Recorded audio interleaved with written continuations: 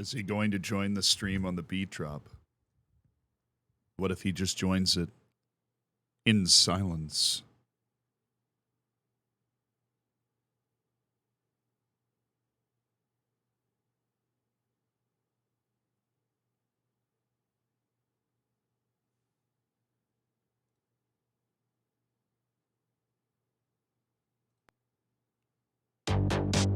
Pause for, yeah, sure. Pause for dramatic effect. I think I need that right there. Okay, cool. Sorry, we had video stuff going on. I didn't go to sleep until 4:15. That's why we're starting late today. At least now I have a reason. Normally I don't have a reason. It's like, yeah, I got sidetracked, scripted half a video, and ate a muffin. No, I went to sleep at 4:15. And, yeah. So, my name is Zealand, and here is why the stream is an hour late for you guys today. But I'm happy to see you anyways. Oakley, thank you for the 29 months. Castle Bravo, thank you so much for the 4 months. Isle, why do you have nothing next to your name? Where are the YouTube videos? Bruh, it's been like 4 days. We're working on it. Because I unsubbed. Yeah. And unmodded. And unfounded. Unfounded. Stay Harold, thank you for the 27 months. Bruh. Understandable, yeah. Hey guys, Taunton's been pretty good though. Our Taunton Town team, those guys, pretty good. Prediction for Taunton v Concord Rangers tonight. I really hope Taunton wins. That'd be great. Because I'm going to Taunton on April 25th, and I would really appreciate them not getting relegated. I would love for them to stay in the 6th tier.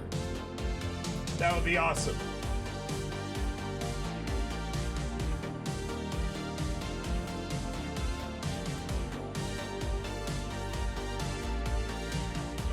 That would be great. Muzzy, thank you for the 20 months. QA Guy, thank you for the 26 months.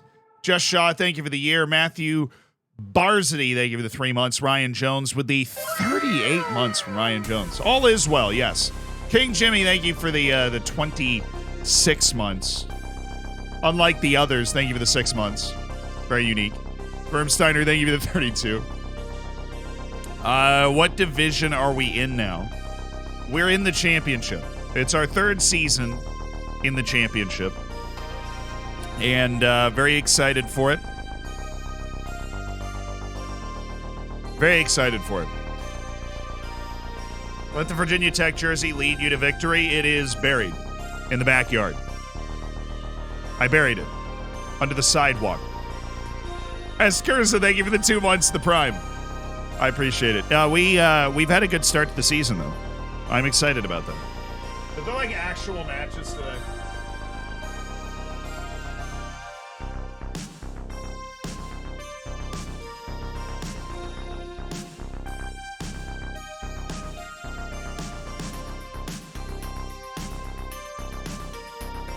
Alright, got that set.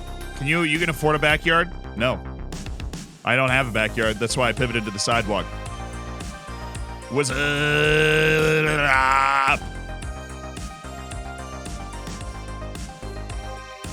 I know your issue. Every good team needs a Belgian. So you're saying my issue is that we don't have a Belgian. There are no backyards in New York? Yeah, there's also no grass. I mean, there is Central Park. That's like nobody's backyard, you know. Just downloaded the Zealand skin and life is good. Dude, that's sick. I've never downloaded anything in my life. I gotta try that sometime. I feel bad for whoever finished second in the Vanarama National. I'm gonna be over 100 points in playoff bound. Yeah, but hot take, I don't think they should change it. I think if they want to preserve the sanctity of like the football league, it has to be very hard to get into the football league and very hard to drop out of it. The best solution is to make the 5th tier part of the football league so that every national league, and the national league is essentially fully professional already, so that every national league is part of the football league. I think that's what they should do. Because that whole league is already freaking professional anyways. There's like 1 or 2 semi-pro teams in that whole league. You just make them go professional. And then every fully national league in the English league system is part of the football league. I'll look today, Isle. Since you live in New York City, how many rat families do you have living rent-free in your apartment? Actually, none. I have never found a rat in my apartment. I feel like that was overblown. There's a lot of rats, like, around. Like, you see them all over the place. But I've never, like, opened the bathroom door and been like, Stephen! That's the name of the rat.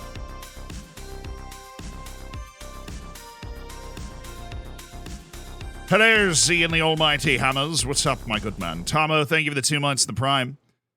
Zealand lives. He does live. He just was up till 4 a.m. working on video stuff and decided to, you know, make sure I didn't stream on 5 hours sleep. Because we have the opportunity to do that. You know, I feel like you won't judge me too harshly if we push things back a little bit. I like move the meeting and everything. I predicted the Tottenham bottle. I did. I mean, I should get no credit for that. Do you read that sentence again? I should get no credit for that. Although it was impressive to get a red card and then give up a goal in the last 2 minutes of the match. That's just perfect pain. Getting that win, thank you for the year. Appreciate the Prime. Go to the Prem this season. I freaking believe. Yeah, well, look at this. 3 points from 8th to 1st after 7 matches. That is cool, isn't it? I am so down for that. But that's not what we start with. We start with League Cup 3rd round. We've got Blackburn, who we just beat at home 2-0 in the league. We've got an opportunity to play them at home again in the League Cup, which is just funny how that works out. K-Squared, thank you for the gifted sub, dude. Thanks for making somebody's day. Oh, you! Welcome to the Hammers. Enjoy the bacon. Enjoy the emotes.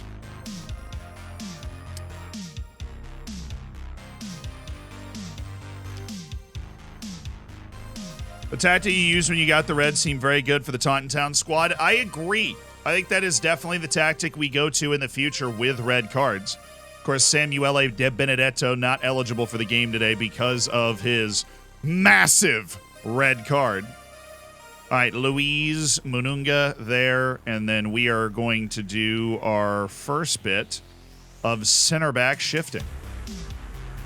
We either have to have Dyson or Fagan Walcott play while tired. We're going to go with Fagan Walcott.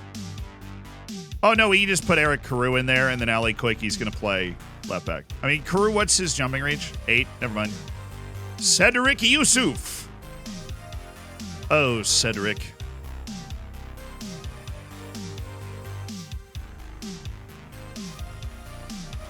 Oh, both of my left backs are in the game, so I suppose I just need a couple of right backs.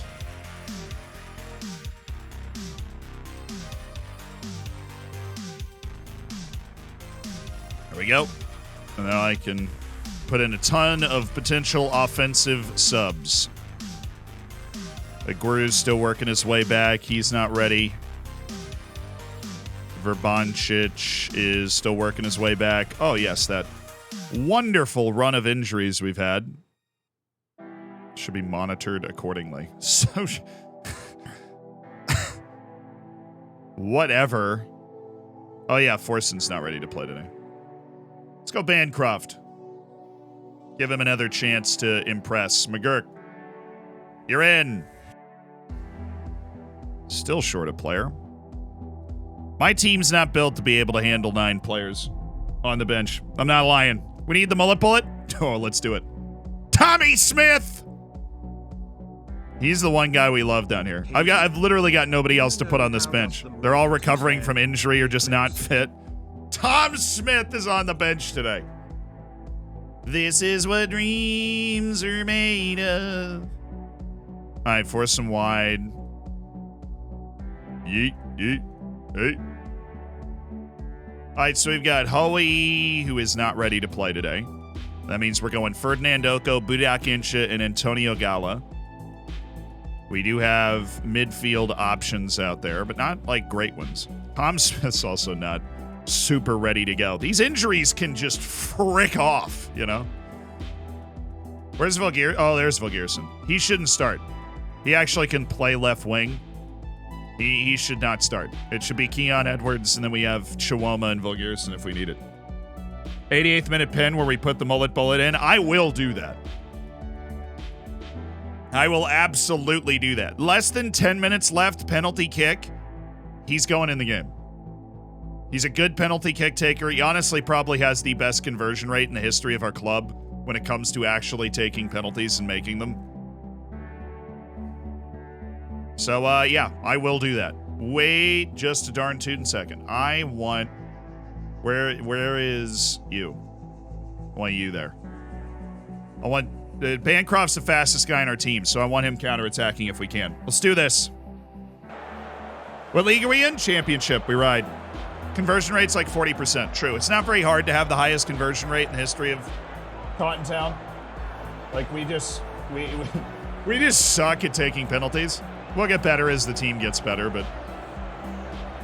Go out there and enjoy yourselves tonight, lads. Third round of the League Cup.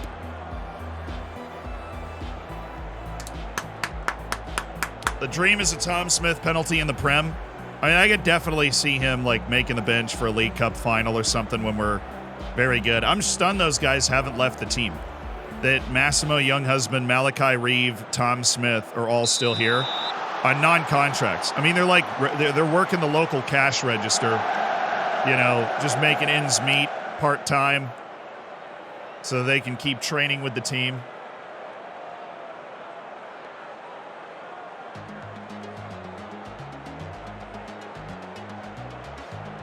Penalties are for the weak. That's why we miss them. All right, Oko. Ooh, pretty. Very pretty. Very pretty. This is functional. Bancroft. Bancroft. Carew. Oh, good ball! Oh, how did that not go in? Blocked away, I guess.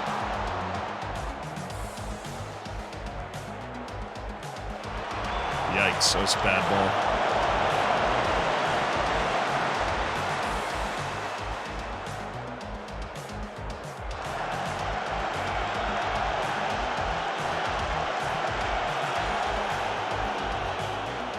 They wish, oh my goodness. I was actually about to say they wish they had Ferdinand Oko because they just made a bad pass and then Oko just gave the ball away. Thank you. On that. Yes, McGurk. McGurk. Nice, Scala. Bidak Inchit.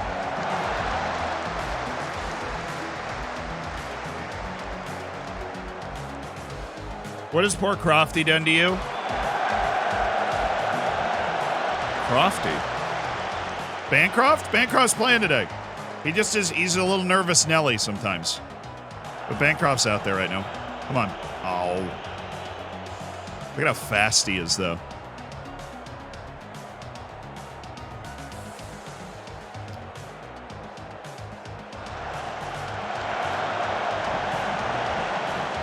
That's fine. It's good defense.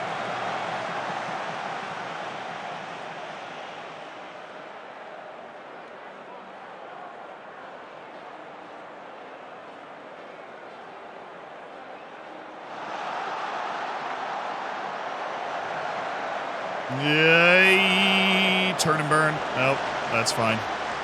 Our possession-based tactics, all about total football, man. Sick. Oh, Keon dropping in. Might want to go with Vilgerson if we get nothing. Going to the second half. Oh, this is open. This is very open.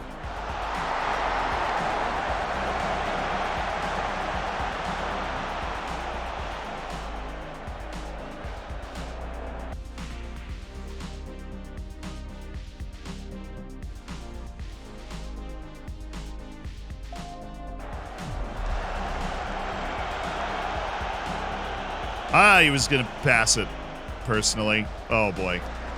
Yusuf looked a little casual. All right, Quakey. Oh, didn't see that. That's better. So much better than his right-footed shot attempt a little while ago. We seem to be ratcheting up the pressure, though. We're building these nice moves. Oh, I don't like that pass. I don't like it one bit.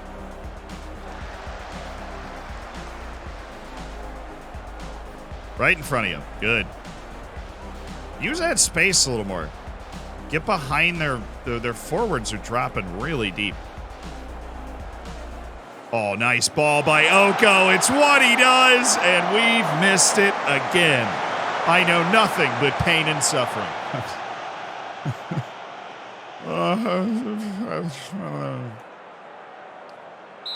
That was pretty, though. That was pretty. We just lulled him into a rhythm. Ferdinand Oko hit a nice crossfield ball. McGurk got in. Wasn't like the easiest chance in the world. Come on, Gala. Be better. I feel like we're just passing it to somebody that's very clearly man-marked too often. There are open passing lanes, even though they are dropping very deep. Their forwards are dropping in to help take away our midfield plays. Oh, there we go. That was so good. And he waited until he got his shot blocked.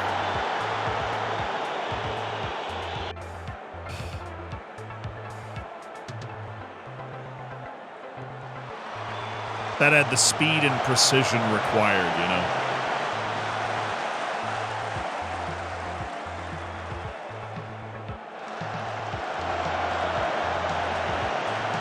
We'll see what he was trying to do.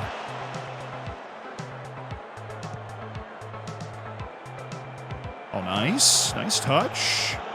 Deft, some would say. Crossfield from Yusuf. Normally don't win those, but we won it that time. Oh, my goodness. Bancroft, McGurk. Why, like, you go for goal with that? What's the XG? 0.01? 0.00 potentially? Oh, he's got 4 defenders. Okay. It's actually quite a lovely run. Gala. Oh, Gala!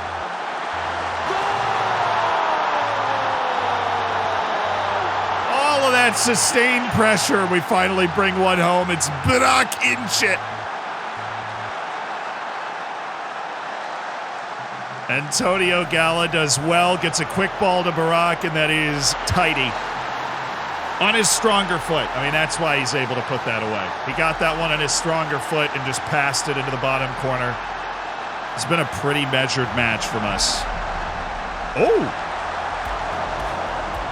Burak Inch's sneaky height popping up again. All right, let's take a look at some potential subs. Ali Koike for Carew, and then Yusuf goes out wide, and then we bring in Max Dyson. Defend the rest of this game.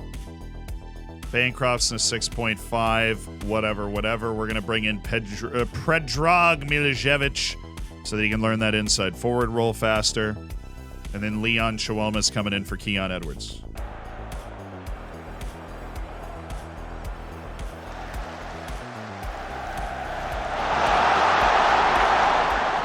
Crowd just triple in size? What was that? Well, the crowd really hasn't shown out for this League Cup match. This is the emptiest Taunton Stadium's ever looked. Carew. Ooh. Milicevic. Oh! Have it.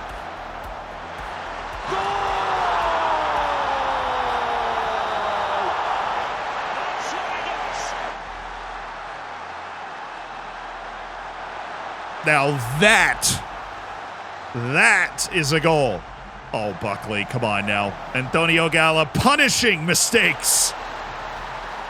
The brilliant strike from the edge of the area. Fabulous. Thank you, Antonio. Now allow me to slow things down.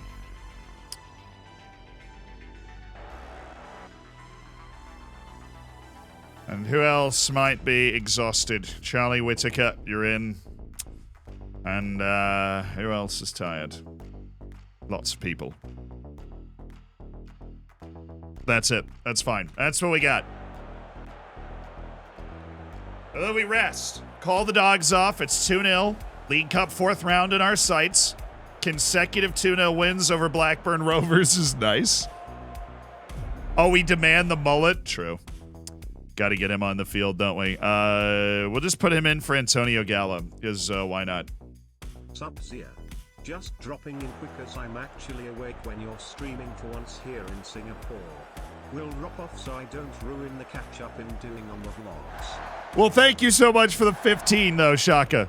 Much love to Singapore, and I hope you enjoy the streams as you're able to watch them. Oko, well, he did hit it hard. Oh, ref. Thank you. Hello, Happy Hammers. Hi, Voidenstein. Hope you're doing well. Gendy, thank you so much for the 9 months. Sean, thank you for the 15. How do you organize a space party? You plan it. That's a B-. Ayal, thank you for the 53 months. Do you know how does the moon cut its hair? Eclipse it. Oh my goodness, it's Tom Smith. Completed pass by Tom Smith. The mullet bullet. Get that ball. Get that ball, Tom. Get him.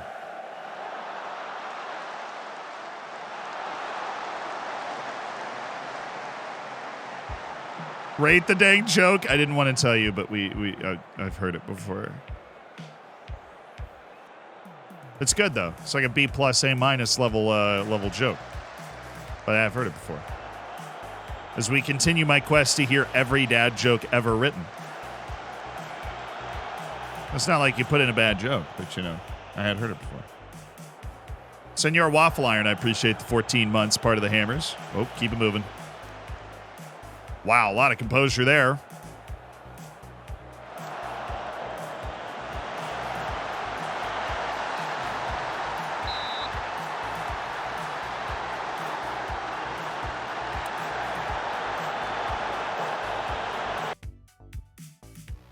Very clearly offside.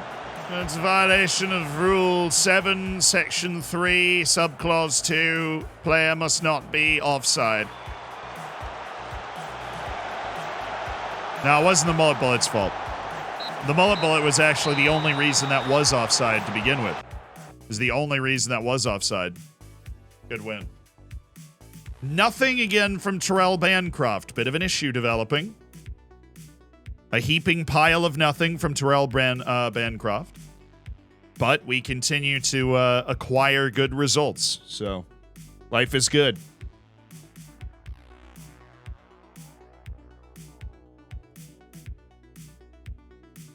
Escurza, thank you so much for the 2 months. Tomo, thank you so much for the 2 months.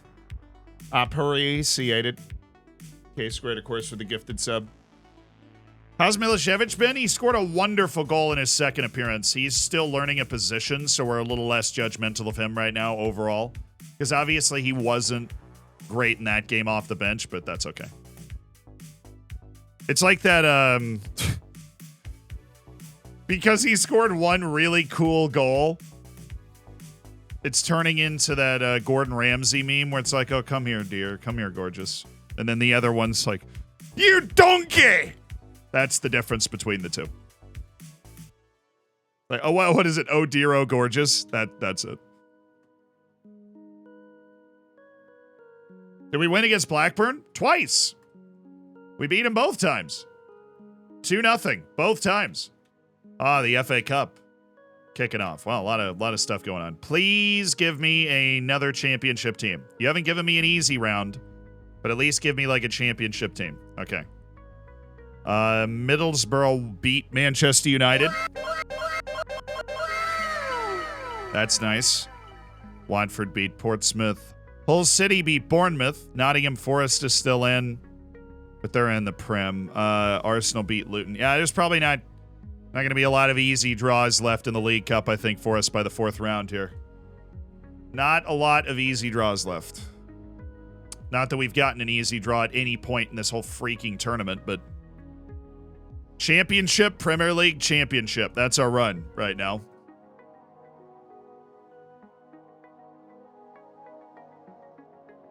This is after the match? No, this is the day before. Verbanchich, go get a little match sharpness. Yes. Him and Shawama are basically the only two actual first team players that I want to get a little sharper before we get him around the first team. Okay. Leicester Voro. Be nice. The round of 16, our second time in it in League Cup. We played Liverpool last time. There is Bristol, Hull, Charlton, and Middlesbrough.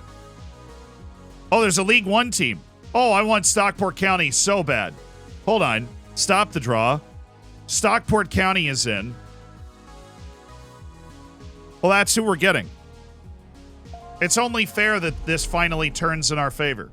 Although I would take Hull, but they just got Arsenal, so they're up a creek without a paddle. Come on! Swansea, Watford, and Bristol City are still available. So that's great. Those are all still available. Oh, thank God. No, this is Villa. Oh, hey. What was Bristol City?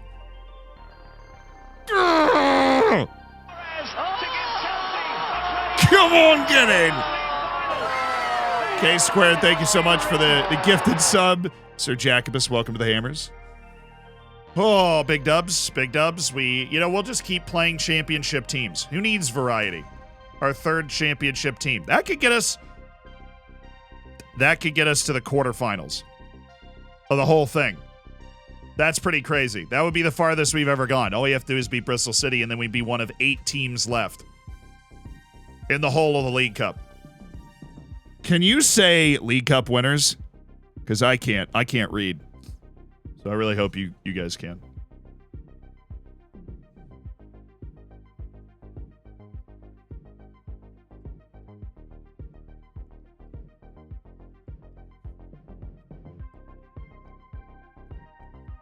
League Cup winners incoming.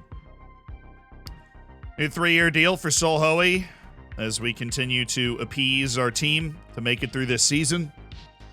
Pizza Cup winners. We're not that good yet. We're not that good yet. Although we did get close, remember. We got to the semifinals of the Pizza Cup. It was a magic run that somehow turned the Pizza Cup into a bit of a cash cow for us. Out of freaking League 2, no less. What an event. Those are the days. Life was simple. Sailing through the Pizza Cup, playing a bunch of U21 teams that clearly didn't have the quality to hang with the mighty Taunton Town. Ridiculous, quite frankly, that they were even asked to compete with us. Did we win the cup match? We did, yeah. We won it 2-0, and now we are in the round of 16. Last 16 teams remaining in the League Cup. And we got another championship opponent. So Verbanchich is only cleared for 30 minutes anyways after his ankle. Aguero still not 100% ready after that fractured toe. Friarfield Gearson's working his way back. Okay, so the wave of injuries we had is slowly going away. And we should have the right amount of fitness now. So we have Dyson and then Yusuf. Carew is going to be on the bench, and Zakinia is going to be up there, so it's Yusuf and Carew. Yes. Okay. Solhoe, Barak Incha, Antonio Gala? What we're doing? What we're feeling? No, we have Samuele de Benedetto. You might be wondering if that is a natural native pronunciation. It is. Gala, Forsen, Milicevic. Now, Forsen's into the team there. McGurk is off for Predrag Milicevic, who gave us an excellent start over there previously. We do have McGurk and Whitaker and Bancroft and Gala and Keon. What are they playing?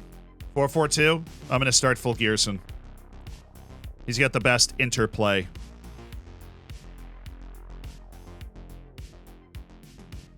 We do have Oko. I am going to drop...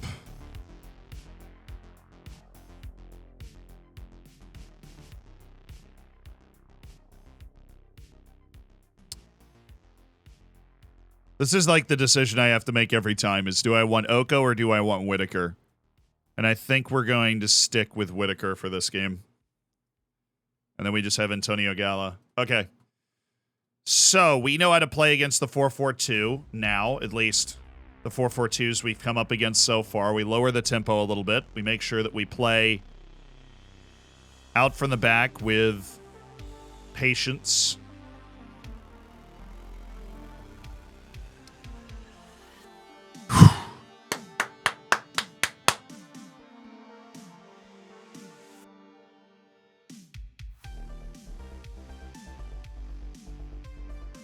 Is there a chance we see Malachi Reeve in a Taunton shirt? Maybe at some point in a cup match in the future.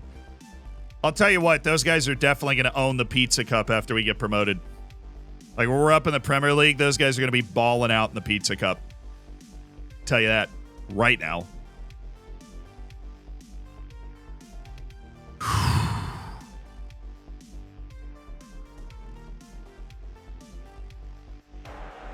Let's do this. What's up, Bandy Noel? Are there plans to expand the stadium to I definitely can read. Where was this?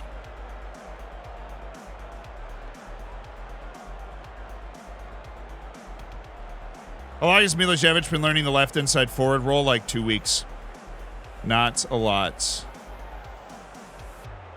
Is there a chance you can perform necromancy and bring Nick McCooty back from the dead? Those chances are probably pretty low. Oh, right. To accommodate a championship-sized crowd. So we did already we built an entirely new stadium. New site.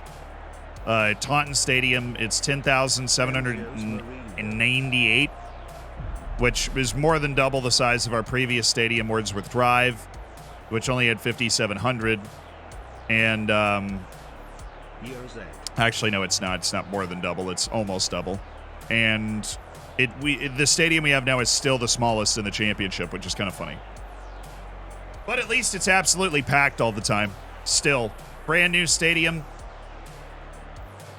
Nearly 11,000 people packing in to watch Taunton Town every time we play at home. Unless we're in the League Cup, apparently. Kennington, thank you for the 6 months. Juco Johnny, thank you for the 19 months.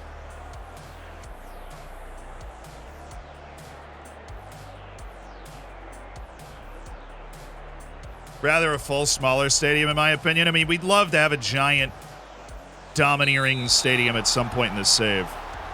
But, yeah, we got to get to the Prem and have significant commercial success to be able to do that. I imagine once we get promoted, they'll plan a stadium expansion without my involvement.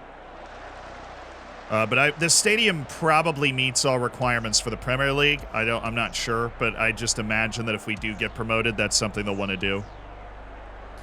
They did build this stadium on their own accord. Oh, why is Zamari forcing the target there?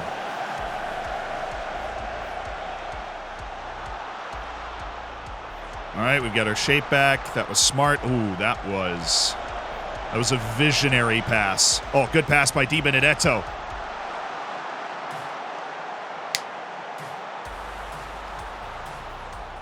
Stadium does have a lot of... Yeah, I hope that the site they picked has plenty of room for expansion, because that's always really hard to tell. You can't just tell, like, looking at the stadium here. What a pass! Di Benedetto to Goodman to fly at Volgearson! Taunton strikes! See, that's why I love him. He's got that hold the ball up, lay it off. That is excellent and composed. He's been an excellent addition. I know. This has been quite nice uncovering how this 4 forward rotation that we have is going to work. Valgearson against the 4-4-2 is great because he's able to drop in, good passer, large dude. He's not like a bad goal getter either, clearly. But he's a really big dude that can hold the ball up. Hard to dispossess, good passer, and relieves pressure on our midfield, who are already trying to own the game with the lower tempo. That's fine. Well, Gearson's quite literally 6'6", so... And he didn't even have to win that one. Oh, come on. All the great things I just said. Oh, Incha! Badak! Pass it. Pass it.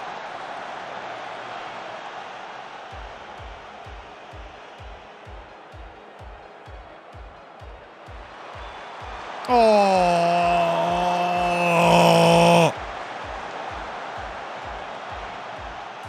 We look great. Let's put this on ice. Oh, that was a... Oh! Oh, that was so good! What a header by Luis Monunga!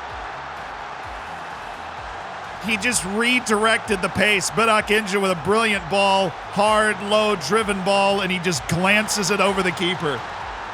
That is a fantastic header by Luis Monunga. The one he had on the corner was a lot easier. What a pass by Incha. Okay, Koiki. Milicevic. Oh, and it's still there. Force it. Oh. It's one of those where you know that you're close to the goal, so you want to just have a shot, but it's never going to get through.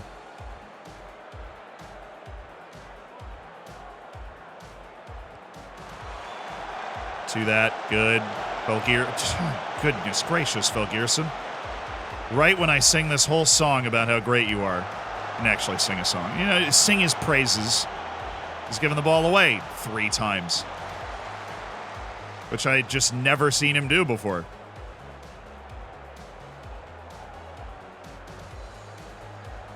Real shame, because we've had a couple of decent moves that he's snuffed out by not being able to corral the ball like he normally does. Ooh. That's a pass. Milicevic. Koiki. Okay. Phil Gearson. What's his first touch? It's good. It's like 14. Not good today, though. Well done in controlling possession. That's exactly what we want. Exactly. And we've taken our opportunities. We've also not taken all of them, but we have taken some of them. Give me that. Give me that. Do we have any notable rivals? I think Bristol's like close to where we are. So when we play Bristol City, they're like, oh, it's a rivalry. But our rival is Teverton. We have never played them. They're in the 7th tier. Maybe one day. We'll play them in a friendly every year once we go up to the... Oh! Thought that was in. That was so well hit by Sakinia.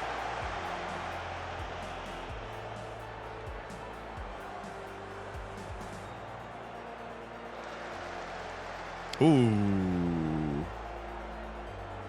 Good header.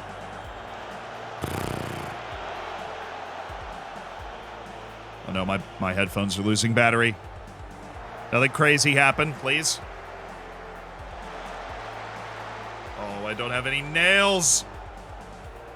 Incha, good pass. Oh, that was so good. Oh, we should. Oh, that was such a good dummy. He deserved a goal for that. That was so cool. Absolutely love that for him. Nathan Burgess is the true nemesis. You're right. Is Galassi still mad at us? No. He got over it a week after the transfer window, and we're working on finding a new contract with him. We haven't found it yet, but he's still under contract till 2033. First negotiation failed.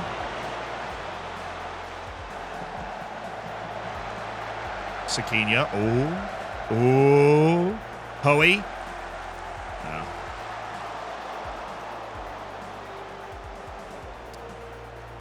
Oh, Luis Monunga. Okay.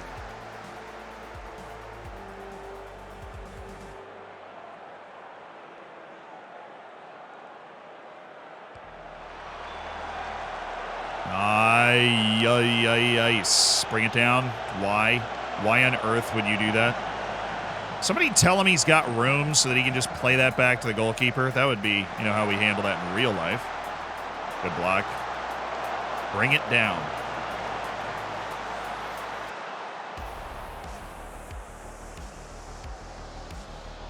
Why, Volgearson?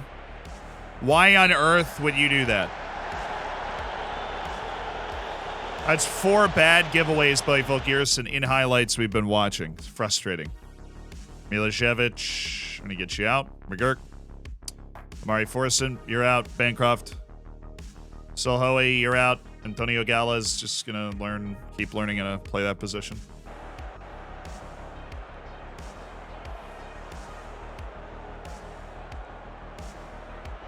Oh, nice. Full gear. Oh, nice. Full Gearson again. Inch it. My left back.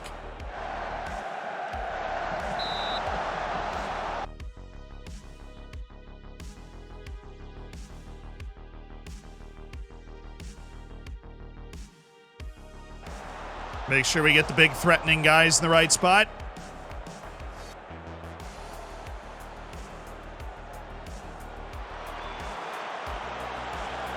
He's off.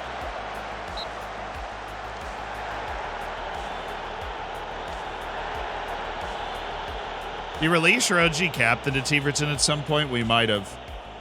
Jazzy's hairline is strong as Chelsea's is as strong as Chelsea's squad balance. Can't wait for that FFP conversation about my hairline specifically. But I kid shit. Oh! No! The Vikings simply cannot do a 180 with the ball at his feet. That's okay. I mean, I feel like we're asking too much if we're like, hey, man, do a twirl. And he's like, I can't.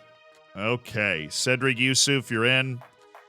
And Charlie Whitaker, you're in. Just experience and stuff. Hey, Zealand, today is my birthday. Could you please wish me a happy birthday? I love your videos. Well, Mittlers, what is your actual name? And I'll get you. If you don't want to dox yourself, that's perfectly fine. Mittlers, that was very kind of you to say. I hope you have a very happy birthday.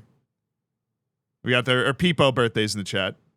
Miguel, I'm glad you enjoy the videos. Thank you so much for being here.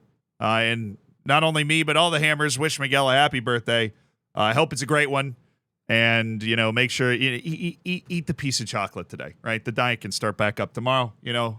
Eat the piece of chocolate today. Eat the cake. Do what you love the most and have a great birthday, all right?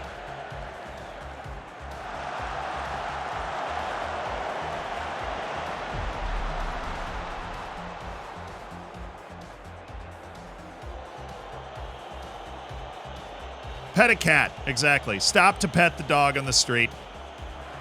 Right. Oh, Bancroft. Nice first touch. Nice second touch. That was so pretty. Oh, it's a shame that was blocked. Panov, thank you.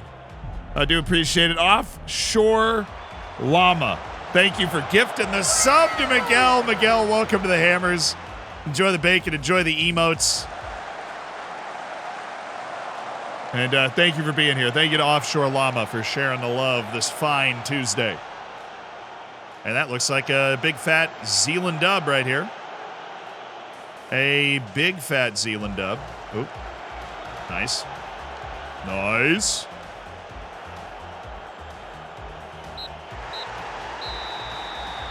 G-King, thank you for the 2 months. Up the Hammers. Up the bacon. Yes. Porgy, thank you for the 5.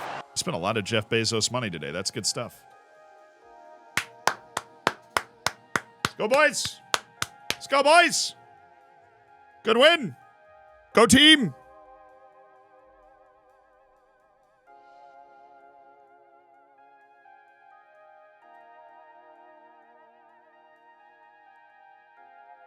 Job not done.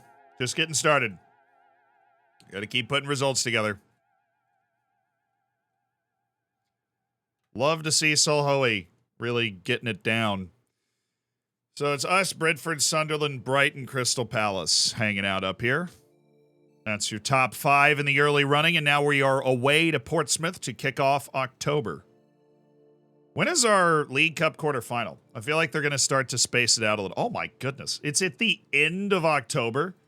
They finally, okay. Sorry, never been.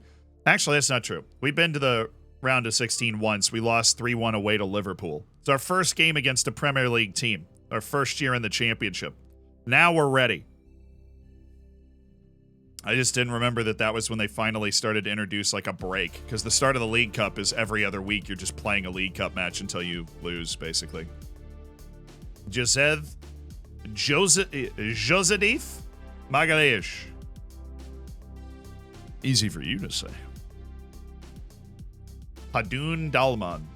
Love the tackling passing combination. He's not slow either. We'll keep tabs on him. Pedro Velasquez. Okay, we'll keep that going. Jonas Romero. Keep that going. See if we can narrow that down a little bit more. This is extensive knowledge, but give me the right stuff. 4-2-3-1 probably explains why you're struggling this season. Everybody, all the cool kids are using a 4-4-2. Just finished all my classes for uni for the year. Dude, it's April. That's sick. That's awesome. I'm so jealous. The past me is so jealous.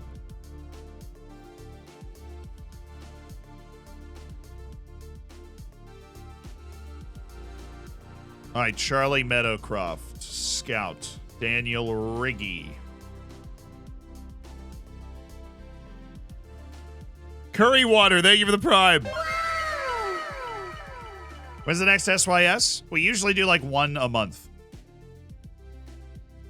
Aguru's going to be back too, so now we have the interesting question of what to do with Fulgierson, Aguru, Chiwoma, and Keon Edwards, who are all healthy for just the second game all year. I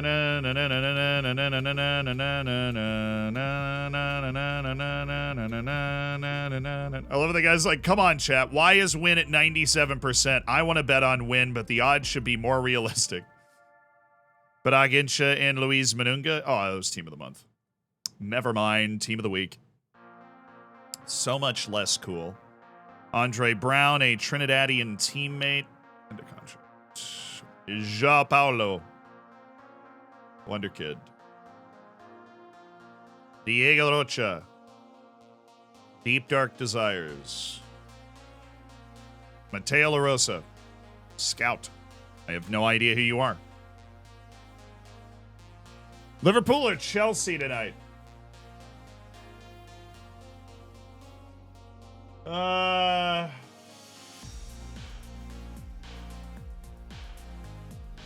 Never count out a team that doesn't have a manager.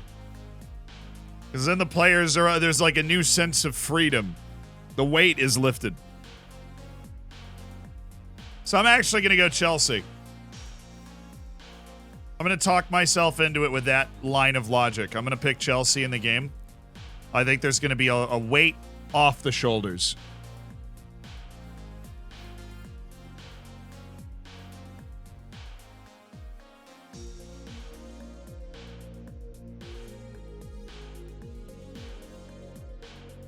I'm a Spurs fan. Can you help me feel better? This is probably not the place to be. I'm a little notorious for my Spurs jokes, but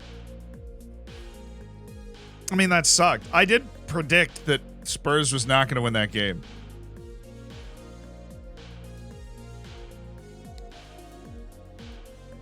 I mean, it was a perfect game for Spurs not to win. It just set itself up so well. You can laugh at Chelsea? I have. Plenty. They're in 11th. That's why somebody was like, why is everybody talking so much trash about Chelsea or something? I can't remember what they said. It was a couple days ago. And I was like, dude, you're like a Big Six club and you're in 11th. Of course. That is the moment that everybody can talk about you, right? Like, you are sucking. You're bad, right?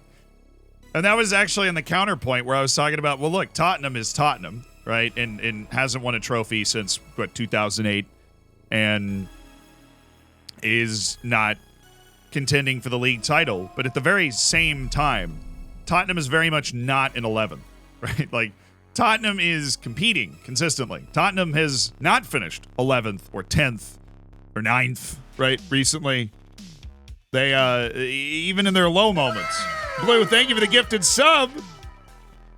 The Jouds, welcome to the Hammers. Enjoy the bacon, enjoy the emotes. And Delta 68, thank you for the 4 months. Talking about Chelsea's helping a lot. Well, yeah, this was like a conversation that we had yesterday.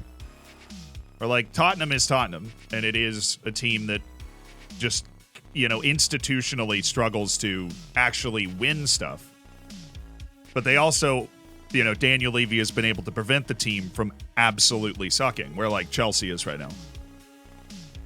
Or what has happened to Manchester United, or has happened to Arsenal with back-to-back 8th place finishes, right? Tottenham's just finding that middle ground where they're like, we are going to be maybe second once. They did finish second, but they were like a mile off. Generally 3rd to 6th. That's where we're going to be. And that's what they do. Who do you think will get the job, Luis Enrique or Julian Nagelsmann? I think that Julian Nagelsmann's going to go to Chelsea because Chelsea has an unlimited money glitch. And Julian Nagelsmann is one of the best coaches on the planet. I was stunned, absolutely stunned when he got fired. Apparently, it had something to do with the fact that his girlfriend is part of the German media, and that made a lot of people uncomfortable, which makes complete sense. That's going to carry less weight in England, obviously. But he also apparently broke up with the girlfriend, which savage, but not really the point here. The point is that Julian Nagelsmann is and has been for his entire career a golden boy of management. And as such, I think Chelsea is going to throw such an insane amount of money at him. And I think he'll look at Chelsea and go, this team is crying out for a good coach.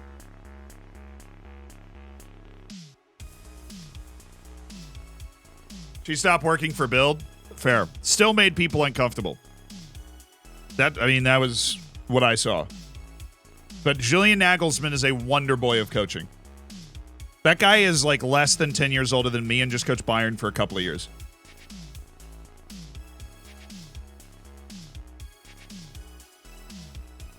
And I think he'll look at Chelsea and he'll see two things. One, a giant paycheck, and two, a club that is willing to spend quite literally any amount of money to get good players in. And so if he is able to direct that kind of spending, I don't think there's any coach in the world that wouldn't believe they could win the Champions League if they have the ability to control that amount of spending. I think basically every world-class coach in the world would look at being able to control that amount of spending and go, give me 4 years in that, and we should be able to win everything. Now, he's not going to maintain that amount of spending. You can't. It's illegal, at least according to what we think the rules are, right? It's always a little bit up in the air sometimes. But I think Nagelsmann's going to go to Chelsea. If I was Julian Nagelsmann, I would go to Chelsea. And then that leaves somebody like Luis Enrique to go to Tottenham.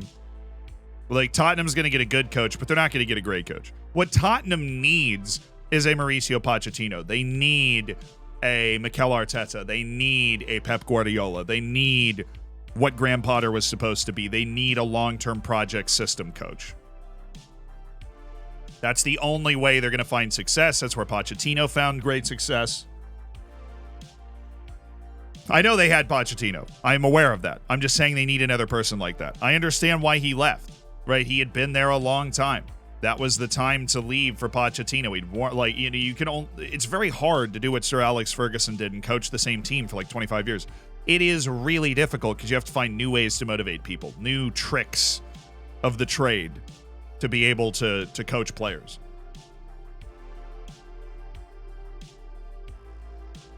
Do you think that Chelsea would wait for Carlo Ancelotti? No. That's a long wait.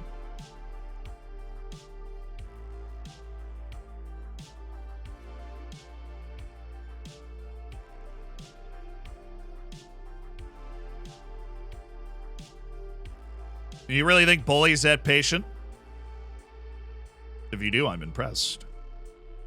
Maybe he is. I've never met the guy, but I see Todd Boehly as an impatient man. And I also think that, personally, Nagelsmann would be a better get than Carlo Ancelotti. That is no disrespect to Ancelotti, whose eyebrow alone is a better coach than the vast majority of coaches on the planet. But Nagelsmann's the type of guy that, quite honestly, shouldn't be free right now. Right? He shouldn't be. That's what I heard, was that Ancelotti was going to Brazil. That is what I heard. That makes sense, right? That's older manager getting one of the most famous jobs in the world, right? That makes sense to me. Bit of a retirement job, right? It's not quite as intense in terms of constant stuff to do as coaching a club, but it's still very high pressure and very, you bring the World Cup back to Brazil, give Neymar a World Cup, what will certainly be his last World Cup.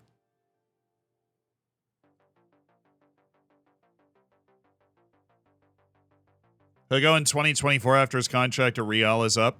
No, look, Brazil is not going to wait until after the Copa America to hire a coach. They need the coach now. They don't need him now, but they need him soon. But there's no Copa America qualifying, so in South America they literally do nothing for a year.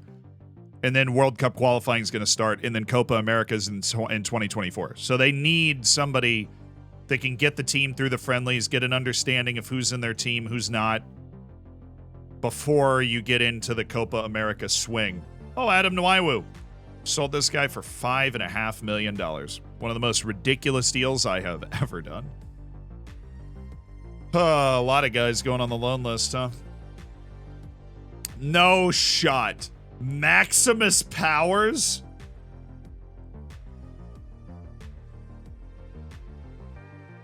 This guy's a transformer. Maximus Powers from Gillingham in England.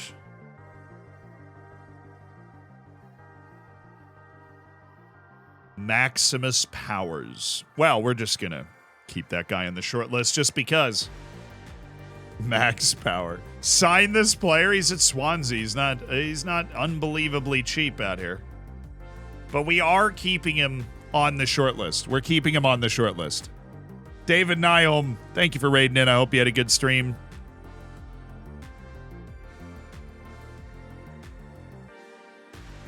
How does this report not say sign him at whatever cost? You need to sign Max Powers right now. Bailey James Eldershaw Keats. All right. Now you're just pulling my leg. That guy's not real. Ramarn Walwyn. I full credit to Football Manager for capturing the insanity of real names with generated players. FM does not pull its punches. They give you the full selection of generated names. God's Power Tower and Maximus Powers. That could be a midfield. They're both midfielders. The double pivot of God's Power Tower and Maximus Powers. That is totally possible.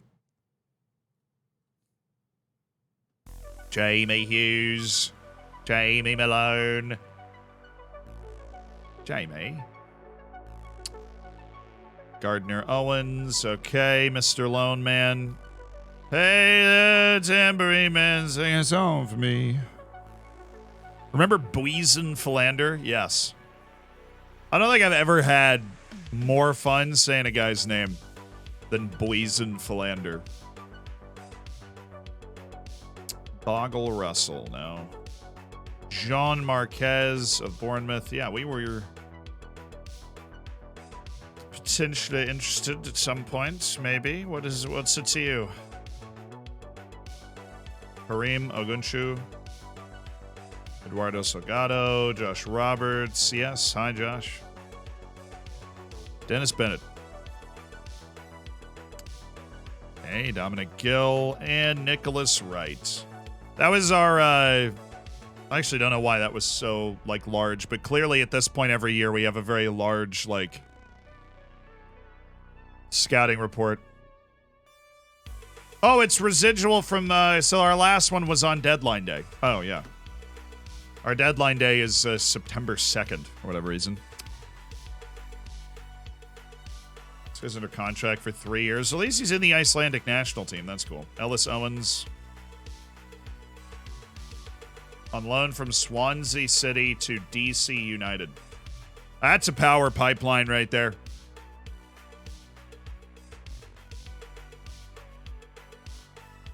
Oh, this center back guy. Yeah, I know him. The Jamaican center back that's not in Jamaica. The one in Jamaica is better. Not a sentence that's said particularly often, but the one in Jamaica is actually a better player. Graham Danaher. A long wait. Stan Johnston.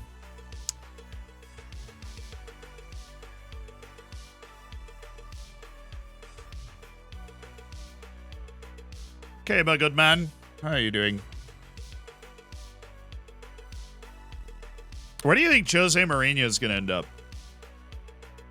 So he's not going to stay at Roma. He's got 1 year left in his contract, so his compensation to leave is low. Problem is he's already coached Tottenham and Chelsea. I just don't know where he's going to go. I don't think he'll stay there. Porto? I don't know. Wait a second. Mourinho returns to Real Madrid after Ancelotti goes to Brazil. Oh, I hadn't put that one together yet. Ooh, that is steamy. Why wouldn't he stay at Roma? He's just restless, man. He's not somebody that stays in the same spot for like 5 years, right? He's been at Roma for a couple of seasons. His contract's running down. He's going to get a call from a big... PSG would be interesting. Because I feel like that would be the antithesis to PSG's, like, we want to play smooth, suave ball, and Mourinho's over here like, we're just going to win the game. But he is one of the few human beings on the planet that could probably command the attention of Neymar, Mbappe, and Messi, assuming all of those guys are there next year. Which the odds on that seem to fluctuate wildly. Mauro Bandera. Goodness me, all these guys. All on such long contracts.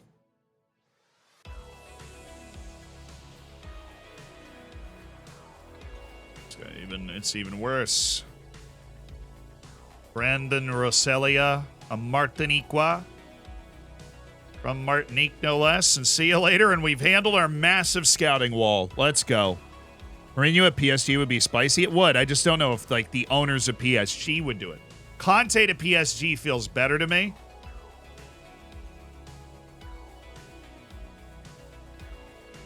Feels more like... And when I say it feels better, it feels more likely to me. PSG locker room would implode in 2 weeks. Now, Mourinho's man management is good in the short term. The issue that Mourinho has is when he runs into guys like Dele Alli that he doesn't know how to fix, and then he just blows up at them. And you're like, all right, maybe not. All right, Portsmouth. Nagelsmann should go to PSG. I don't think Nagelsmann wants to go there. I think that Nagelsmann wants to be Pep. He wants to be... He wants to be Arteta. He wants to be, oh, good God, what's his name? I'm staring at his face in my head.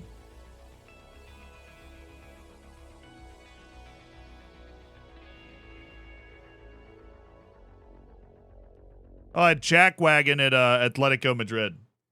I'm just staring at his face. I'm watching him run off the field trying not to get hit by a bottle. You guys know who I'm talking about, the coach at Atletico Madrid. He wants to be one of those... guys where he is able to build something. Diego Simeone, thank you. He wants to be one of those guys that builds a long-term project. And Nagelsmann will get that chance at Chelsea. Bowley is desperate to give somebody that look because he recognizes it's a really solid route to success. He's desperate to give him the chance.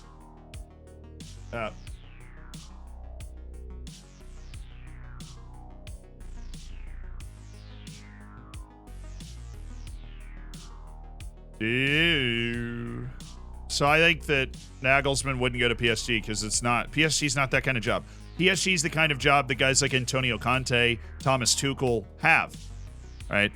Tuchel's already had it.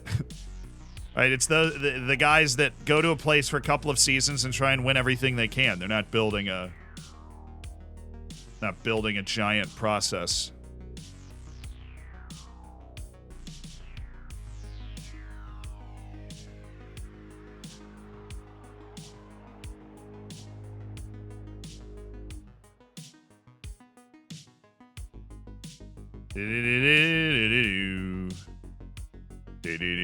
Let's schedule a friendly.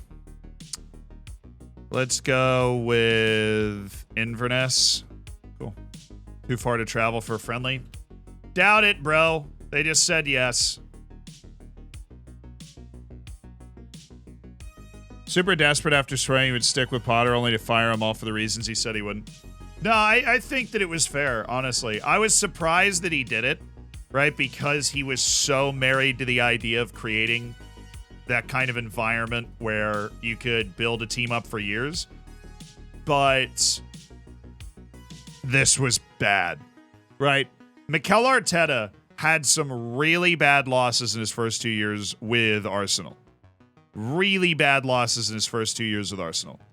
And that, like, that had some people sounding some alarms, right?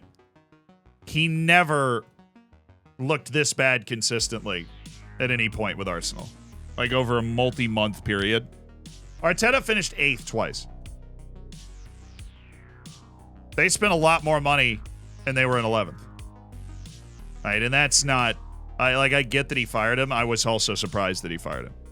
But I do understand it. Iguru, let's see. Phil Gearson's caught a rich vein of form. Keon Edwards is not, so we'll have Iguru off the bench. And... Gala and Bancroft and McGurk. But we do have Verbančić back, which is nice. Verbančić is back. And we'll start Phil Gearson, and we will start... McGurk, and we will start Amari Forson. No, we'll try Bancroft. We're ready to give Bancroft another look. I want to keep some semblance of this rotation going, giving guys minutes, giving them chances to play, because we know the quality that they have. Like Predrag Milicevic, he's got another international break to keep working on his stuff. Okay, we also need to change a few things about the way this team plays, because we are not playing a 4-4-2 anymore. We're playing a 4-2-3-1. Which, if I'm being honest, we're more comfortable against. Although we have gotten a handle on the 4-4-2 now, fortunately. Got the exact changes that make life a little easier for us. So, Vilkierson shouldn't be there. It should be... Keon Edwards, try and get yourself back up to speed with Aguero off the bench. Classic rotation. Okay, here we go. People want to know what happened to Chelsea. Read the Athletic article about it. The Athletic is so freaking good. Reckon Nagelsmann will get rid of any of the new signings should he become CFC manager? No, I think he'll just like sweep out Callum, Pulisic,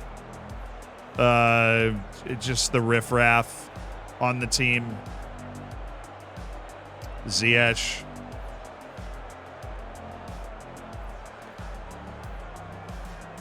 Just get rid of like the players they should have gotten rid of earlier. The only reason Arteta has the job is because of no fans during COVID. I don't think so. People were calling for his head so aggressively. And that is what Bowley was trying to do. But it's really hard to do. And they also did that while relying on youth, right? And Chelsea's kind of relying on youth, but they also just spent like $500 million. So you're expecting a little bit more. Did Zealand just call Pulisic riffraff? No, I mean, look, Chelsea has signed so many players that there are just a lot of redundant players on that team. I have been baffled by their transfer strategy for so long. Like, if you sign a player like Christian Pulisic, if you sign a player like Mykhailo Mudryk, you sign a player like Hakim Ziyech, you need to just give them a prolonged run in the team. And they're either going to work or they don't. But you'll never know, right, is if you have this massive rotation and this perpetual question of, like, who's starting this game, who's starting this game, who's starting this game. Pulisic hasn't helped himself by getting hurt, but they've signed so many guys that they don't give players an opportunity to get all the way comfortable with the team. Like, they just don't. And it's not like Pulisic or Ziyech or Mudryk are They're not Messi, right? Like, they can't just appear and all of a sudden be great. They need to understand the tactic. They could be great. That's why you spent a bunch of money on them and why they look good when you signed them. But, yeah, I mean, they're human beings. It's not just like they have this performance level and that's what we're going to get every time. They have to, you know, give them a run and then you'll know what you've got or not. But I think you sign too many of those guys. It's like signing too many wonder kids. You don't give anybody room to breathe in the squad. And now everybody's just nervous and not, you know, doing well. Good save.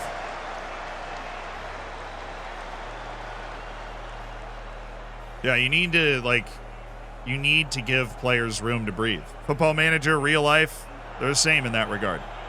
They need to have room to breathe.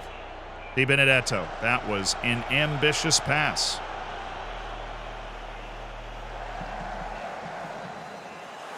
That was an incredible shot there. That's Simon Allen, the Man City loan.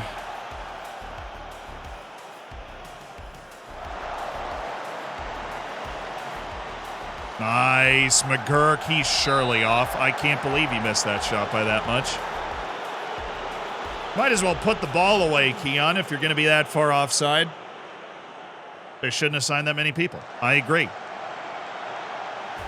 There's a reason that PSG is not the best team in the world.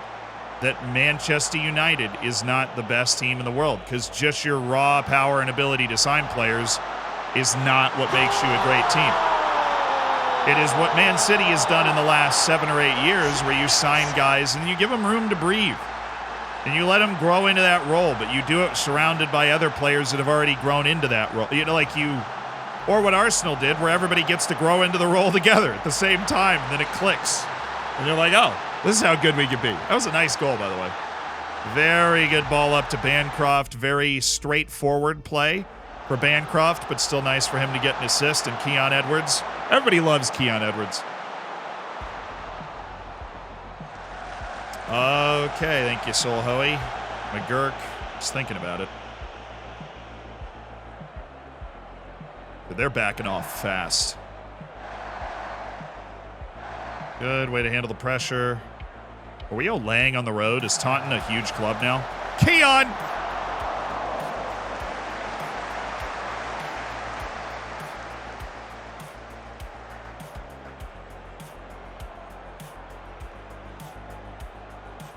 Nice.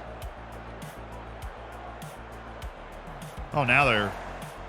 Okay, so they definitely have fall back on, like drop off, but they have a very high line of engagement. Like, yeah, drop the line off. Ooh, Keon doesn't even realize he's getting to that ball, ref! Oh, goalkeeper out of position. Easy finish for Sean McGurk, and it's 2-0.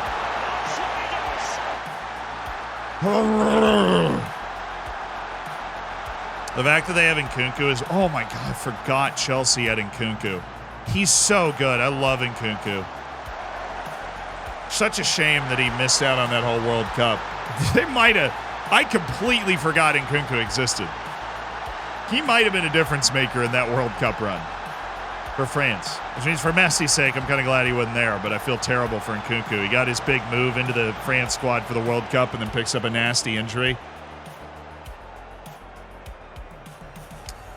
I do like how in Football Manager in recent years, those types of plays are possible, where it's just like organically the goalkeeper, not the goalkeeper's fault, is out of position because of where the play was. It's a very realistic looking goal. Oh, Barak, the pass was there. You get it to your left foot, and then you just freaking swing it towards Keon. Bancroft, what a touch. What a touch. What a pass. Was he on? Oh, that was nasty.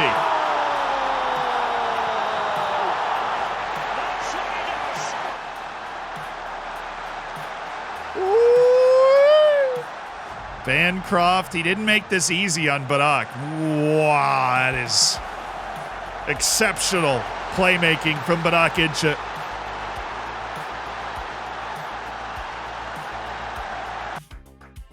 Good a lot, but not great at anything. Nkunku is a great goal-scoring midfielder, and the Premier League loves goal-scoring midfielders.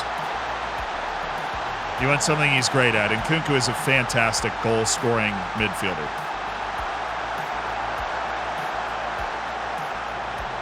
I mean, obviously, he's an individual, so who knows, but that skill set certainly translates to the Prem if he can do it right. Oh, Bancroft, what a pass! Oh! That was a great pass by Bancroft, who is certainly playing his best game in a Taunton shirt. 8.4 for the Chelsea loanee. Glad we found him. Let me play up front. He's a center mid attacking midfielder. If you played a 4-3-3, you could play him like Mason Mount role, attacking midfielder. That's how I used him in FM. I've had him on my team before. God, we're killing this team. We are walking all over Portsmouth right now.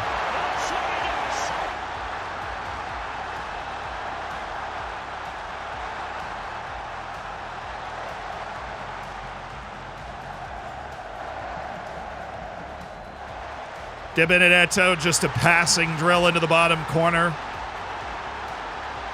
Portsmouth's got no idea what hit him. 4-0 at halftime away. We're playing easy, breezy, and beautiful ball. Perfect. I'm very happy that Bancroft is like playing well, because that's just another weapon in our arsenal if we've got Bancroft capable of dropping 8.4s, where it's not just his pace, it's his passing. The combination of the two is what we fell in love with to loan him in the first place. Here he is again. Oh, well. Loose touch. Deflected clearance, perhaps. A stutter.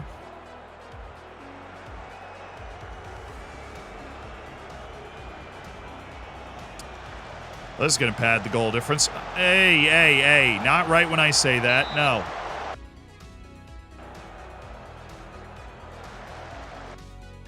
So he's up on Allen. Just leaving that friggin' lane wide open. It's bad defense.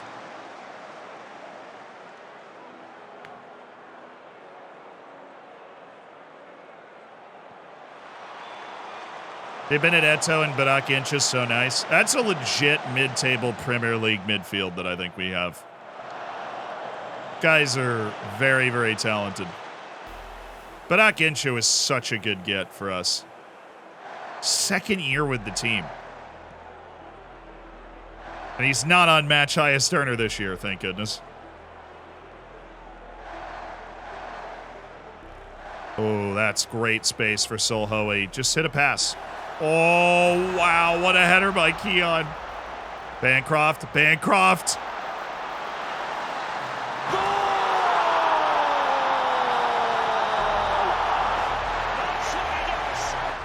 Whoa, okay. That was a great header by Edwards. Bancroft, this is so dangerous. His control and his pace in that position, and then Barak Inch is just first to the bouncing ball, stabs it on goal. It goes in. It's 5-0 in 48 minutes. I mean, we're just going to not get anybody hurt here by overexerting. Not that we necessarily would be in position to get hurt. We have an international break coming up after this, but yeah, let's just call the old dogs off. I mean, a little bit. We're still on positive and same formation.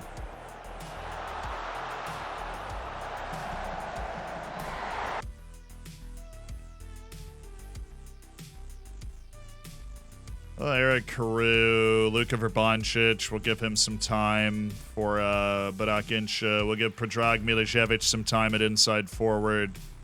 And we'll let Daniel Aguero come back and play, and we'll save our last sub.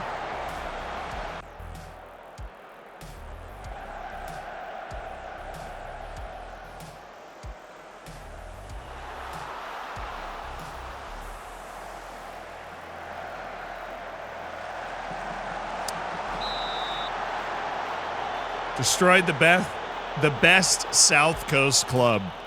They actually just got promoted up to the championship. They twin not up here before. Wow, they even got a corner kick goal with Zucchini. Sometimes it is just really going your way. Edwards is on a hat trick. Yeah, I know, but it's immaterial when we're winning now 6-0. And Daniel Aguero is coming back from a broken toe. We want to give him the minutes.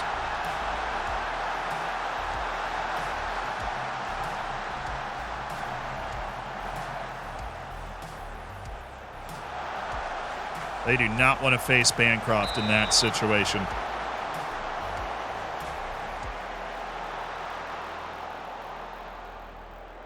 We won 7. We're working on it. This team is good, though. This team is good. This team is fun to watch. We play good football, you know. We're soccering.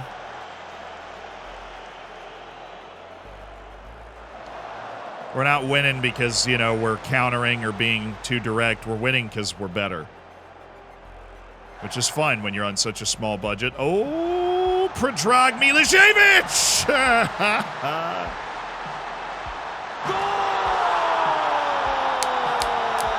That was new boys. That was all new boys. That was Verbancic to Predrag Milicevic. That's Croatian to Serbian right there. We are mending fences. Well, you want 8?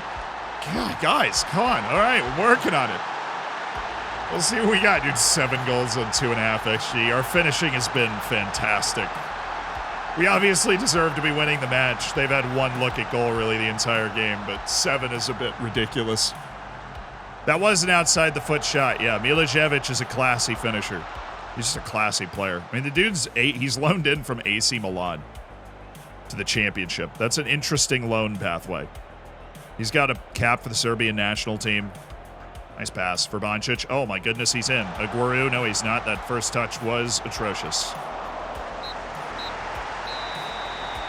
I'm sorry we couldn't deliver 8, but a 7-0 away win in the championship. That is preposterous. That is absolutely preposterous. Portsmouth's ratings are so bad, as they should be. You freaking see that game? We just doubled our goal difference for the season. That's okay. It goes. I didn't know Di Benedetto got hurt. That's fine because it goes right into the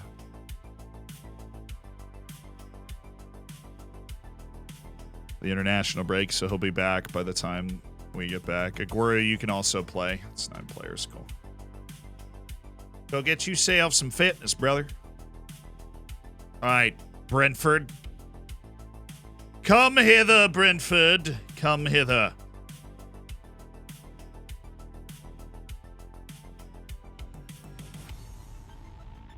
Well, this has gone rather swimmingly, wouldn't you say so?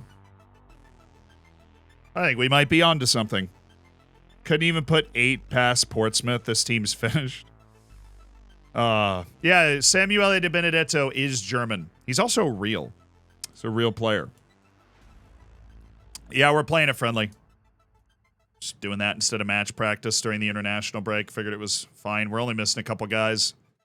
And we have some injuries. We're trying to bring players back from their match sharpness woes.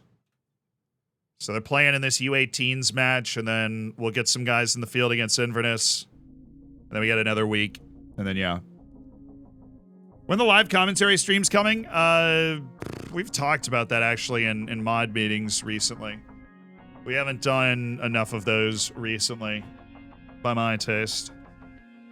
Daniel Aguero could do with the individual. I need to come up with another tournament that we want to run.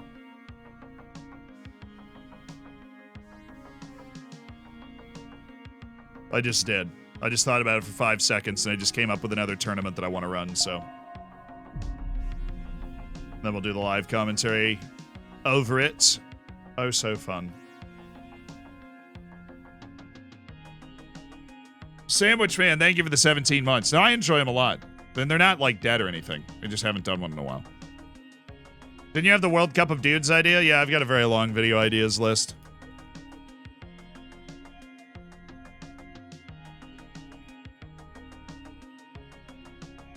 quite the extensive video ideas list. Stefan, Logie, Veselage.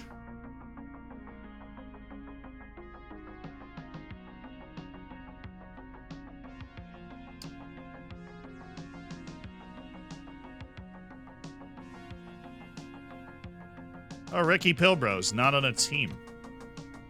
I feel like there were actually a good number of... Wait a second. There might be... They're all interested in a transfer now, so... There's nobody else hiding. Paul Daniels is still apparently a decent player. But I think we're all done here.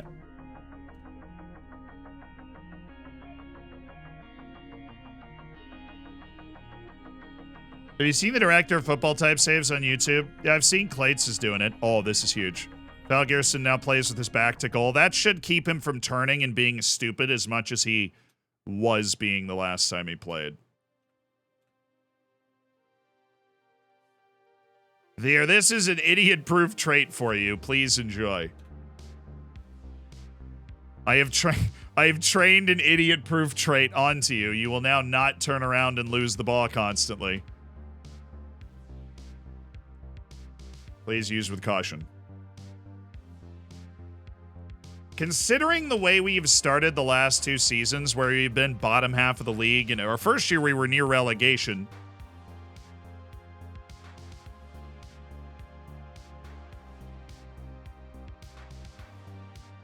Well, things have just escalated. Let's see. The board have placed a... Hold on.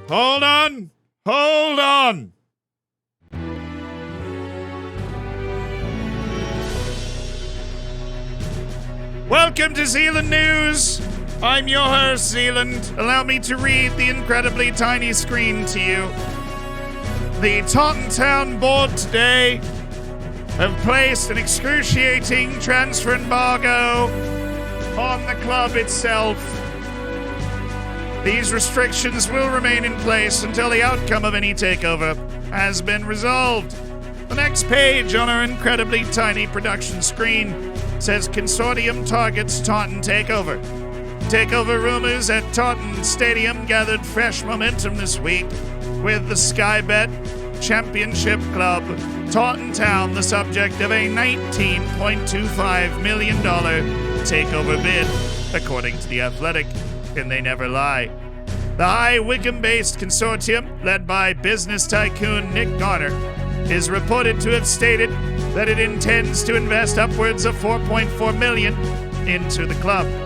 The Taunton Town board have placed an embargo upon transfers as a result of the rumors regarding a possible takeover. These restrictions will remain in place until the outcome of any takeover has been resolved. That's right. The High Wycombe-based consortium, led by business tycoon Nick Garner, is reported to have stated that it intends to invest upwards of $4.4 million in the club. Million with an M. That's all for Zealand News. Taunton Town Takeover Talks. We'll be back tomorrow with more reporting from somebody that's not me sitting at this desk. Thank you for your attention. Well, that was nice of Zealand News to give us an update there. Yeah, $4.4 million from old Nick Garner. That'd be fun, though. Be interested to see what the new board is up to. But hey, I'll take it. That's more money than we have right now. Right? We've had the same owner since we were in the 6th division. And a Wycombe-based tycoon, a consortium led by tycoon Nick Garner, is interested in acquiring Taunton for $19.25 million. Now that might be a great investment. Keon Edwards quite literally can't stop scoring for Trinidad and Tobago. He scored 2 more goals and has 12 goals in 10 caps for Trinidad and Tobago in his career. He is a prolific international player. We go live to Portsmouth where there's been a sending off. What's happening, Chris Camara? 13 years ago today, Chris didn't know. Just, is somebody that worked in TV? That is my all-time favorite moment that I've ever seen from live TV anywhere, because almost nobody would do that. What people don't understand about that moment on TV is that moment, if it is like anybody else except for Chris Kamara, is awkward and cringeworthy and painful and uncomfortable, and you don't enjoy watching it. And Chris Kamara took it and turned it into something so genuine and so funny and lighthearted. I will forever be stunned and impressed at how well he handled that. Like, him and everybody at the desk did such a good job. Because that happens. That stuff happens. Sometimes something happens and you don't see it. It's impossible to see everything. Yeah, this is the red card moment. And he didn't see it, and he didn't lie about it, which a lot of people would have done. They would have just made up some sort of boilerplate sentence about the red card, and then afterwards they would have gone to their producer and been like, what was the red card? Why didn't you tell me that's why we were coming to be? Like, you know, but he was just like, red card? Like, he made it so genuine and so likable and so much like you're just talking with this one person. He still got in a fair bit of trouble for it? He really didn't, I promise you. Like, I promise you he really didn't. That is like, so that happens to a lot of people. It's happened to me. You're on TV and somebody asks you about something, or something happens that you didn't see.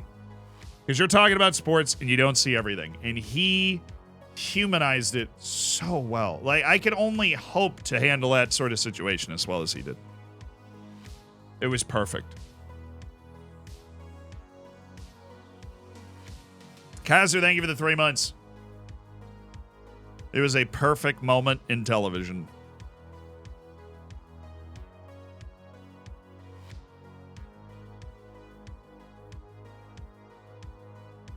He was playing Sky weren't happy originally. Well, that's okay. I've made a mistake like that before where, like, I'll say the foul was on the wrong person, or I'll say this, or I'll say, like, you know, and then the producer will get in your ear and they're like, that's wrong, it's Jenkins, you know, and like, that's what they're talking about, right? But that was just such a tough spot for him to be in. And I'm forever amazed at how well he did that. Because 99.9% of people in real life and about 97% of people that work in TV would have either made something up or done some absolutely atrocious fumbling around. Or pretended. I know at least one person that would have pretended that their mic didn't work. And that's how they would have gotten out of it. Right? There are a lot of ways. There are a lot of ways to get out of that.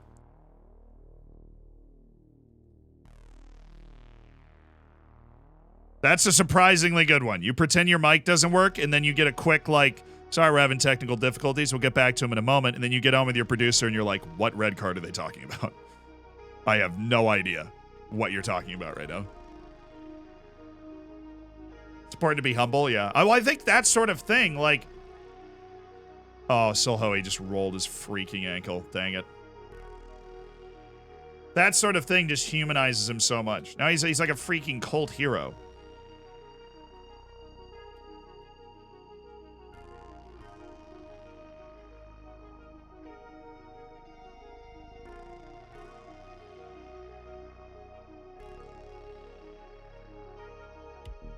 The 4 jumping reach? No. No.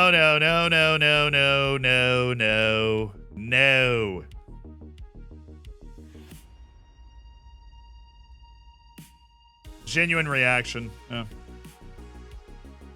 I feel like those are often good in big moments too.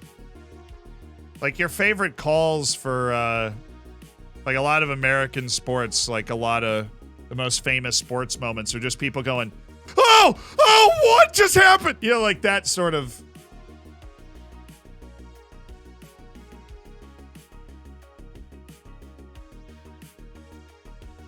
How would that actually work? Who let the studio know about the goal? So when you're live on TV in that situation, you have a person in your ear. Normally that person's called the producer. And that person has a bunch of boards in front of them, or a bunch of little switches, and they flick that switch and they're in your ear, and they flick this switch, they're in that guy's ear, right? Because they're running the show. So when somebody's talking, they'll normally be talking to the next person, right? Or like, I used to do play-by-play, so let's say the color person is describing a highlight. The producer would come in my ear, like, we've got this graphic for him, we're going there next, steer it there. You're like, okay, cool. And then so they finish talking, and then you go, they actually has got 27 points per game when playing against teams from New Jersey. And then they bring up this stupid map of New Jersey with the guy like superimposed over it, you know, that sort of stuff. And you're like, oh, wow. But it's the producer that lets you know that's where it's going next. And so the producer is likely in Chris Kamara's ear. He's like, hey, we're going to come to you. We're going to talk about, you know, whatever the guy's name was going off. And so what Chris Kamara is thinking is like, oh, they're going to ask me about the sub, right? Because he probably said like, oh, he's going off or whatever. And then they come to him and they're like, red card. And he's like, oh, boy. You know, because what could have happened, they must have gotten unlucky in like the translation. Because what could have happened is be like, hey, we're coming to you to talk about the red card. And then Chris Kamara would have been like, the what? It was like, this guy got sent off. He would have had that whole experience not on national television. But because whatever reason the producer had handled that, like the wording just wasn't right, and Chris Kamara wasn't able to ask before he went live. That's why he's like turning around. He's like, red card. Oh boy. The what? Yeah, but you have in the toughest part of it is when they start talking to you while you're talking. So like as a play-by-play guy, you'll be while they're going out, while you're rolling out. So say timeout on the floor, like I'll just use a college basketball example, right? Like timeout on the floor, and then they'll immediately get in your ear and they're like, break. And you're like, cool. Oh, what a great play by Jackson. He's got, you know, and you look at your little stat board, he's got 15 points so far. He's really carrying the team. And they'll be in your ear while you're talking. They're like, roll out with Jackson 3, roll out with Jackson 3. And you're like, cool. So they're going to roll out with a video of Jackson shooting a 3, making it probably. Like, and he's been doing it mainly from beyond the arc. More of this, like, and then they'll count it down, right? And so the highlight will be rolling and they'll be in your ear like 7, 6, 5, 4. And you're trying to get inside 2, but not to 0. So you'll stretch it out. You'll be like, and Jackson's mainly been doing it from beyond the 3-point arc. The Taunton Town Peacocks are going to hope there's more of the same. And you're at 4. And you're like, oh, shoot. And so you're like, left in this game. And then you get to 2. And you're like, okay, good. It's a stupid game you play. Isn't that really distracting? So when you do it enough, right? So I was a professional broadcaster when I was 16. And I did it basically full time as my job until I was like 25. And I have called, that's one of those things where it's just practice. It's just practice and practice and practice and practice. And I practiced over video games when I was a kid. I had like in NFL 2K4, like really old NFL games, and I turn the commentators off and I do the broadcasting of it myself. So your mouth, it's like being, I don't know if you guys play an instrument, right? But if you play an instrument and sing, it works the same way. Or like if you play guitar and sing, your hands are on autopilot. Your hands are on auto. You're not even thinking about where your hands are. You're just like, okay, where's my voice going? Like the words, you know. And then you kind of, your brain switches back and forth a little bit. You're like, okay, hard part with the guitar. But if you're doing play-by-play like at that level, right? Like with ACC Network, with ESPN, which is what I was doing for like the last couple of years. And I wasn't like doing big ESPN games. We're talking like pretty low level. But I did like UVA men's basketball. I've done an MLS preseason game. Like I've done some significant stuff that you would be watching, not just because you were like a parent of the player. I did minor league radio for the Yankees for years, and there's a ton of crazy Yankee fans that are always watching those games, tweeting angry things at you. But you just talk on autopilot. That's it. So you're listening to what they're saying, and you've pre-programmed what's going to come out of your mouth, and it just goes. And so you're like, oh, okay, I have 5 seconds. I need to add something else to the end of that left in this game, right? Like, you just drop it in there. Because it's just going. If you had to call a winning shot, home run, goal, what would you call it? What call would you do? What would you want to call it for? Who would you want to call it for you? Oh.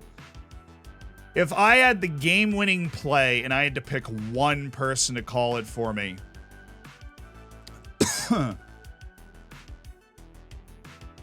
Football, it would be Vern Lundquist. He retired, but he was amazing. Or whoever that Auburn guy was that did Auburn's play. That's the American football. If I'm doing soccer, right, football, I would have the guy, I can't remember his name because I don't really know names of like the English guys. I would do the guy that did Man City's last goal, because that guy achieved the nirvana of broadcasting where you get a moment like that and you serve it up with poetry. You serve it up with poetry. Peter, was that... I don't know who that was. The guy that did Man City's win over QPR, that guy. That was Martin Tyler? Sure. Whoever that was, that's the guy that I would want. So, Keon, not 100%. We don't need to take a chance. Chawome, Phil Gearson, McGurk, Bancroft. We'll go Forson today, I think. We do actually need a deeper playmaker. So I'm going to start Ferdinand Oko. The unkillable Ferdinand Oko back at it again. What are they playing? 4-3-3?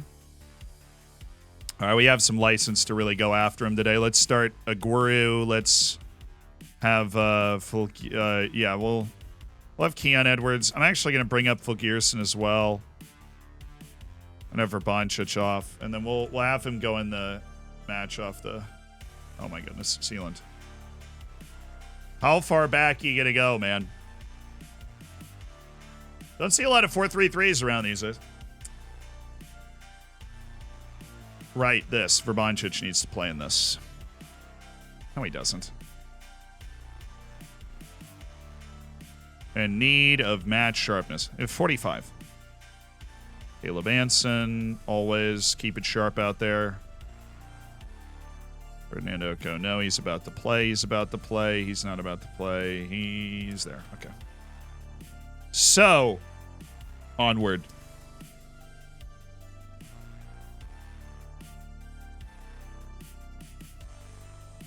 Hockey would be Doc Emmerich. He was the best hockey guy. Ice hockey for those around the world.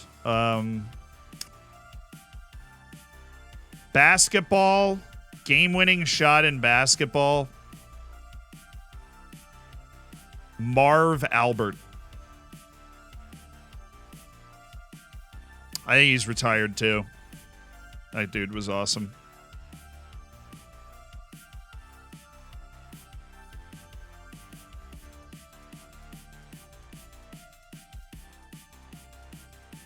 Love a good... I love a good Mike Breen bang, but it's not the, best for me. I'm not like, yes.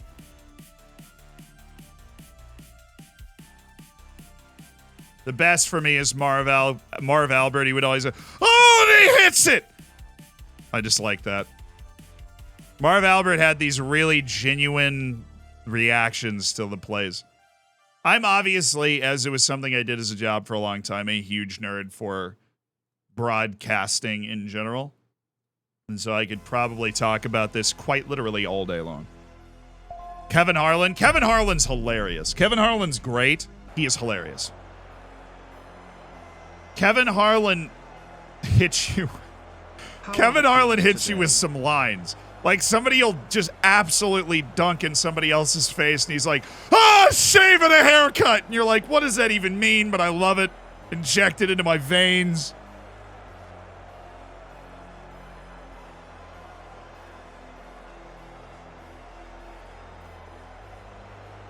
Yeah, with no... Oh, he does say that all the time. With no regard for human life. You know who had a good one was Brent Musburger had one. It was like a Kansas game. And this one, like, when you watch it, it's just like the crowd's like everybody's falling out of their chairs. It was one of those dunks that just brings the roof down. Like, just unbelievable dunk. And Brent Musburger just like wheels over, and you can hear his color guy like, oh! And Brent Musburger's just like, hide the women and children! And it was so funny. It was like 10 years ago. I can't remember who it was, but that's an all-time call for me. Like, just of a dunk in general. Like, it was just so off the cuff. It wasn't like, it was a college game that Blake Griffin wasn't in. But it was like everybody was just making noises and like yelling, and it just crescendoed perfectly. I'd say my all-time favorite is Auburn's kick six. If you know American college football, this is like one of the most... If you've ever late night watched those compilations of like the greatest sporting moments, you know? And it's like 30 minutes of awesome plays. You have seen this play. It is Auburn running a field goal back against Alabama. Their unbelievably, violently hated rival, to beat them.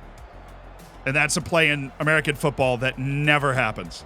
That happens like maybe once every couple of years, and it happened right at the end of the game against just this unbelievable rival to help take him to the national title game.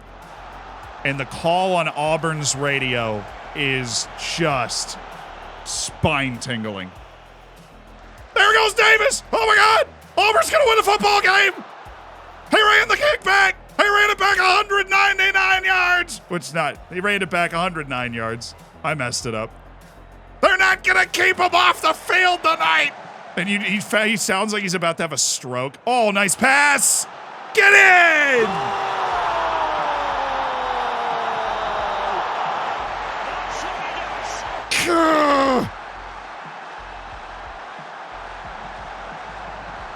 Us Europeans who don't know what Z is talking about. That's why I was hoping you'd seen those like compilations of plays like on YouTube. I'm a sucker for those, like the greatest plays of all time, the beauty of football. Like, I love those videos on YouTube. I'll watch the same videos like once every 3 months just to like feel those things again.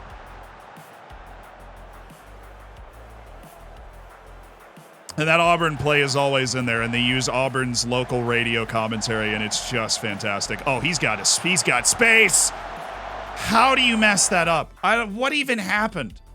Oh, this game, just put it away, McGurk. I mean, their fullback is late to the recovery. McGurk's on the inside of him the whole freaking time.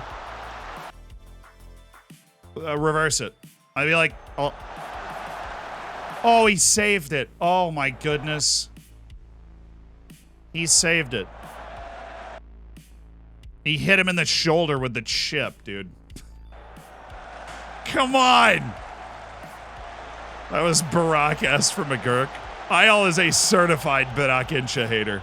Barack had a tidy finish to start this game and a great ball from De Benedetto. I got one that's on my fairly regular rotation is the biggest rugby tackles of all time. That's a fabulous one if you ever get the chance. It's cut to Here Comes the Boom, and I mean, that's all you really need to know. But that Auburn call.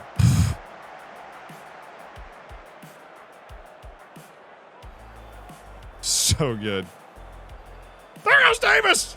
The reason that call lives rent-free in my head so much is I have a friend named Davis. And when Davis is like getting on a roll, we'll just scream, there goes Davis. And it has become a very regular event in my life. Miss it.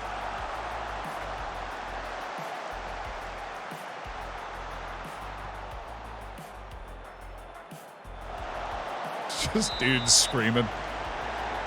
Just watched on YouTube. It is great. It is just fantastic.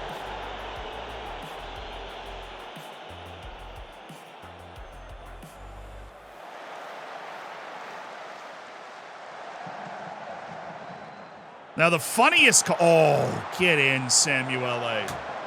The funniest call I've ever heard is this, like, dunk by a Georgia Southern basketball player. That's a school for those that don't know. So it's not just like a location. Georgia Southern University. And the guy throws down this incredible dunk. And his name is like Miles Jackson or something. And the commentator has the worst voice crack you've ever heard. And what comes out of his mouth is, Miles Jackson with authority! It is so... I probably couldn't find it on YouTube if I tried. But it makes me cry laughing. I just can't imagine being that good at basketball that I put down a dunk like that. And then I have some guy just, with authority! A boom goes the dynamite. That's a guy just having a nightmare reading highlights. I sympathize with that guy.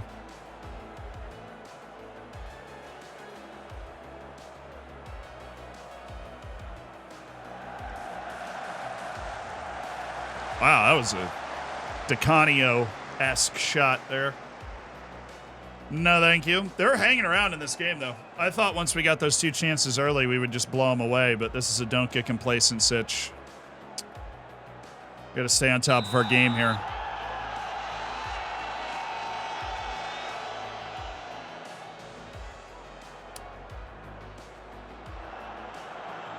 Miles Jackson with authority.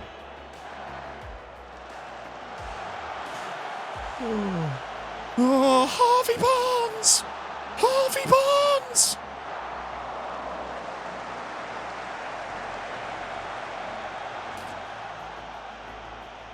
Oh.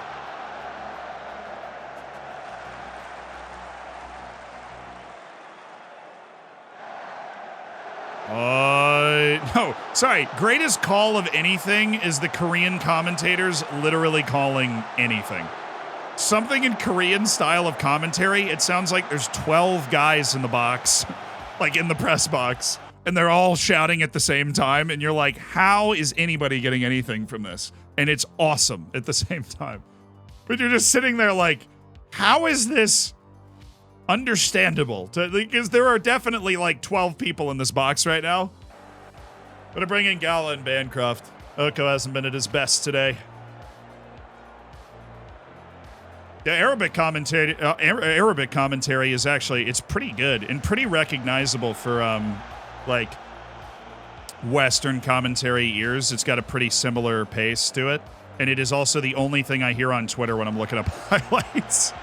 It's always the Arabic commentators. Pretty lax with the takedowns, apparently. Oh, yeah. Wow, bad jump. Oh, wow, we have been eviscerated by this counter. We needed to save that. Holy smokes, dude. What in the heck was that? Mom, I'm scared. Mom, I don't like it. I don't like it.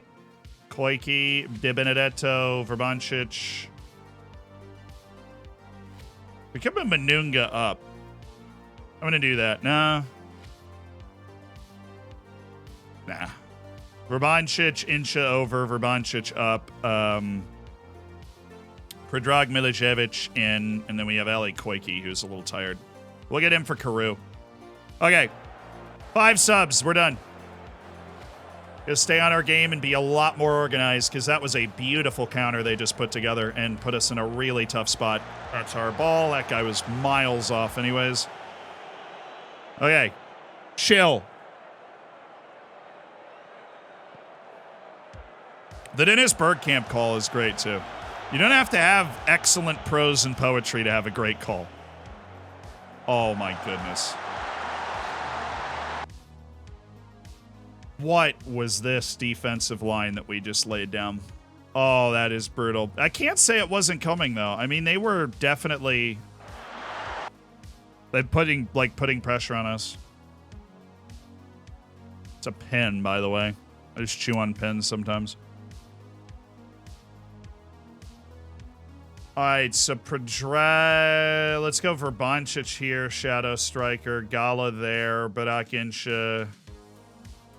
Switch the sides here. Do that. Bancroft, you're on attack as well. Caru's got fresh legs, so we'll let him go forward. Is playing their half of the field. Dang. That looked really simple, and we just looked really horribly out of position. Like, there's not a lot complicated about this play.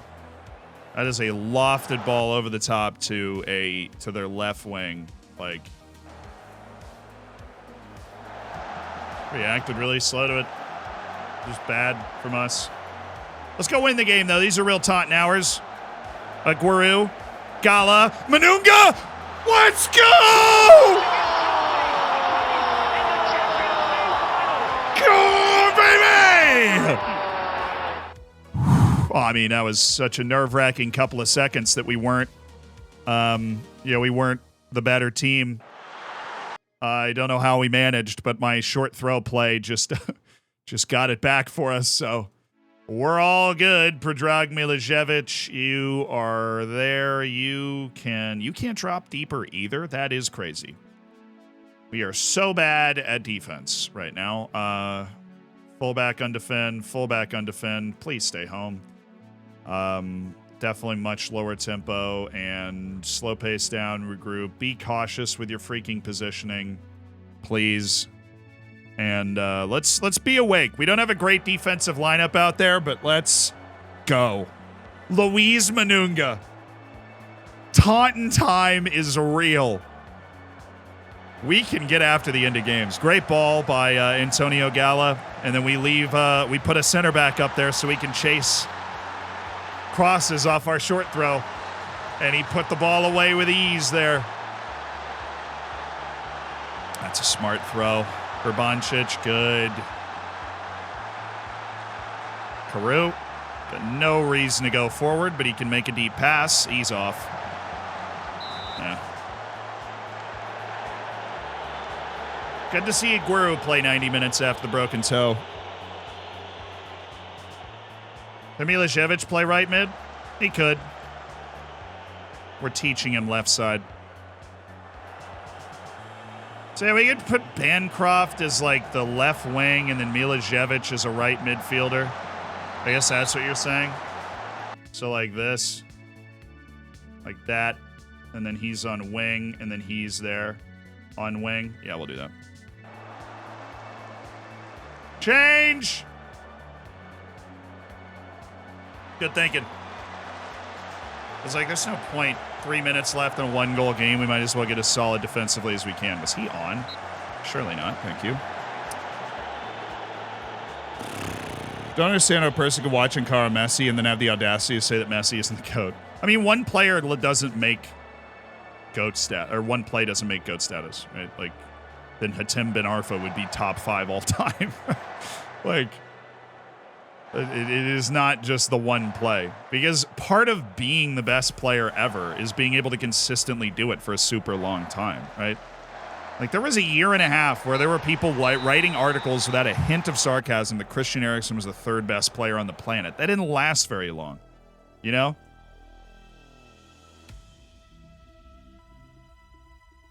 You have to be able to do it for a very long amount of time.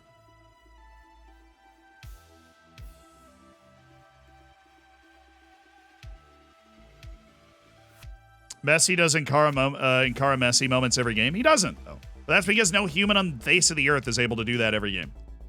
7 unbeaten. Big win away to Peterborough. And now we're at home against Norwich, who were, like, odds-on favorite to win the league, I thought.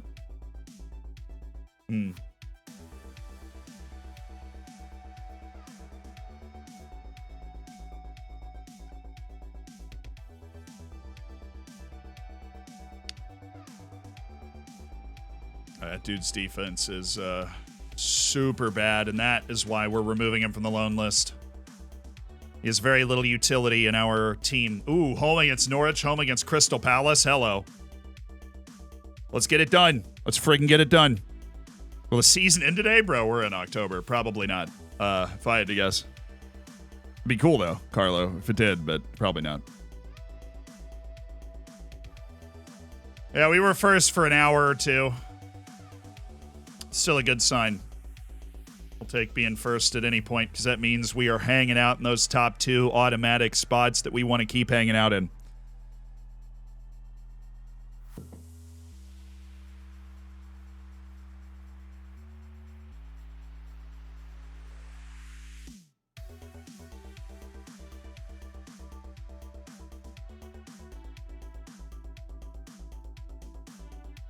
I mean, Messi gave the ball away 26 times in the match yesterday. He had a terrible game yesterday because he's a human being. Doesn't mean he's not the best player in the world, right?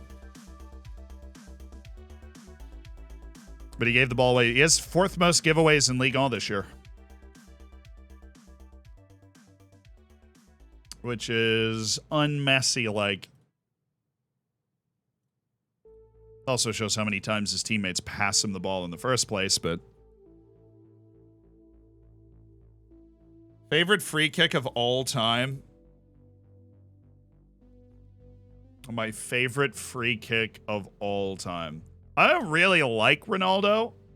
Never have. Just I don't feel like he's a likable person. And that's very like non-alpha of me, obviously. But he's an unbelievable player. And my favorite free kick of all time might have been where in the midst of all of the Ronaldo memes about not being able to score free kicks, he steps up to a free kick at the World Cup in the Iberian Derby and scores it in the 89th minute. That was insane. He doesn't get enough...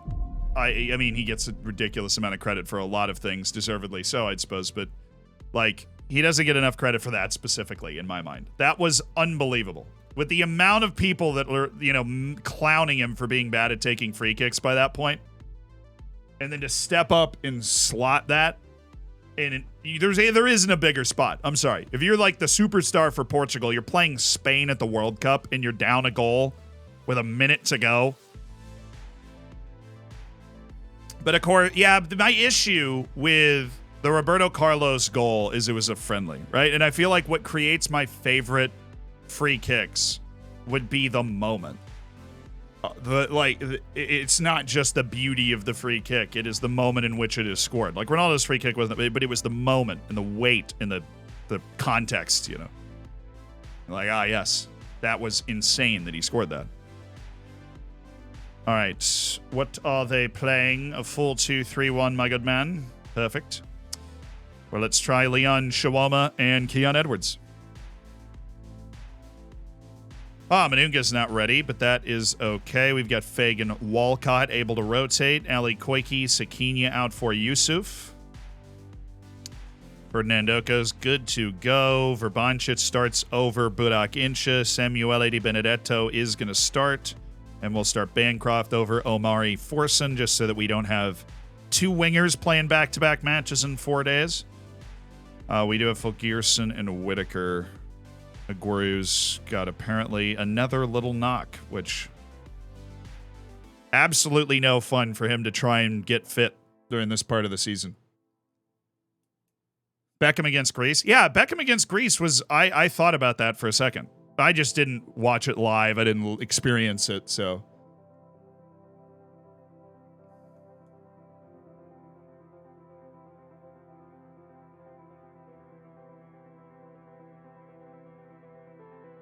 Pick any Juninho free kick. I mean, I got to watch Lionel Messi score a ridiculous free kick against the United States. That was... I was like not at the game, but I was watching because it was the Copa America semifinals. We had somehow backdoored our way into it. And we're playing Messi in Argentina, and he scores just a preposterous free kick. And you're like, well, Brad Guzan is not getting to that one. Welp. Come on, Pedrag. He's getting there. He's awkward now. He's not makeshift. He's up to awkward. He's slowly getting there. Oh, yeah, we don't have Burak Incha, so that means it is Samuele De Benedetto. Can't put him in second. Got to put him in last and then, yeah, move him up.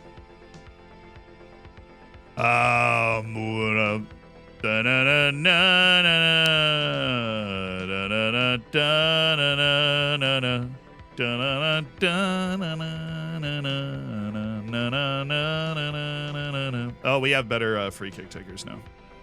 I could just put him on the top and move him down one. I feel like that's probably the simpler way to do this. Burdock Inches there, then Samuele de Benedetto, and then Terrell Bancroft ideally would go third. Okay. This is all very efficient. Appreciate it. Bancroft go on down to third there and take it ahead of Charlie Whitaker because Whitaker's tall, so he has the opportunity to throw himself around for those rebounds. Let's do this. They're in that 4-2-3-1. I say let's do this. Let's go make sure our set pieces are okay since we seem to be scoring off those all of a sudden. That, and then we do have Ferdinand Oko getting the nod today, so we have a little more height. And we have Terrell Bancroft playing, so we want that pace up there to carry the ball for us. Let's do this! Big match for Verbancic. I believe his second start of the season. Flushed face. Keep the pressure off the team. Us at home against Norwich. Pretty packed house, it looks like. I don't know. Howdy, I'm Pat. Thank you for the 2 years. Appreciate it.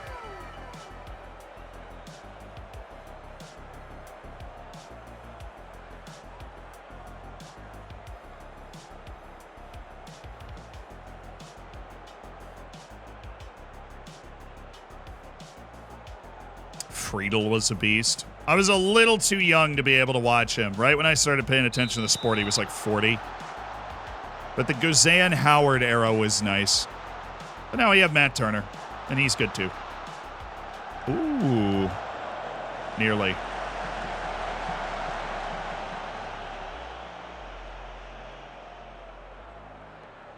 Just got to keep putting wins together. At home against these good teams, it'd be nice to get good results. Norwich just got relegated from the Prem. They were like odds-on favorite to go back up and have been a yo-yo club this entire save. Oh, it was there. That's our favorite play. Keon was making the run to the middle. Bancroft found a secondary run with Verbancic. Back to Bancroft. He's feeling it. Oh, yes! Terrell Bancroft!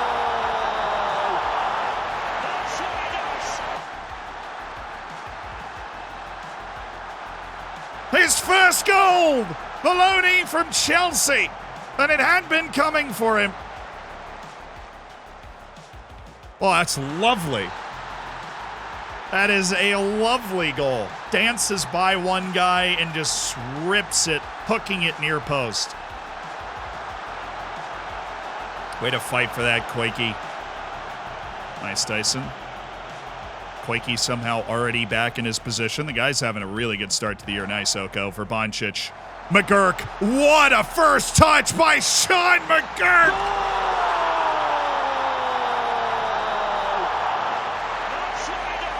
Oh, this team is flying!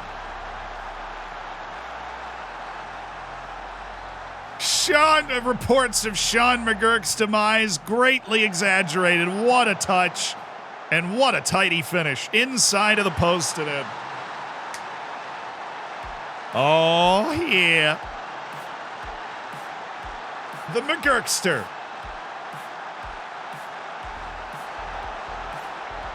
Koike. De Benedetto. McGurk again. Dang it. Yeah, we need to recover. We need to recover. Samuele. Yes, De Benedetto. Great play by McGurk. They're all over right now. Koike. The McGurkster. Ooh. Good turn. Oh, wow. Weren't we just cut the angle off? Good. Guy didn't take a great first touch. Oh, nice. Quick distribution. Should have gone long there. We had like 4 guys behind. Got up the field pretty quickly. Oh, nice, Koike. There's nobody on this side of the field, though. We don't have our midfielder. Now he's there. Find him. Cool. Guy followed that ball forward. There should be an opening over here now. There is. It was there, but Koike couldn't get himself turned around. They're so open. They had 4 guys flowing forward. It's like a hat on a hat defensively right now. Koike does not stop this running. He's at it again.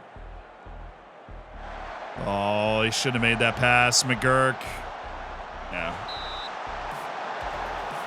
Just finished catching up with the YouTube, and now I'm here. I have bad news for you, dude. The YouTube is about a week behind. We've had some snags in the production line of the live streams because we're working on some main channel videos that have needed some extra attention, so... The stops play a bad trait. Not if you play a certain way, but if you play in a way that it doesn't favor slowing play down. Dictates tempo is the better version of it. Because dictates tempo, that player uses their intelligence and ability on the ball to either speed play up or slow it down. Where stops play, they're just comfortable playing in one way. And so when they get the ball, they're going to slow it down. They're going to survey their options pretty regularly. So if you play a really quick counterattacking team, that player, I mean, you can put them in your side and you'll see how often they do that and how often they'll be able to play quickly, but they will stop it and slow the play down sometimes when they feel like that's what they need to do. Is that like the Ilanga? Also, this is a classic FM defensive thing where we just never actually took the angle away. Like, what is that from Dyson? Like, just freaking go, man. And he, like, turns away from him.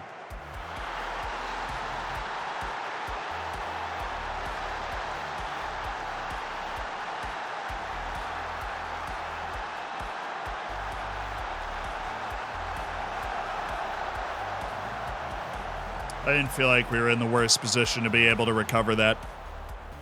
It's just a shame.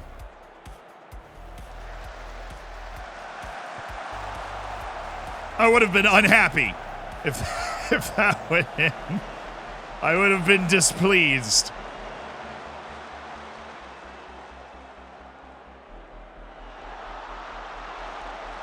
Ours, good. All right, Gillespie. Deep breath. Find somebody. Skadoosh. Ooh, wow, they're so open. Pass the freaking ball earlier. What are you doing in there? What are you doing here? Good. Take it wide, now pass. That was perfect. There was just nobody there. I don't know why. Because that was freaking awesome. Ow!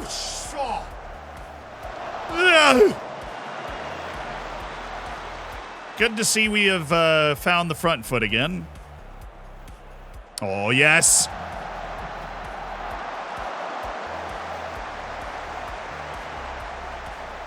All right, boys, let's take one of these. All good, except that, where was our center back?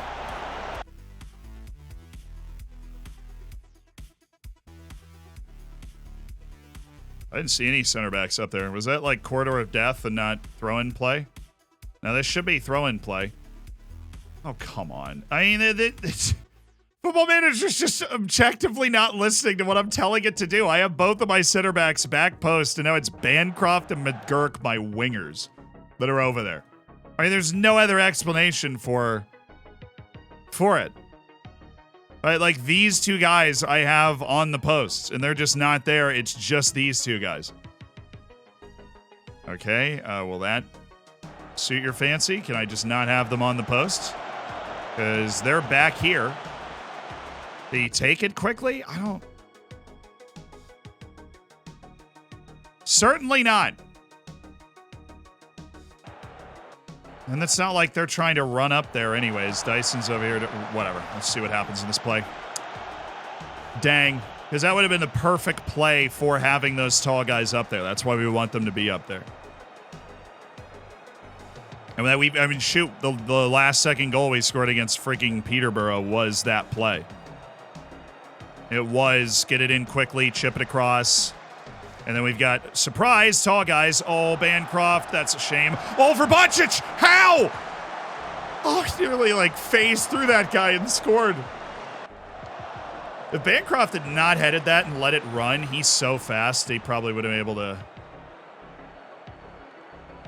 just get to that. And that would have been a better play than him reaching up to glance a header to Vrbancic. There you go.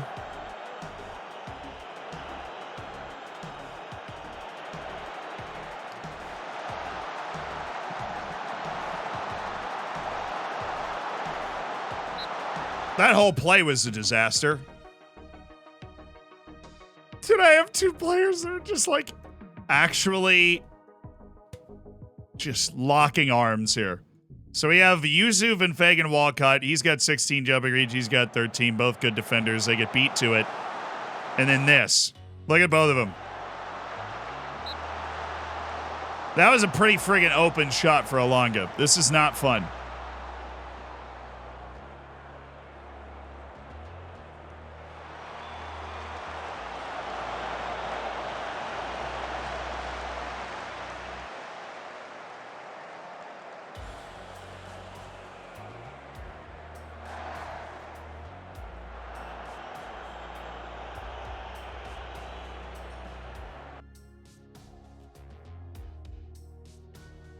Why is this on? I literally turned that off twice. That's not what I'm trying to do. I'm trying to do that.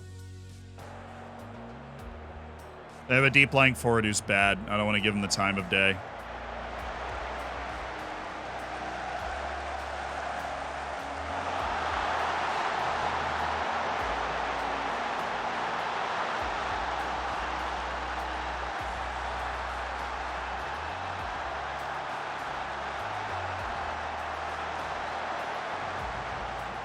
We were one play late on that.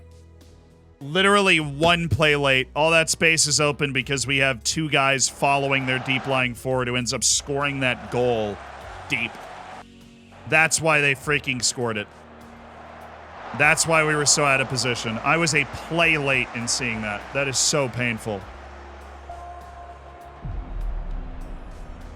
He drew the middle of my defense out of position. There you go, Bancroft. Yes, go Bancroft. Although I'm encountering an issue with all my interviewees. The dead ones don't have much to say at all. Oh, Dyson, what? Nobody got to it. That was all you. Oh, take him. Take him for a stroll. That's fine. It's getting everybody to the right positions. This is good. And okay. Back to where we started.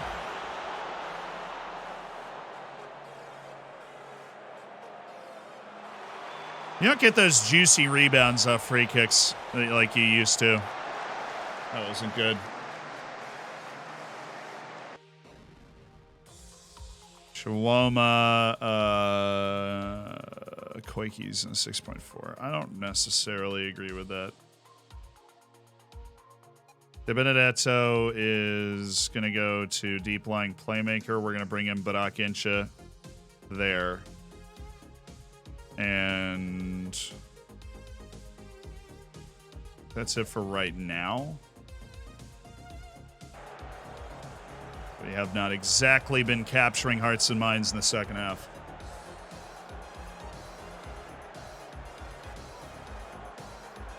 Hey, but we have .01 more XG. So, we're getting screwed. I've had a good second half. They've created a couple of big chances. Oh, hit that dime. Look for Chihuahua. Chihuahua's huge. One little touch on that ball. Would have been in the net.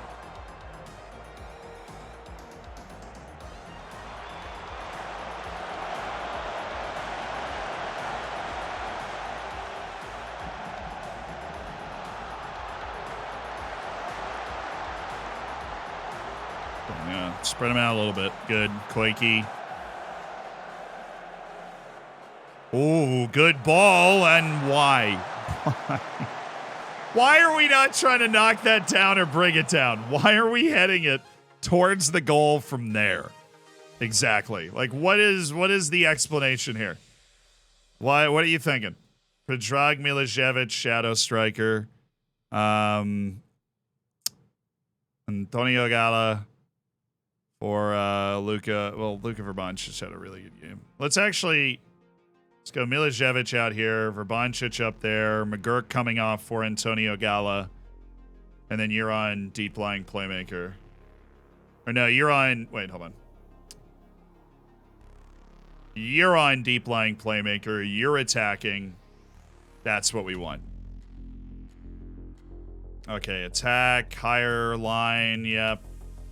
All this stuff that we typically do in order to go get a goal in the last 10 minutes in Taunton time.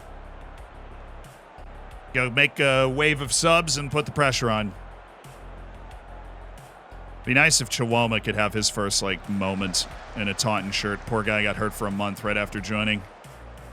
But we know he's good, and he is a very poacher-style forward with big, size and everything. Oh, yes. Vrbancic. That's such a bad ball. He wasn't even looking for it. Oh, big-time play by Malachi Fagan-Walcott. Big-time play. They're scared of it right now. It's over by miles.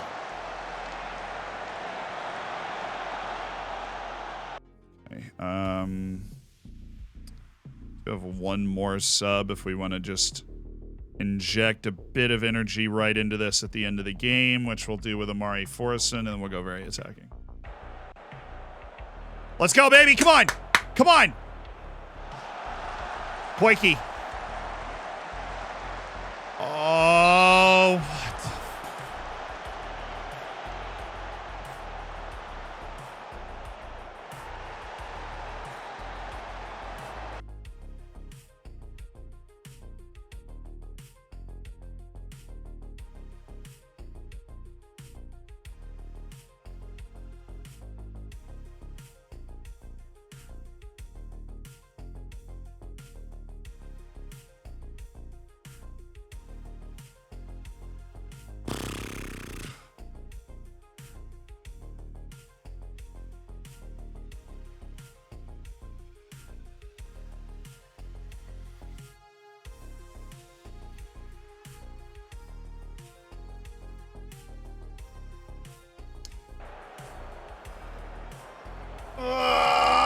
So stupid. Koike. Why?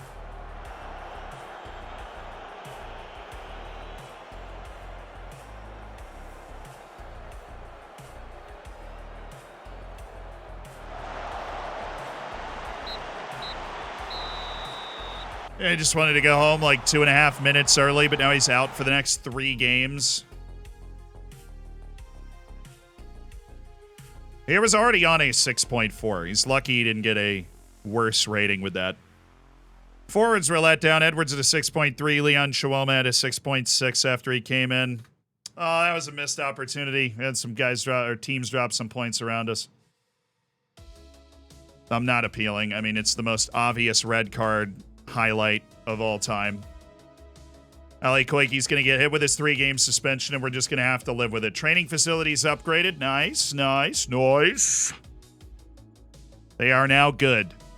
I don't want to alarm anybody, but our training facilities are now good. That's a lot. Should have known Norwich is never going to... No, I mean, Norwich is never going to lose in... oh, that was a gate receipt record? Nice. $250,000 every home match is going to help the bottom line at the end of the year. It's like doubling our income from home matches.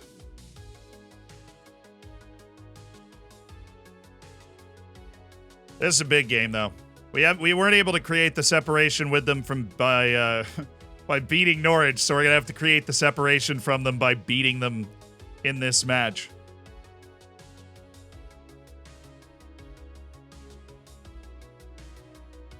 Heads up about Zucchini. He wants a new contract. Dude, why? Yeah, you're under contract for so long.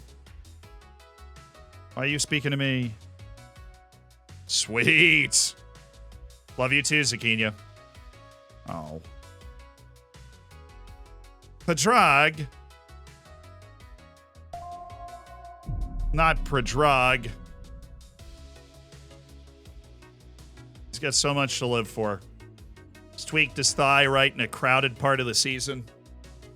K Squared, thank you for the 5 gifted subs.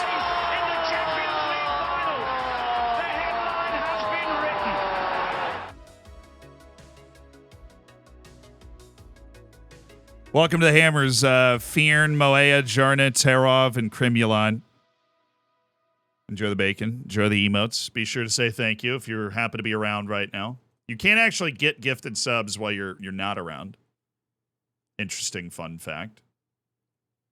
People be coming back watching the VOD later like, what did he just say? Did he just say my name?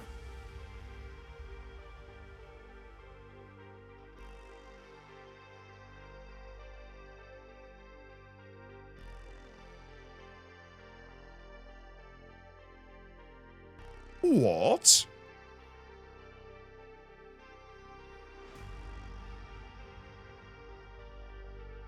Now win. I'm on it. I am on it. Captain Ginger, thank you for the 19 months. I've been conducting a study on if there is life after death, although I'm encountering an issue with all my interviewees. The dead ones don't have much to say at all. Dang. Just a small oversight in the study process there. It's all right. They're just the strong, silent type.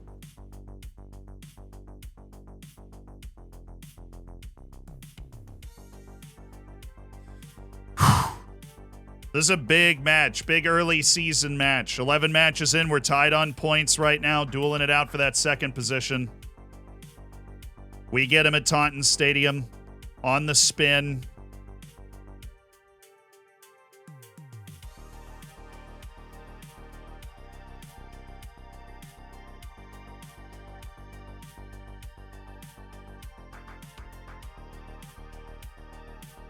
Mason, thank you for the 4 months.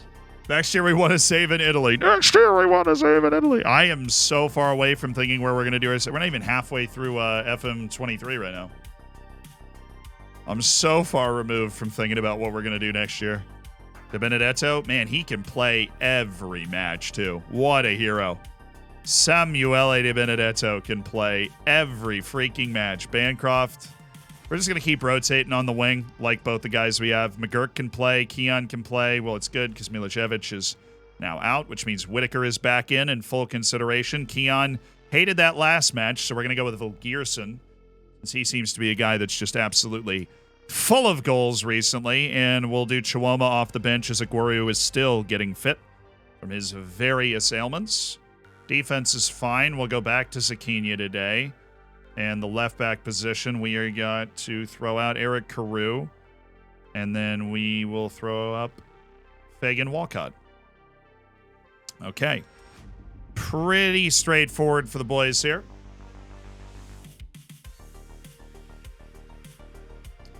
They're playing a 4-3-3. Beware. Do your thing.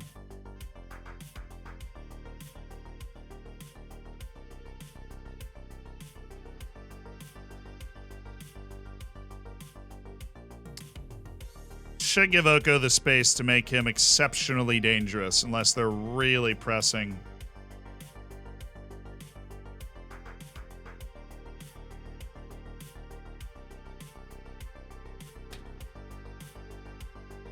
How old is Zakinia? He's like 22 now. Something like that.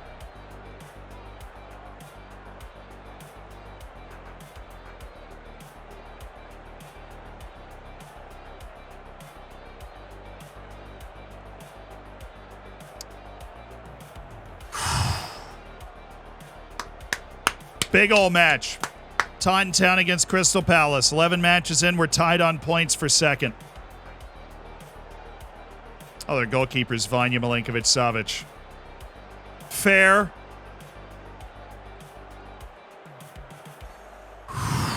It's obviously fun if you're doing a nation builder. Oh, yeah, UConn won the national title last night. Means the guy that had UConn in our pool has won. And we will announce. We need to pull up our March Madness bracket challenge pool and have a look at it. All forcing. It'll be fine. I just hate their non-EU rules are so annoying. It's like math and stuff. Ridiculous. Asking me to do math. Whoa, guys. Oh, my goodness. Okay. Well, that's an unfortunate way to start a game. That shot was going out for a throw, dude. This is a terrible shot. I mean, it's just terrible defense. It's just pretty classic, like, whoa, okay, just cooked there, and then that shot was so bad. All right, get him back immediately.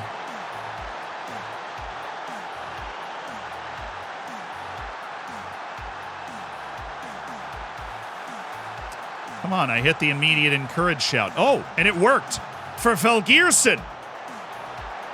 I mean, that would have been an unbelievable individual effort by the Icelandic big man. They were the only team with a shot in the game, so we got that going for us. Scoreboard, though, not so much. I love Samuel Adi Benedetto. Oh, make the pass. Oh, Felgierson. Oh, that first touch. Oh, but he scored it anyways! He made it so much harder than he needed to. Oh, what a goal by Amari Forson. Great ball by Felgierson. What is that touch? And then he's like, all right, I'll show my quality. Little twirl and smack. Just leathers it. Okay, that could have been much simpler, boys, but we'll take it. 1-1. Felgierson showing his quality again. He might be striker number 1 right now. Manunga.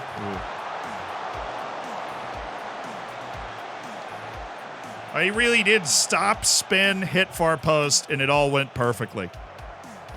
Oh, it's still alive. No, it's not. That was way farther wide than I thought. But Akincha, it's a sneaky good dribbler in tight spaces. De Benedetto. Oh, yes, he changed the line. Zaquinha's the wrong guy to end up in that spot.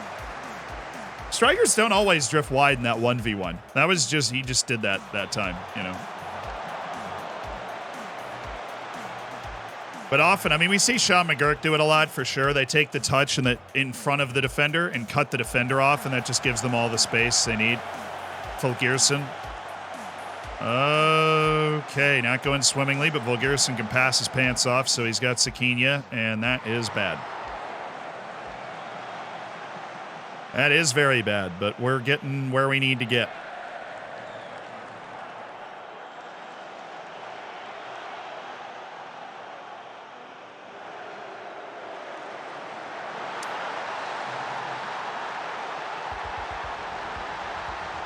We'll be okay in this game.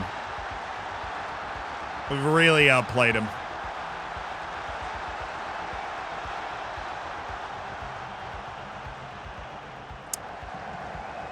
Not much to say about that. I mean, it's just a really good cross. Had a guy all in his grill. He was laying out to block it. Inch perfect. We should have made a play to shut that angle off, obviously, but we didn't. Manunga was a little asleep. Felgierson, that's fine. Dyson, oh goodness.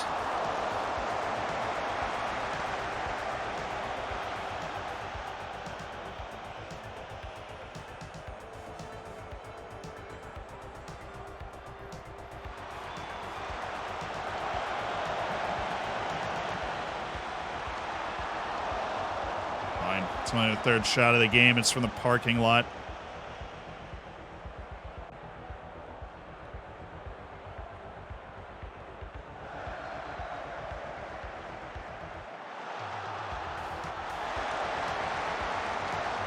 Just knew where that was going. If it's a left back in that situation with no opportunity to get out and cover, he's going to head it right to their wing. All right, that is a you've been unlucky so far, and Caru's in a 6.4. See what happens when you leave, Koike. Yusuf, you're going in for Zaquinha's on a 6.2, and Caru, you're just going to have to figure it out. McGurk. For the moment, you're staying. De Benedetto is anxious. That's not good. Okay. You just need to play a little better. Come on now. Just need to play a little better.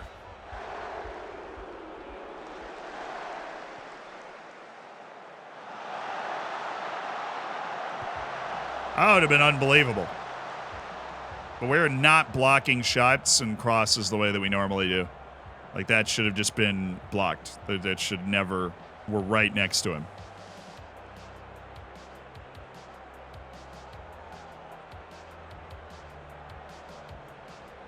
Really love Velgearson. He is great. Oh, McGurk. Good. Samuele. Barack! Thank you. 2-2. That'll get him going. That'll get him going.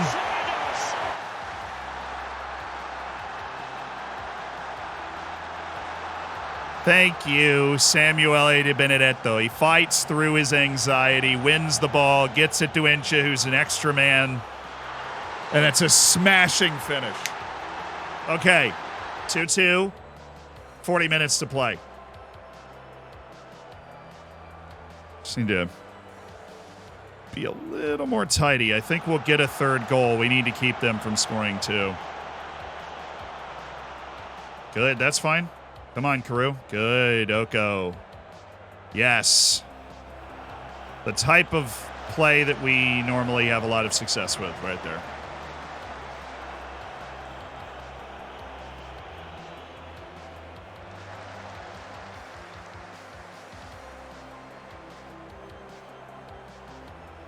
Good. McGurk can play it through. Velgearson, he didn't keep the defender behind him, but this is still opened up nicely. Oko, come on. Couldn't keep the defender behind him. It sucks. Ooh.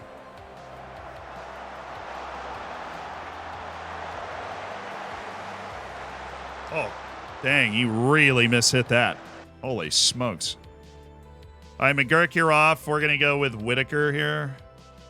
And then Ferdinand Oko's coming off for Antonio Gala. That's our first set of subs. De Benedetto for Verbandic is obviously something we're looking at.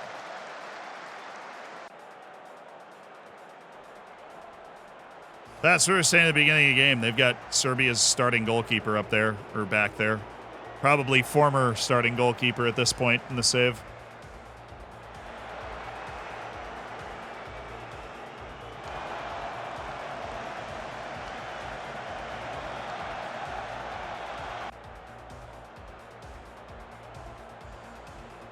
It's time for Bancroft. He's going to go in for De Benedetto.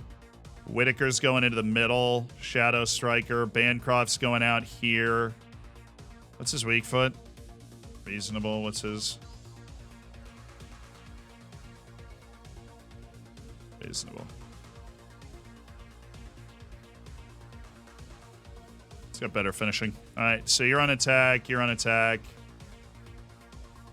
And you're up there, and we're going to throw our line all the way up.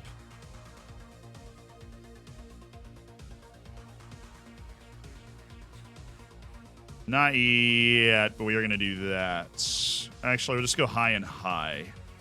Attacking. Okay, we do have Verbandic and Shawoma if we want to throw something really aggressively far forward.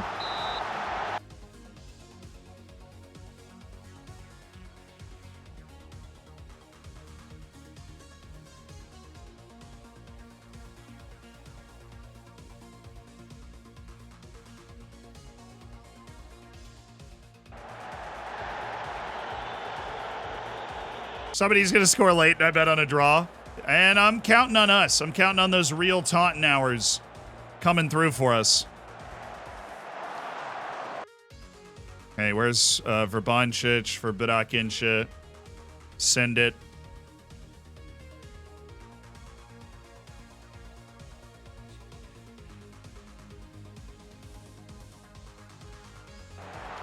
We are a big believer in creating wins from these draws. Let's go.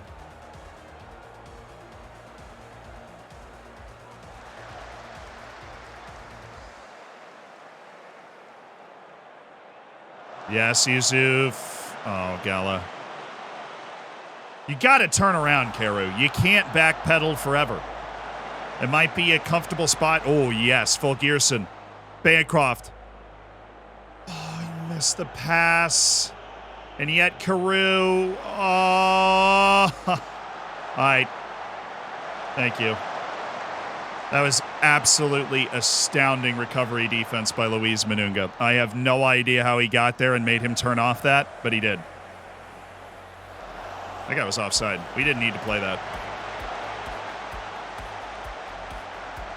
Shoot.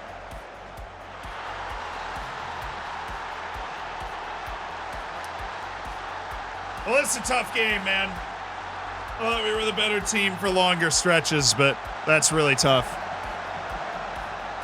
If you insist, I mean, it's a really low percentage shot. He just absolutely nailed it.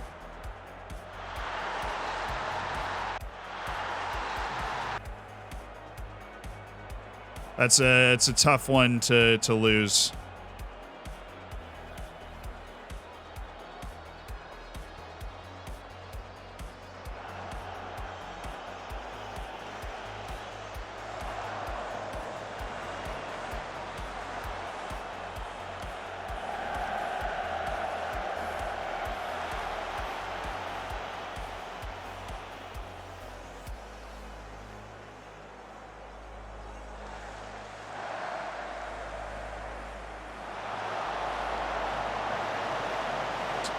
Might not be it.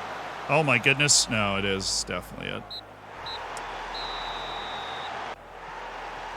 Yeah, like, that's just classic of it. It's like most important match of the season.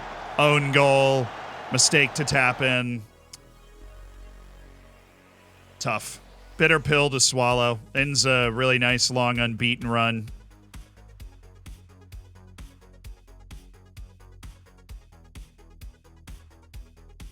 How tall is Gala? He's not like 4'10". He's tall. Ish. 5'10". You say he doesn't have very good jumping reach.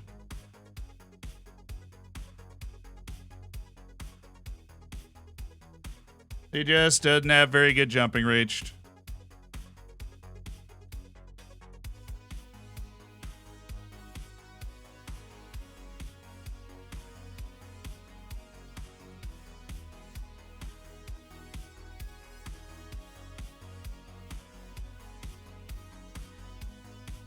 Not having Sol Hoey is really hurting. They only had to pay $2.4 million for Luboš Neuberg. That's crazy. Must have been part of the loan, I guess, but that is crazy. Not having Sol Hoey hurts because Ferdinand Oko, he doesn't have as good a coverage, and that is biting us.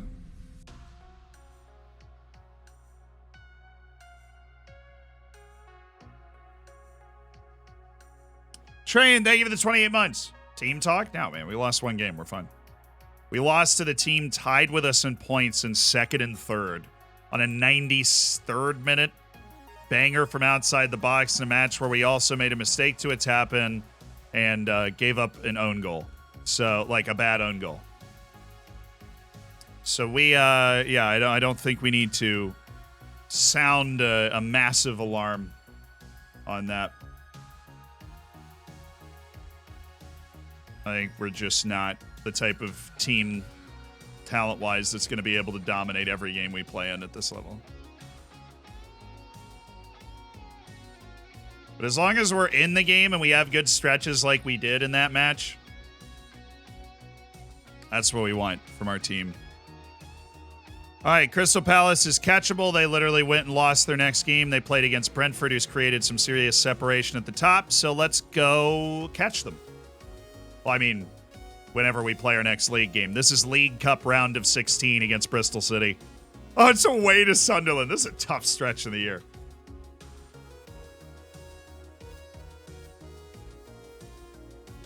Tis. Oh, Milicevic is back. Good.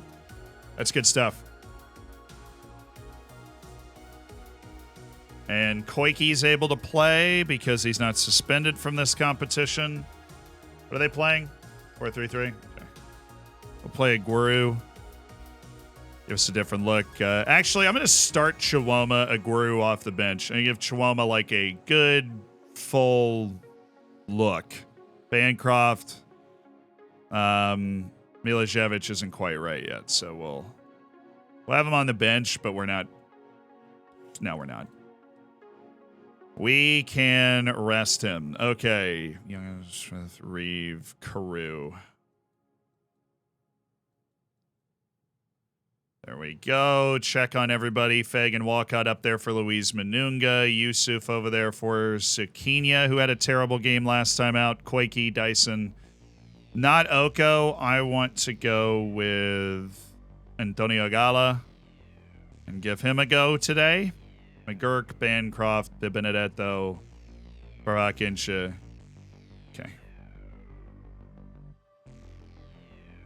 Good stuff. Go with 2 striker formation? Nah.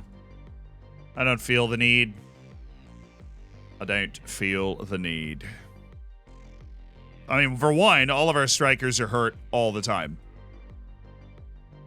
Aguero just got back from whatever his latest injury was, so we've solved that crisis. We don't have Solhoe. There's going to be a stretch in this season where we aren't hurt, and that's going to be when we hopefully create some serious separation, because we're playing really well without that.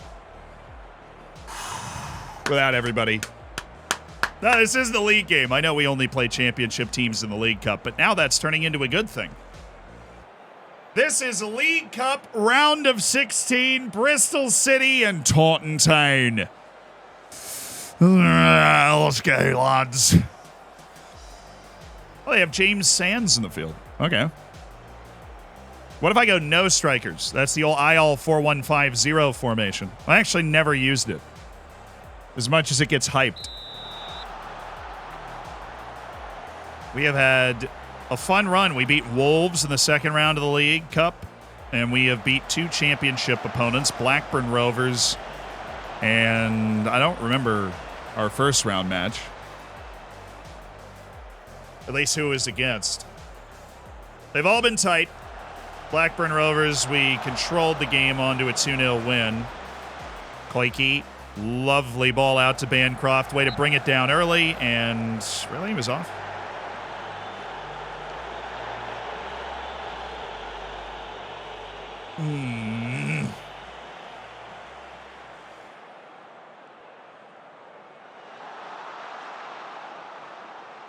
Good job staying on your feet there. Good job getting that ball out.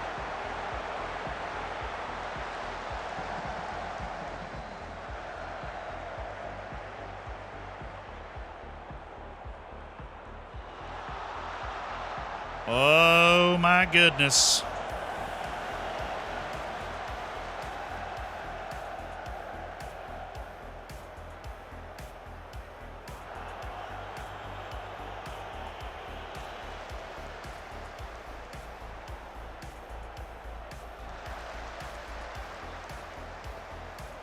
Nice turn. Gallo. Oh, it worked! Barakic! Sad noises.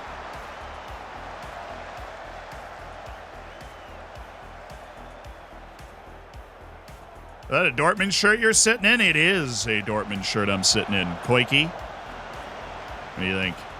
Gala. De Benedetto. De Benedetto. Oh my. Didn't expect to win that header. What a waste.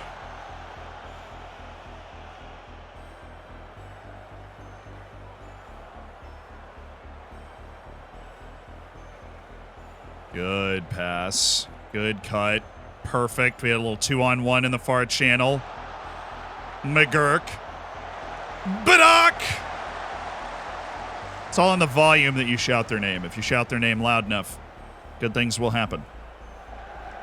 It's okay. Leave it. Thank you, Ali. Koike. Oh. Oh.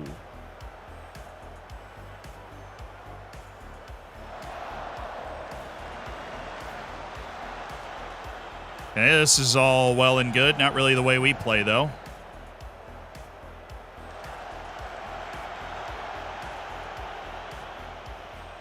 Great recovery off that left side. And now all of a sudden they're wide open. McGurk.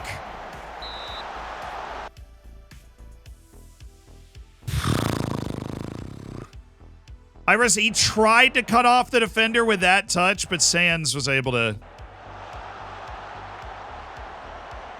Did you see Nagelsmann go to Dortmund? No. I think he's going to Chelsea. We had a long convo on it earlier, but I think he's going to Chelsea. Dude.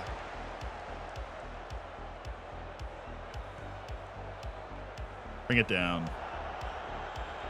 Well, asked a lot of Bancroft, but he answered well. Okay, this is more what this is supposed to look like. That is a ridiculous ball. McGurk. Well, he's all over it today. Everything except the final product from old Shawnee McGurk.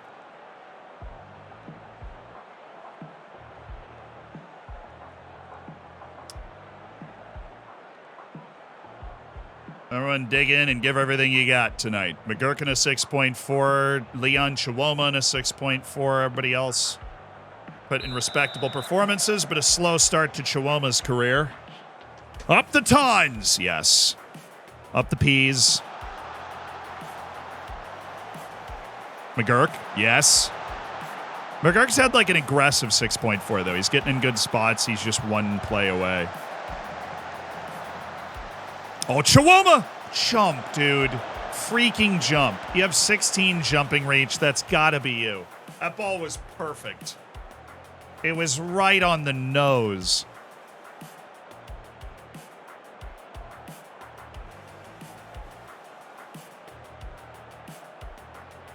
Oh, McGurk, yes. Barak, great pass to Leon Chiwoma! And he's off the mark for Tottenham. That was a lovely finish by Leon Chiwoma. That is so well done by Barak Incha. He got it down to his foot quick. Fullback kept him on. Outside of the foot, beats the goalkeeper to it.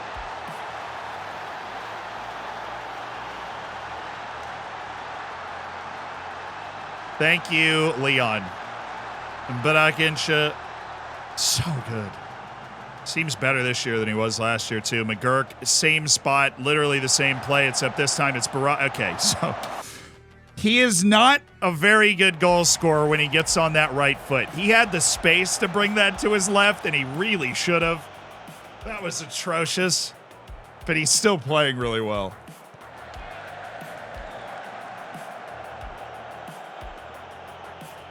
Oh, yeah, Bancroft. De Benedetto. McGurk cutting through lines like butter. Lay it off. Oh, baby. Oh, that was something spectacular right there from the boys. Woo-wee! Cook him up with the sauce. That is so fluid and so pretty. And nice hit.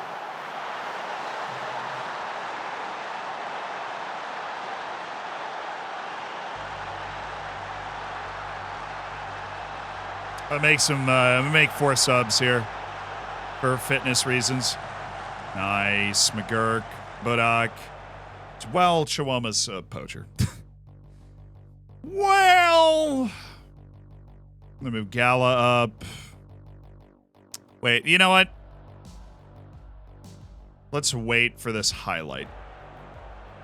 Because if they do score on this highlight, I don't think they're going to. Our defense has been timely, but yeah. Oh, my God. Well, going 3 seconds an hour, or 3 seconds an hour, really? 3 inches an hour?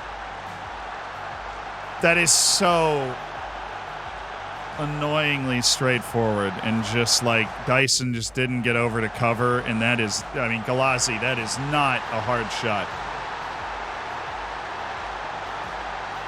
Now I can't make the subs I wanted to make, because we do want to win this game. Nice play, Yusuf.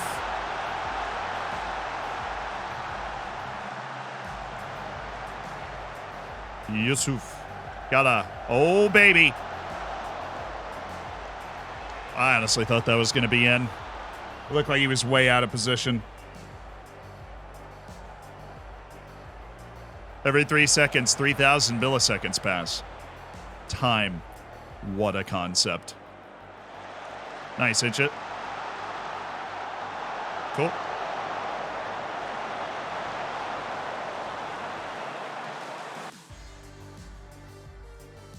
Barakinch, you're out for Rabancic. De Benedetto, you are out as well. Dyson, you are out for Mununga.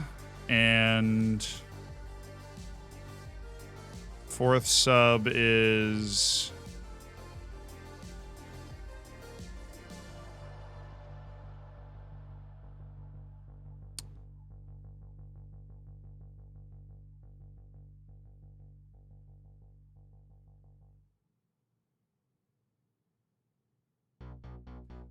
Phil Gearson. Let's help our team keep the ball a little bit. Let's get Phil Gearson on the field. Oh my goodness, that went 4 minutes without us being able to make that change. So we'll just go ahead and get this in now. Ability to control the match a little bit more. See, if we win this, we're going to the quarterfinal of the League Cup. The farthest we've been to the round of 16 now twice. Oh, nice, Bancroft. We kind of love this tournament, apparently. Because we've always won multiple games in it. Well, now, since we got to the championship, I should say. We were atrocious in it when we were in League 1 and League 2. But now, in the championship, we've been nothing but great. We made the round of 16, the last 32, and then round of 16 again here. Okay, cool. Thank you, Louise. You can just send it. We got like 8 guys up there. Ooh.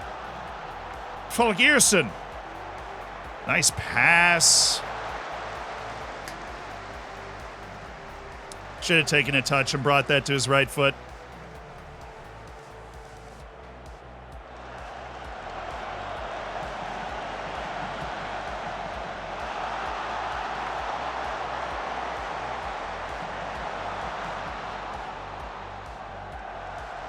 Oh, get cooked.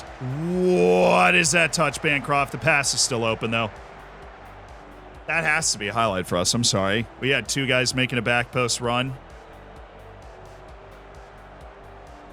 Like to put this game away.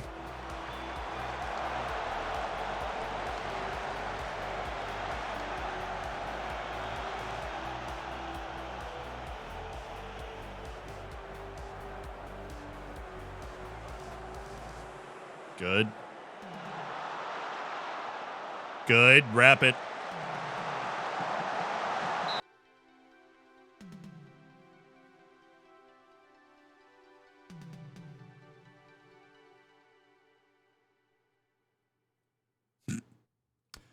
What am I doing? Making a substitution. Koike, you're off for Eric Carew.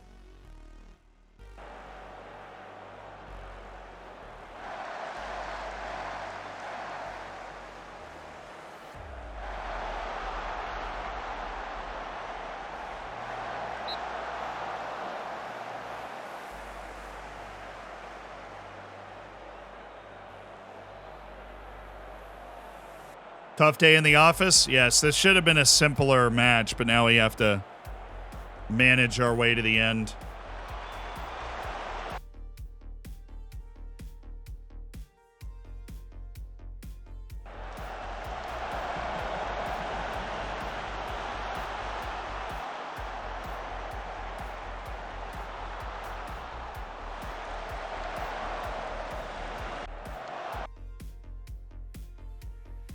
Bro, I almost didn't let Bancroft back on the team bus. One, we should have 2 guys back, but because our taker position has changed, we only have 1 guy back. Fun little intricacy of Football Manager there. And then we will bring Yusuf back. Like, we should have 2 guys back, and then we have a 3rd, but we only had 1 guy back because Football Manager's like, oh, you switched takers, so, like... Don't do that. Oh, okay, cool.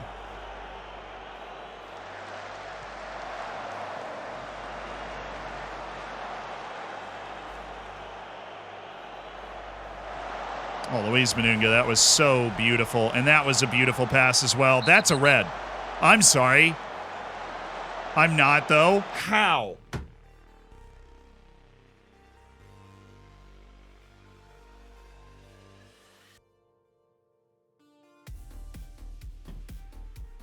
He is 51 shades of in on goal here.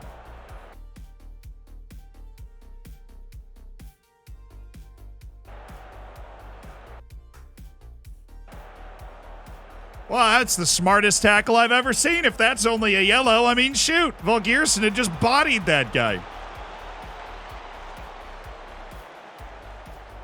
He's shooting.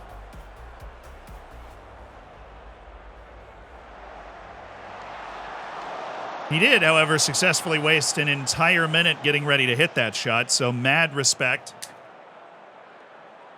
Looking good. It's looking good. It's looking very good. Excellent.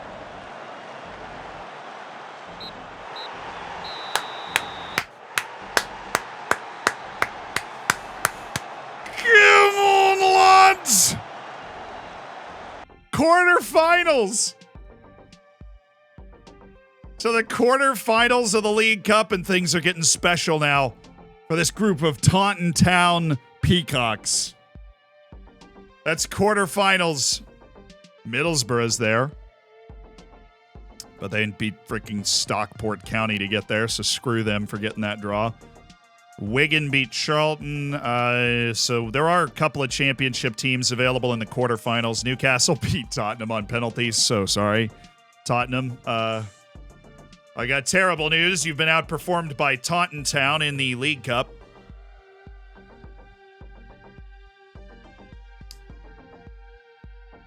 Oh, he's only just being used as a regular starter after being promised that he would be an important player. As long as it doesn't say something like he was promised he'd be an important player, but he hasn't made an appearance for the club yet. That stuff drives me crazy. Now, if he's one or two matches away from it, I'm not bothered. I'm not bothered yet. If that goes down in the future, let me know. We'll have a conversation. Talk about it. Wow, only 5 guys. My scouting reports did turn out a couple of guys, which is good. Adrian Mielescu. I know everybody's in love with this guy. I'm not quite sure why. I mean, I know he's like very physically impressive. His contract also runs out at the end of the year, so maybe I'm inclined to take a look. A little look-see.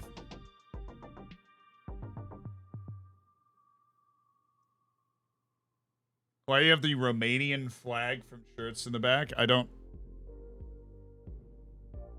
There's no Romanian flag back there, my good man. Finances secure. Yeah! 5 guys? Great. Now I'm hungry. Happens. 5 guys is that good. Ooh. Quarterfinal draw. Let's see. Middlesbrough, Taunton, Nottingham Forest, Wigan. So there are 4 championship teams, and then Liverpool, City, Arsenal, Newcastle. I would prefer a championship team, please.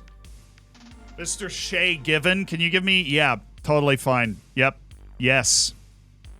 Yes. Thank you.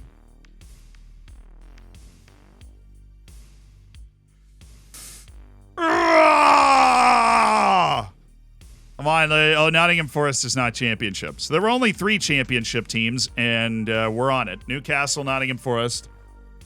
I just manifest my reality. I don't know what else to tell you. I just manifest my reality. Manchester City and... Oh, baby. That's exactly what we want. We want the big teams knocking each other out, and then it's Arsenal and Wigan, which means... there will not be an available championship team to play in the next round. Wigan gets the home advantage. I don't think it's going to matter that much. But quarterfinals of the League Cup, and we've got championship Middlesbrough as our opponent. Believe in the miracle. Hey, Silva, you can actually look at your notifications on Twitch, and it will tell you who gifted you the sub if you want to be able to shoot him a thanks. But that is awesome. Enjoy the bacon. And Trainer K, thank you for the 28 months as part of the Hammers. Thank you for being part of an elite online gaming.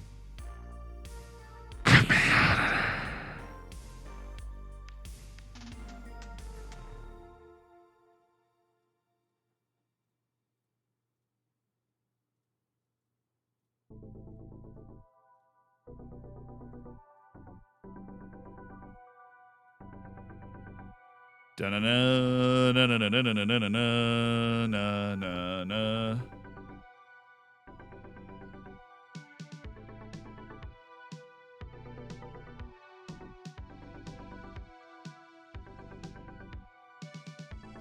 Ah, Brentford, you are really not chilling out at all, are you? Might be playing for second this year.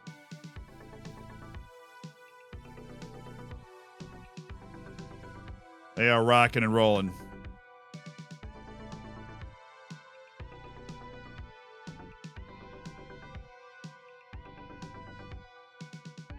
Shevich is back. How is he? He's back, returning to full fitness imminently.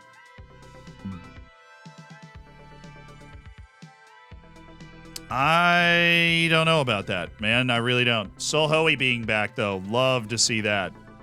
Love to see that. We miss this guy. He helps bring us to another level consistently. If he's around. That's another big match. We don't have Quakey for these next two matches, so Karu's gonna have to play. We'll see how he does with that. Milicevic is cleared to return. Shawoma, good effort in that last match. We'll go Milicevic to start. Figure out what we want to do with our strikers in a moment. Depending on what they're doing, and they're playing a 4-3-3, so I want Aguero and Falgearson, and then I want McGurk on the bench. Caru's got to be in the game because Koike's not able to play.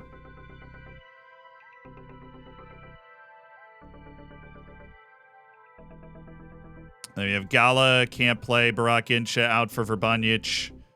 Manunga's going in for Fagan Walcott. Yusuf's out for Zakinia. A lot of fixture congestion. Dyson's going to have to play through it. We really need to get one more center back when we, actually...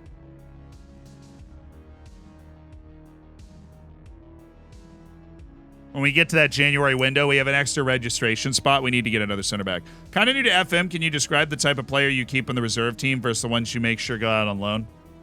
The ones that go out on loan you think have more first team potential than your reserve team. That, or you have a league where you can, registration's a little more lax perhaps, or the player's under 21 so they don't need to be registered, and you feel like they're going to be needed for 6 or 7 games.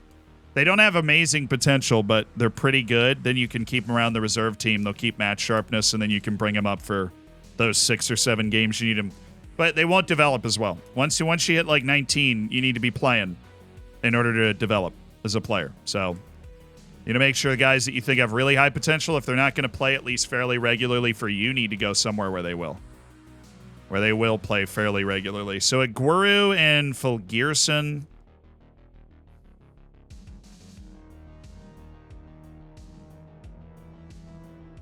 I'm going to try Keon.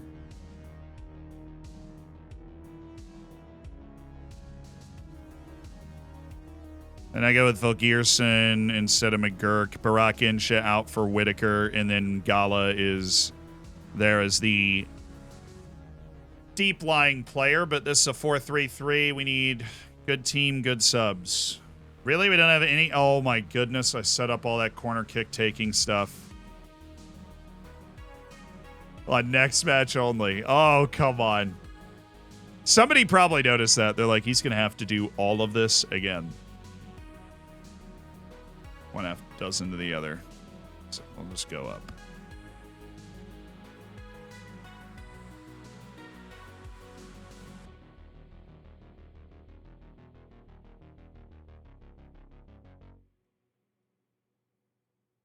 That's Whitaker, and then that's... Oh my God. And Bancroft and Milicevic and Gala, that's fine. So we should have a corner kick taker now. We do. Good deal.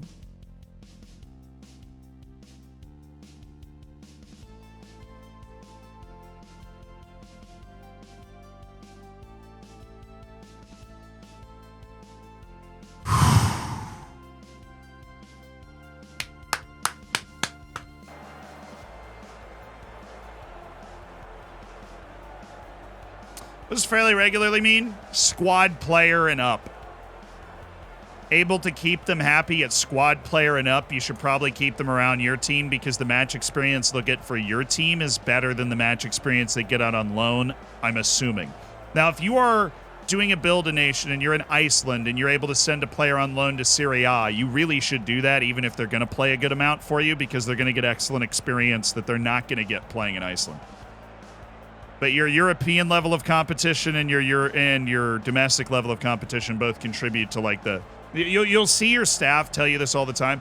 He's developing well because he's getting exposure to higher level competition. The Stadium of Light! Taunton away to Sunderland. Love to get 3 points here. Is it Coach Gerrard? Really?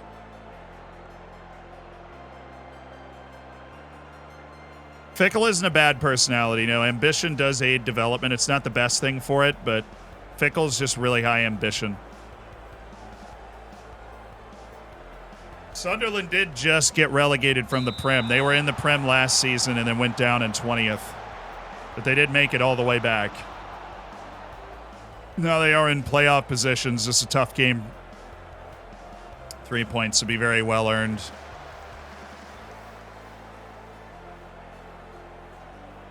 Okay. Well done, boys. Well, thanks for Boncic. Oh, Keon. That was too late. Needed to be earlier, Amari.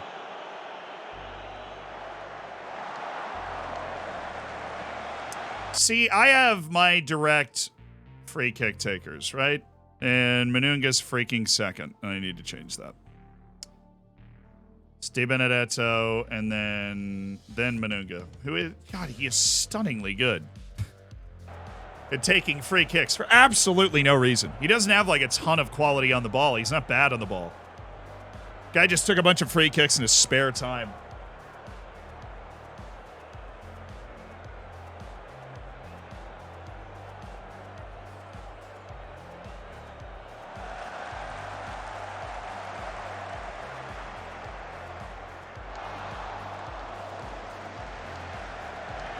How's it going? Pretty well. I had a good run of wins to start the stream. We're into the quarterfinals of the League Cup, so we're performing well there. Just took one on the chin. Tough 3-2 loss in the rain and stoppage time to Crystal Palace in our last league match. So we'd love to get a win away to the 6th team in the league to kind of right that ship. Crystal Palace was 3rd in the league. That win moved them up to 2nd, bumped us down to 4th. I think, but it's early. It's process oriented at this point in the season. About getting good performances out of the team. That was such a bad pass. He didn't even recover either. The guy that got to that was Manunga. This pass is so bad. And then Manunga's the guy that comes across and gets to it and throws his leg into it. Yikes. How you doing? I'm doing well. I had to stay up till 4 a.m. last night for video stuff, which I hate doing in the middle of the week. I like going to sleep at like 12 to 1. Because then we get good rest up at 9 a.m. and do productive things and stream. But so we started the stream late, had to move a meeting. Bit of a weird day, but we got on and started getting some wins, so things were all right. And obviously the League Cup run is awesome. Nice step. All right, Keon. Oh, or Predrag Milicevic. Bad first touch, but he is dangerous. He's still dangerous. What do you think of Ted Lasso's? Great show. Very funny. 12 to 1's oddly specific. I mean, I feel like everybody has kind of an hour range that they typically would like to go to sleep in. I don't think that's that weird. If I was like, by 12:32, I need to be in bed. Oh, I'll stay up till 2 sometimes if I'm really into his show. I don't know. I'll go to sleep early if I'm like tonight. I'm going to be really tired, so I'll go to sleep early.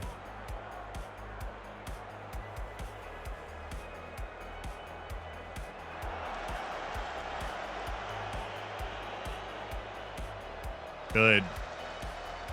No! You need to use Oko, man. He's freaking wide open. It's his job to help you there. That's the only thing he's on the field to do. He quite literally doesn't do anything else. Again, it's like Dyson's allergic to the ball. I mean, he has the perfect position to help cover this, and he's running away from it. The match engine is a lot better than when they dropped it this year. That's probably the biggest thing I'm noticing in it. It's like the match engine's clearly saying that that's like the Dyson should be messing up something. He's on a 6.4.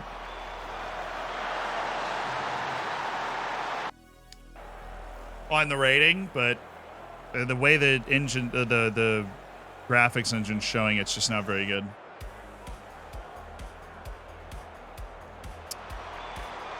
All right, we got all our tallest guys there. Guy just won the header and put it in the back of the net. Oh my God, what a time this would be to score. Keon, still Keon. Ferdinand. Forson. I guess that's from our throw-in play. Amari. Oh, what a ball to Verbancic! Oh.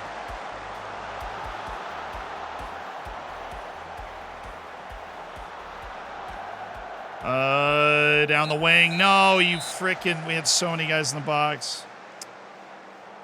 All right, Keon's off at halftime. He is on a really bad tear right now. We got some bad ratings around. Dyson's off for Fagan Walcott for the second half. He had a really bad half there.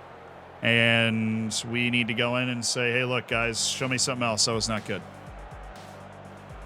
2 halftime subs is not normally an indicator of great success.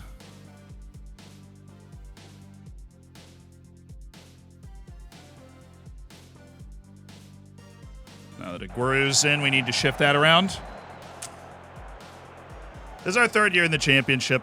We lost a brutal one in the playoff to Watford last year.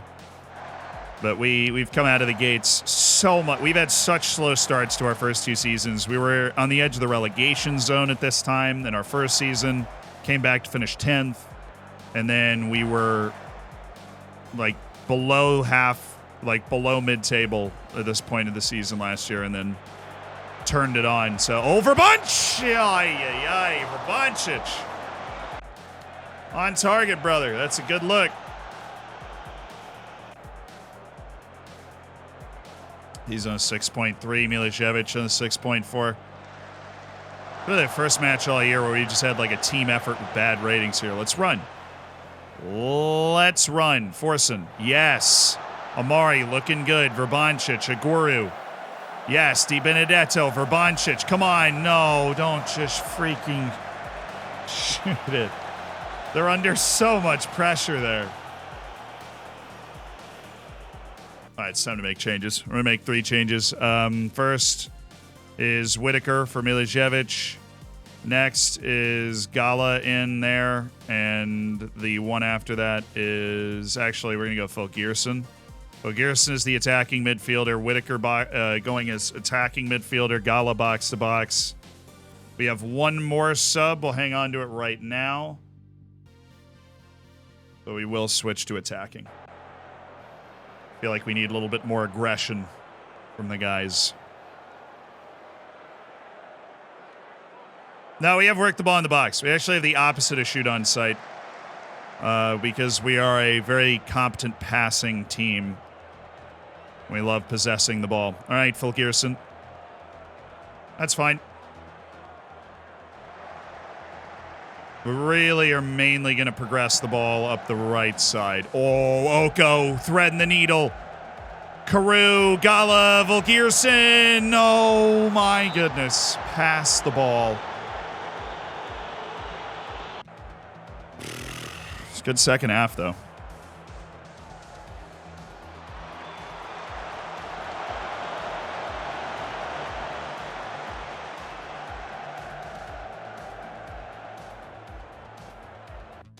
Oh, love the highlight right when I'm about to pause to make some changes.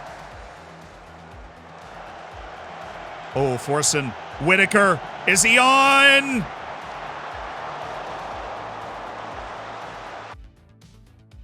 He was. He was onside. That's a tough miss. All right, we're going to go deep lying forward, Metsala.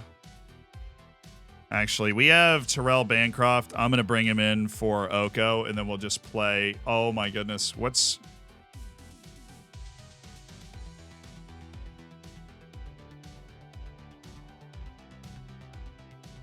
I've already used 5 subs. Okay, so there. Here. There. There.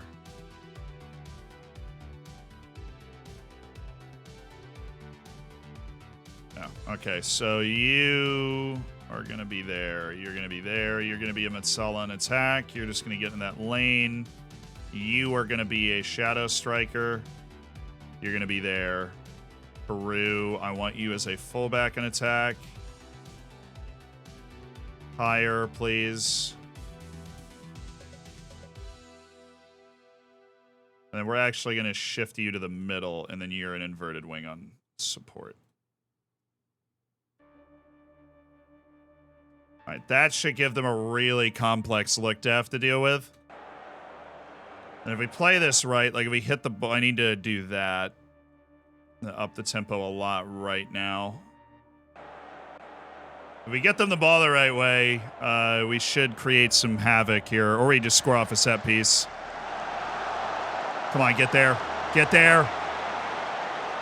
Yes, way to win that. Okay. Sakinia. He's got a decent cross on him. Whitaker making plays up to Carew.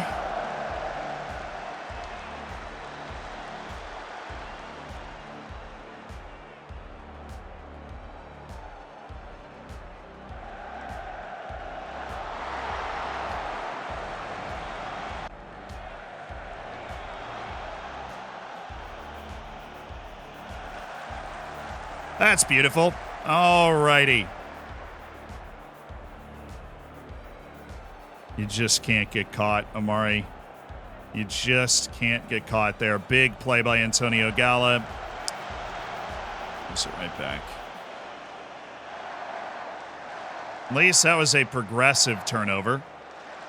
Oh, Whitaker, good. Amari Forson, a lot of chaos. Forson, can he find the ball? Vulgierson keeps it alive. Carew. Y. Oko. Penn. Please. Why every single part of what I just saw? Why? Why is Carew hitting that? Work the ball in the box. You're bombing it from outside. You're the guy I want to shoot the least out of every single player that's up there. All right. Gala. Yes. Love the quick pass, even though it didn't work. We can connect that. We're just in a great position. Dude, you got to not just flick that up the field. All right. This is ours. Good. Forson. Come on. Put it in a space that we can actually get to instead of kicking it directly at their guy. Little more air where we can chase it, and that's so dangerous. Thank you. Okay, Oko.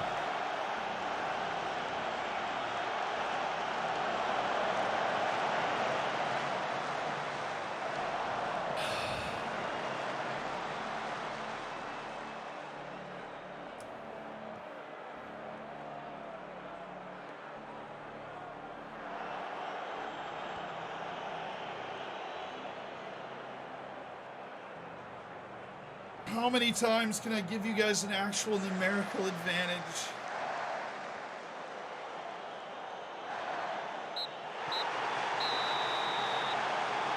And their goal was a freaking corner. Oh, we're just getting unlucky right now. Bad little stretch. But the problem is we're getting unlucky against teams that these are 6-pointers. These are the teams around us in the playoff positions. And we're getting unlucky against them, and I don't like it. Even with the bad ratings we had, we freaking played well enough to win that game. To get this ship right now. I'm going to blow out the next team we play.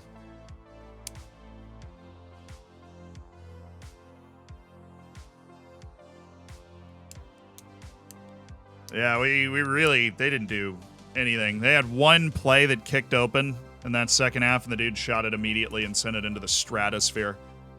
We were just all over him and couldn't do anything with it. Then we have Brentford away. All right, well, we definitely need to win this game. We absolutely need to win this game. And then if we can go beat Brentford, that'd be their first loss of the year, likely. Their first loss of the year, and that would be something special for us.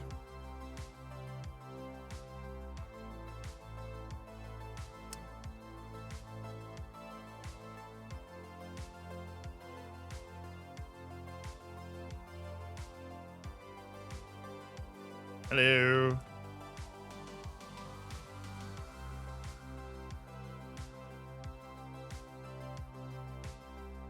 Encouraged to take more shots from long range. No! No!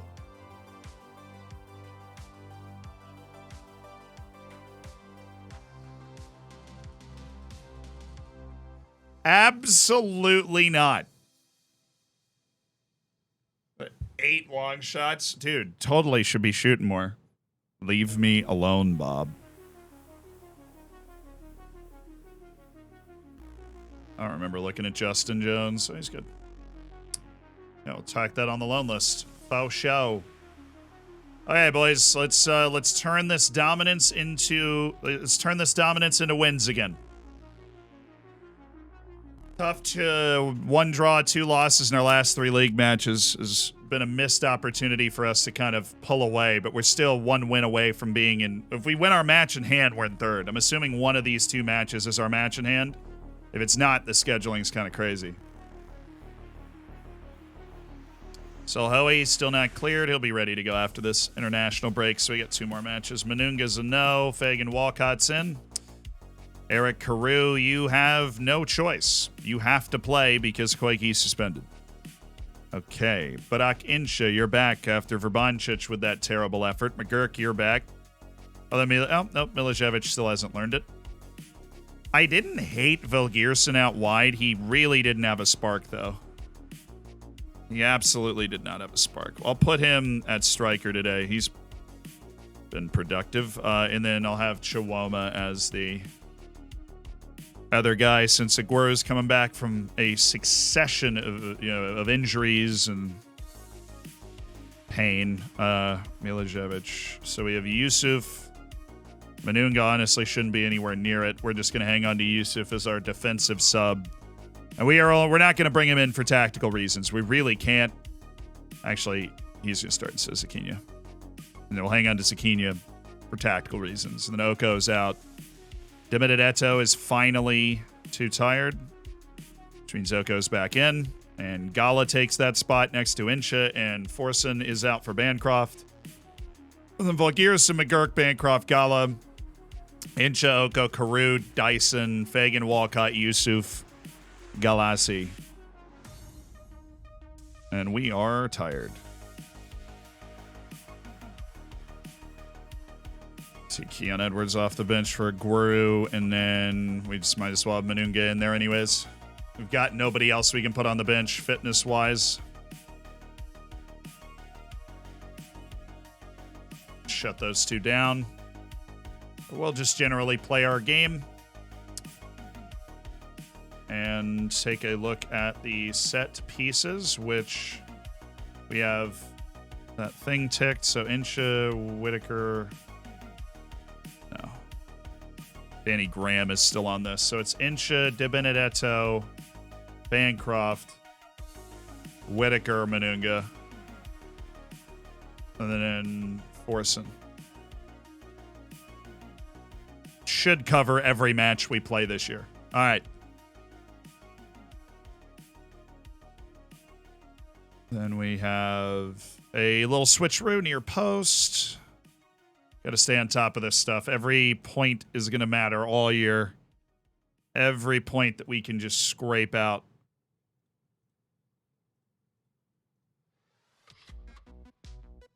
Dang it.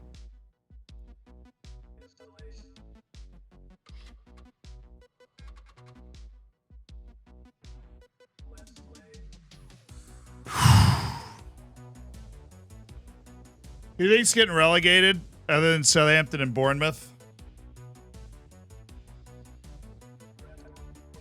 Be kind of funny if Nottingham Forest got relegated. I'm sorry if you're a Nottingham Forest fan, but like the 35 transfers Nottingham Forest put together and then it go down anyways would definitely be kind of hilarious if that happened. Please, Everton. I don't want Everton to go down. Everton, it is very real possibility that Everton will cease to exist if it gets relegated. It's not an above 50% possibility, but Everton has taken 550 million in balanced losses over the last 6 years, right? And then you can't take a loss of over 120 million in 3-year period. And so they've shattered the rules. They're going to get huge fines and point deductions anyways. And they're also ridiculously in debt. And they have no easy way to make that money back because they don't have assets on their team. That's why they sell people like Gordon.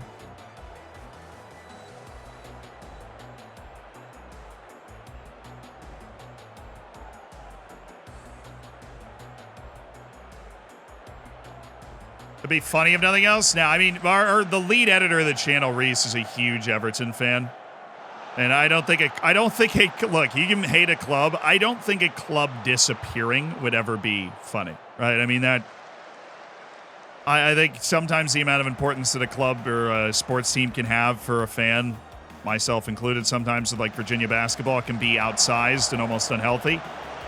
But the impact on so many people of a club disappearing, wow, that was a penalty. Okay. Is not good. Budak Incha, you are the penalty taker today. So a club actually disappearing would not be good. And that is, I mean, that's why I'm not really against the government white paper on regulating the Prem. How are we so bad at penalties, dude? That was so slow. Oh, dude. So bad at them with such startling consistency with a decent penalty taker there.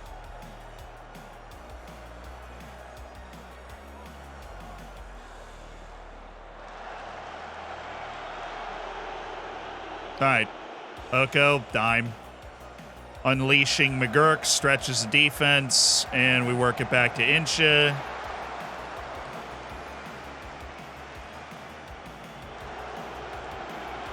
Needed the keeper to be more out of position if he's going to curl one in like that and have it work. Bancroft, this is open. Inch it. Oh, that's a good pass. He should take this towards the end line and not just walk towards the goal and shoot. What a shame.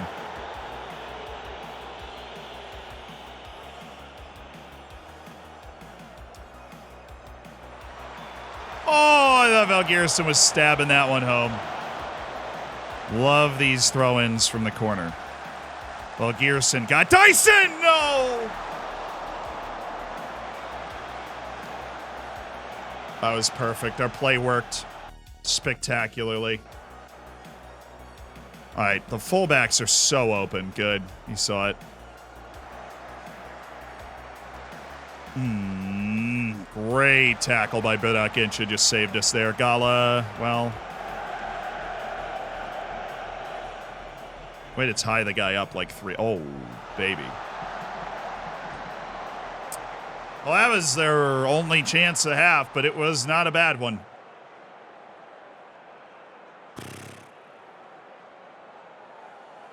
Max Dyson's a 6.4. This is not the time, Max. Not the time. We'll give him till 60 to figure it out, but him and we're not getting a good match from Bancroft either, apparently. Dyson sucks. He's been good for us this year. He's had a second consecutive pretty bad game. Oh, nice. Oy.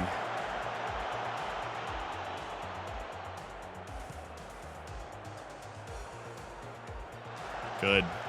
Good. McGurk's getting to that. What a pass by Oko.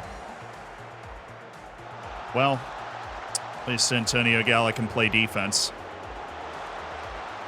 That was cheeky. Cruz just looking for somebody to get rid of it to. But Akincha one more. Bancroft penalty again. Be a soft one.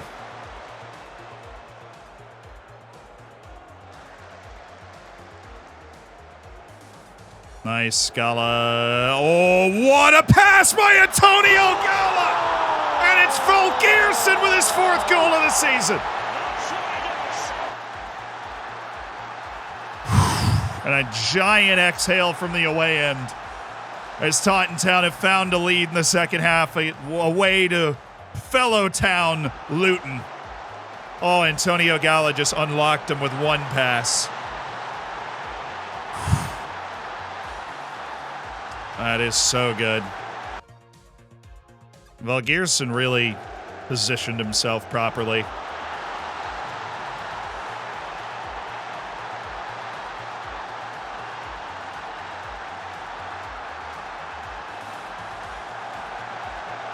Good play.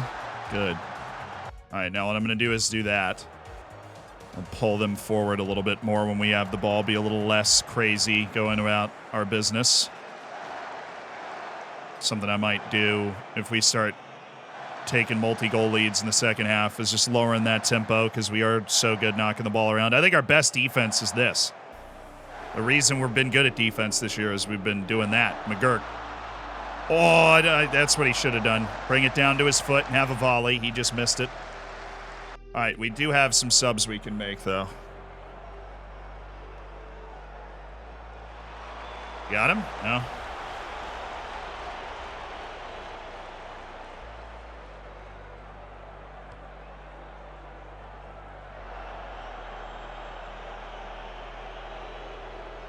Good pass. Shoot. Oko is reminding us why he still exists as the statue that he is. Nice, McGurk. Oh, that's just really, really pretty. Okay. Forson. Dyson's on a 6.3. Sakina. Carew is going to be a fullback on defense, so he doesn't go anywhere and use the last of his energy. Sean McGurk is also going to not come. Oh, he is going to come off. Gearson's going over there, and Daniel Aguero's coming in, and he's going to play as a pressing forward just to bother them. Then I can move Gearson back to this spot because he's a monster. Absolute mammoth.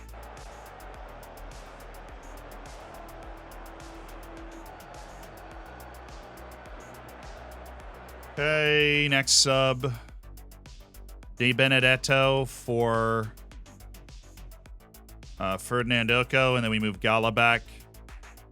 And then we have... I'm going to go Manunga for like the last 7 minutes. I'm just going to bring him in for Fagan Walcott. Because I don't want to wear him out for the next match, and he is very tired. But we could use his defensive skills for a few minutes. Corner? Yeah. All right, good. Do we have any stupid taker thing that's... Yes, we do. We do have the stupid taker thing that means we've only got one guy back. So let's get two guys back. Be sound. Be sound. Put Schwam on. I think the move is Manunga for the last, like, 6 or 7 minutes of the game. So defense, in spite of its own clean sheet right now, has not been great. Thank goodness we got the two guys back. Make us a little more comfortable here. Good step, Sakina. Peru, please just get rid of the ball. Thank you. Gala. Right, they're just turning up the pressure, change the level.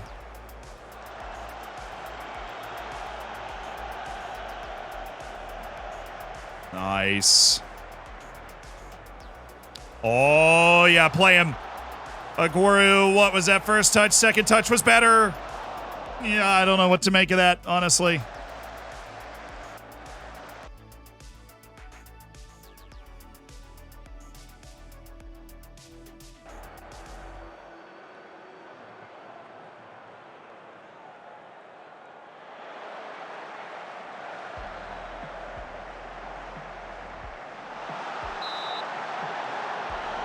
Most normal Aguero play. Just chaos on the edge of control is what we're looking for.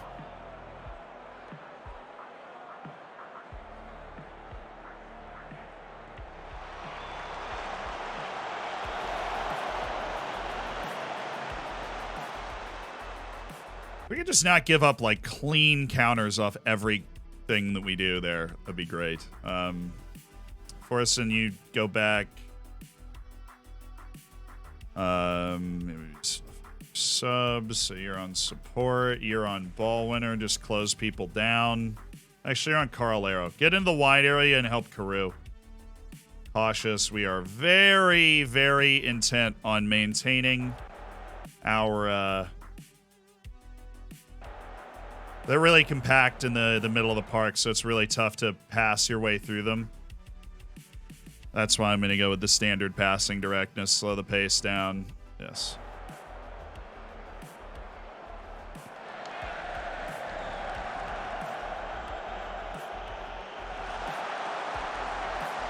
That is why we put Manunga in. That is why we put that guy in for the last friggin' 6 minutes of this game. Nice tackle. Oh, on, you big Viking. Get over there. Oh. Just let that go out and take forever to go get it. Near side. Near side. Please, near side. You can just roll them the ball. They're not even covering it.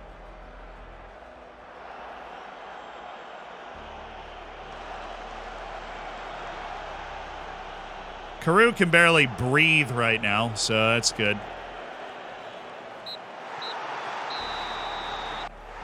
Or not even... Oh, yeah, good.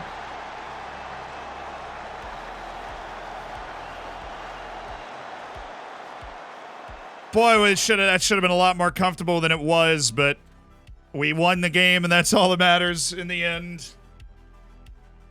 Loving the process. I think we're laying down the XG right now, and I'm very glad that we found that win because that was, I think, our match in hand, and there we are, a point off Crystal Palace, so that's good. Good stuff. And now 3 days off in Brentford. We should be a little more recovered than we were for Charlton Athletic. Was it a blowout? That's a loss. Tough.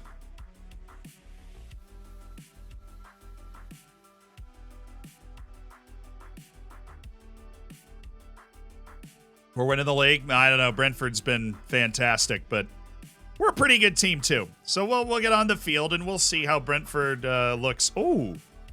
Valgierson to Iceland, and Milicevic to Serbia. Now, that is the single best call-up that we've had. That is a very good call-up for this next international window, which should be coming up after Brentford, right? Oh, Brighton drew. So we are, with all matches played even, we are in third. Nice. Yep, there's that international window. All right, Brentford. Let's do it.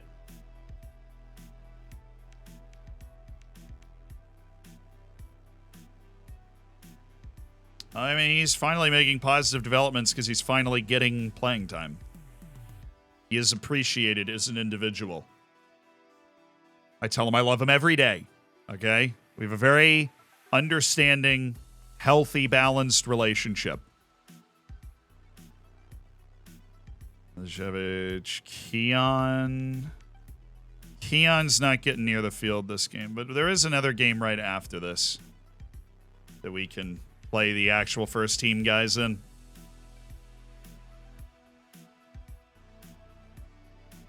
Well, that's we get the whole message about how he's developing fantastically and he's a key cog in the machine. And then as a hernia, he's out 3 to 5 weeks.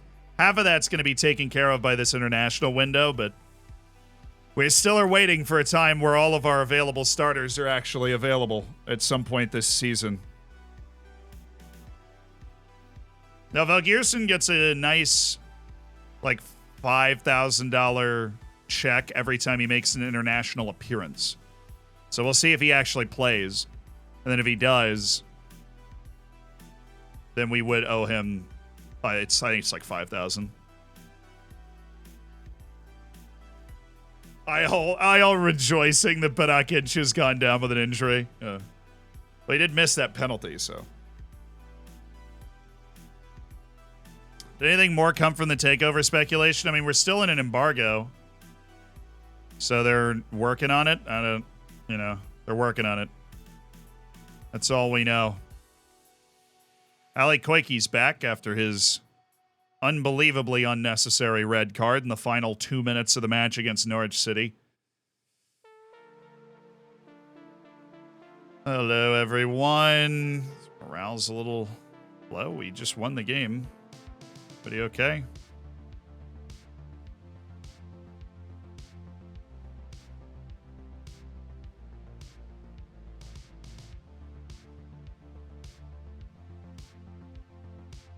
Everybody is happy with playing time. That's unbelievable. That's unreal. Hey, Malachi Reeves scored and was the star player for our U21s. The issue being that he is 27. That's okay. Doesn't matter. Quality is quality.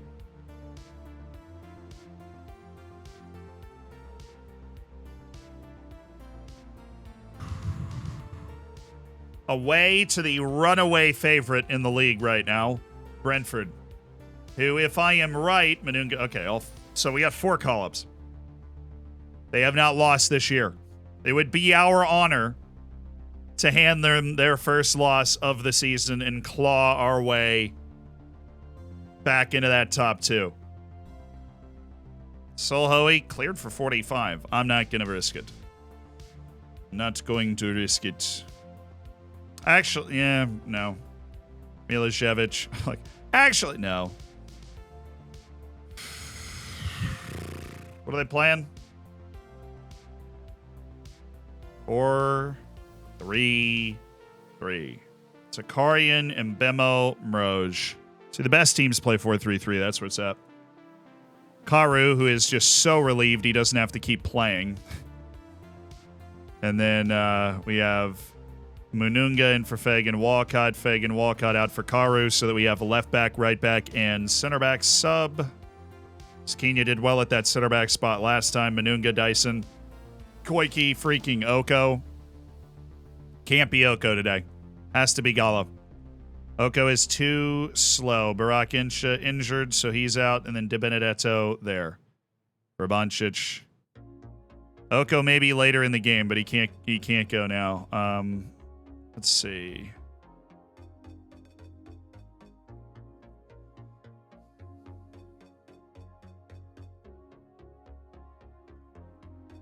Got to just make a decision. Vogirson's been great. We have Verbancic and Di Benedetto, and I am going to go with a Guru. And then Vogirson off the bench. No Chiwome today. Actually, we'll have... I don't like that Vogirson left wing thing that we've been doing. He doesn't have the pace to stretch it into the corners. And that's what we need. We need the pace to stretch it into the corners. More viewers than PewDiePie. It's because he has a live stream constantly that plays every YouTube video he's ever made, which is really cool.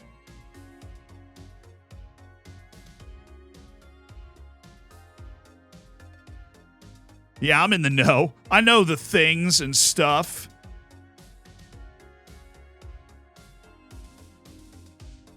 Yeah, it's...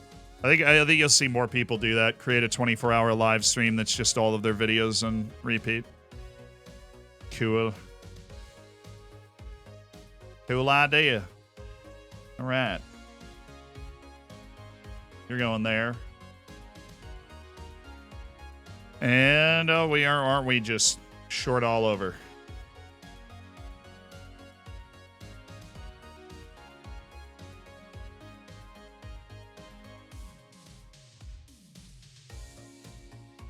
Dang it. I did it the wrong way one time.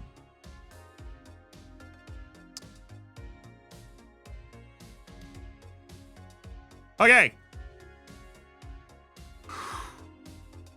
Let's go do it. Away to Brentford. Let's get it done.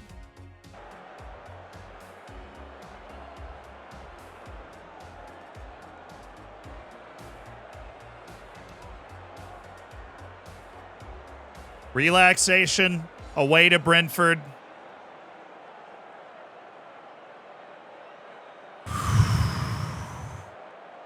Explosive Jellyfish, thank you for the tier 1. I see that they're like VAR reviewing a Chelsea goal and that it was just removed. So I'm assuming the handball shouts are correct. Ouch. Ouch for them. Brentford got relegated not this past year, but 2 years ago. They had a terrible year last year, and now they've slapped the pieces together and are really good again. But little old Taunton Town, who you might recognize from the League Cup quarterfinals, well, we are going to maybe just cause a bit of a surprise. Gala, nice. Bancroft, good. For Boncic, who's had some time to adapt to the team. He's had some big moments. Now we have to rely on him. Now we have to rely on him because Burak Insha is out for a month. So this is the time. This is the time for Verbancic to show us what he's all about. Not just in little fits and spurts. Oh, that sucks. That is a banger. We'll see what we're made of now.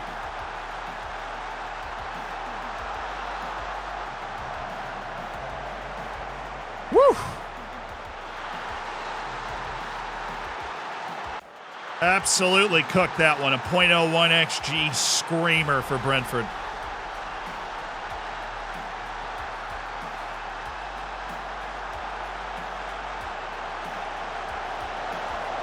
Oh, there you go, Koike. Oh, McGurk, what? Whoa, no! Oh, he got hurt. Okay, that kind of explains. I've never seen a guy go down like that. I think McGurk just all-time cooked Nazar Mazraoui. Whap!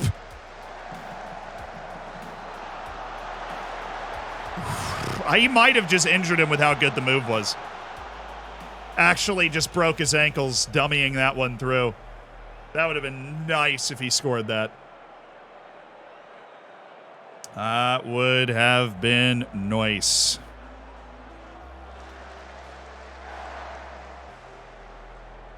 Oh, Dyson, you just conceded that he was going to get to the ball. I thought you had good positioning. Also, Yusuf, I saw that. Need you to be a little more in tune with where that guy is. Right there. Good. And there, and then wide, and the press is broken. And what a switch by Bancroft. All right, Koike. Got McGurk.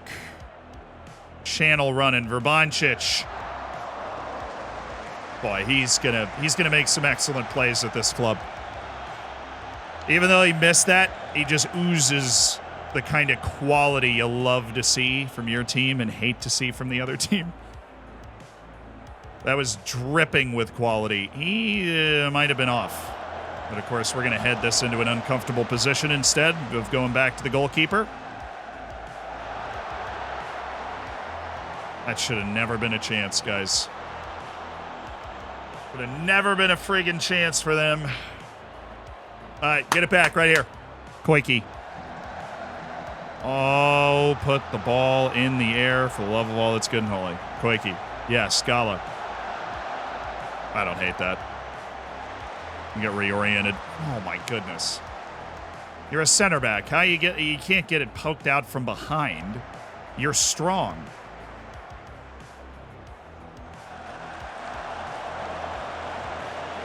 Nice, McGurk.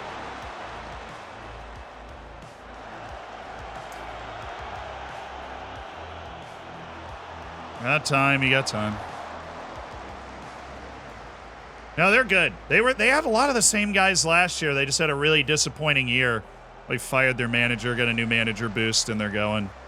Because they didn't even make the playoff their first year after getting relegated, but now they're cooking. There it is. This time it was open. Samuele. Koike. Oh, wow, that was not far away. Keep the spirits up. We're right with them. Oh, ha!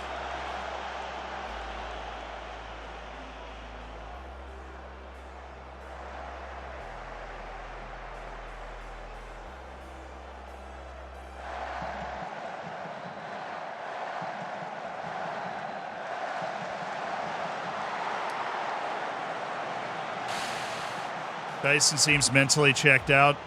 He's not the most mentally checked out in this game. That would be our entire front line, who are not doing very well at all. All right, Aguero. Gala. Jeez.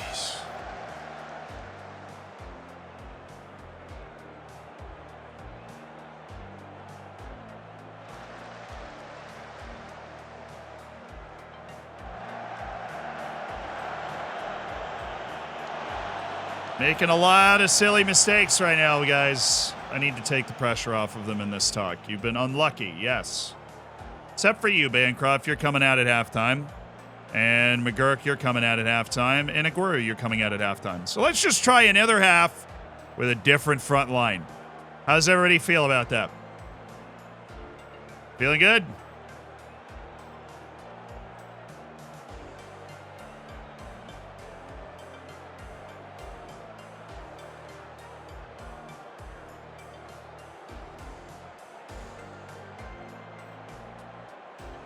All right, that's what we're going to do. Switch the front line. Give me something else. Up the tempo. Now we're already making stupid mistakes to the ball. Honestly, what we might want to do is slow it down a little bit more.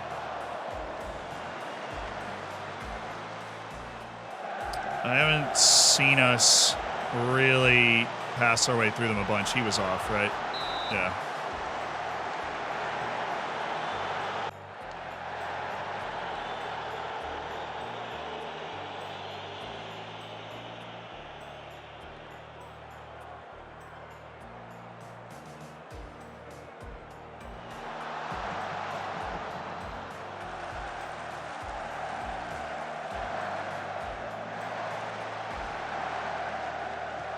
That's fine.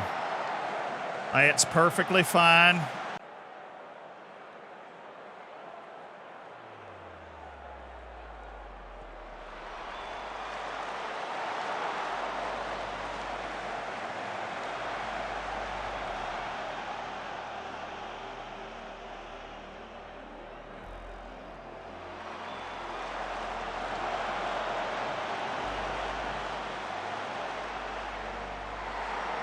They're bombing it from everywhere.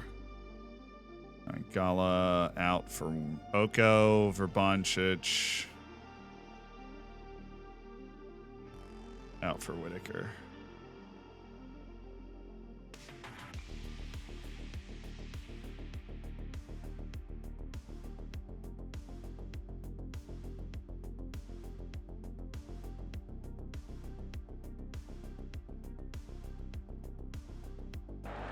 Not going to up our tempo too much, but we do need to get the personnel on the field that's going to give us a shot to win this.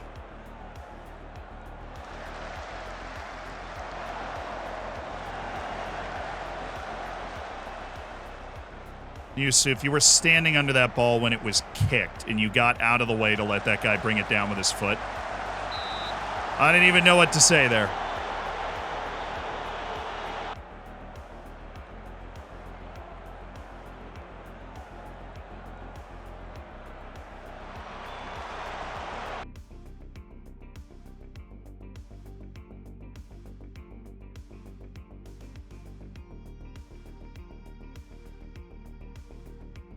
Sell out. If you have the opportunity to make a run to Benedetto, you can run for years, make the run.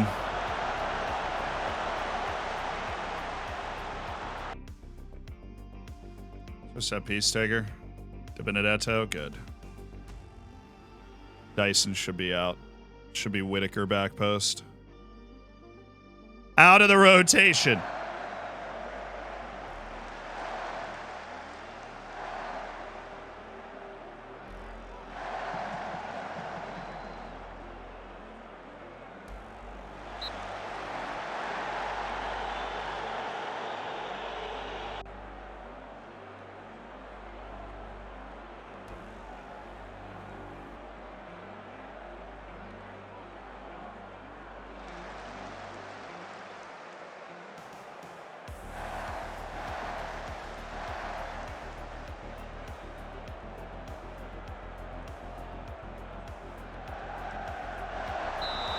That's a big time save.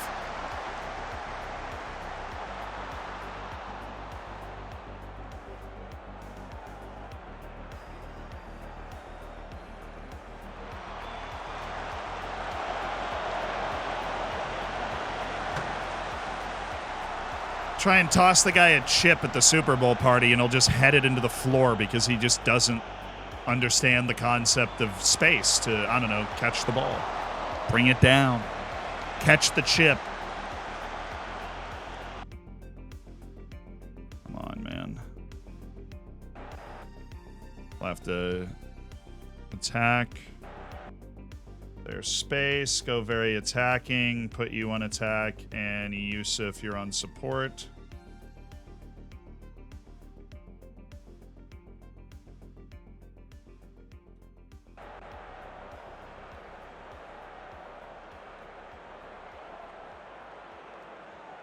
Well, that's brutal. That is a really tame game. They had a third-minute banger, and then we really didn't create any highlights in the second half in particular. The full line change up front didn't do anything to change our fortunes at all.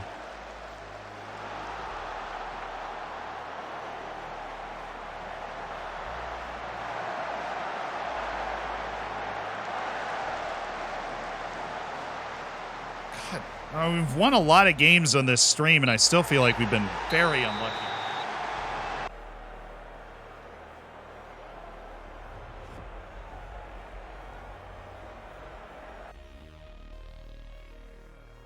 They had like 1 XG and took 17 shots. Bombing from everywhere. It's been nice to win here, but that wasn't it.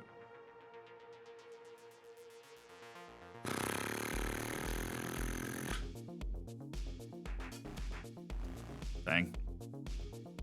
They're unbeaten and top of the league and absolutely flying, and that's going to just help them fly away from us and everyone, so that's no fun. Oh, come on. If we'd won that. Well, I mean, we didn't deserve to win that game. A loss was on the harsh side, but Aguero is ice cold, and our next match is Derby County, too, so there's going to be a load of matches that should be easier coming up soon.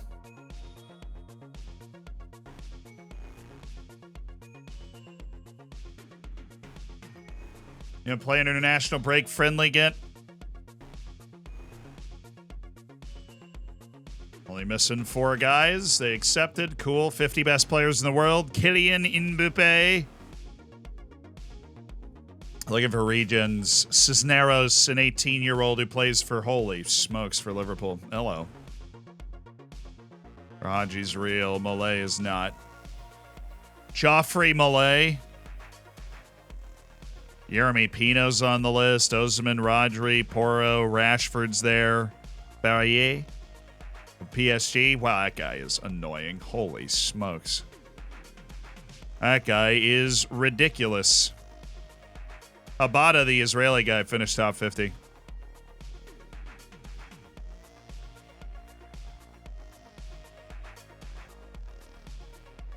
That winger on PSG might be like the highest current ability Nugent in the world. Okay. The takeover might have hit the rocks, apparently. That's no fun.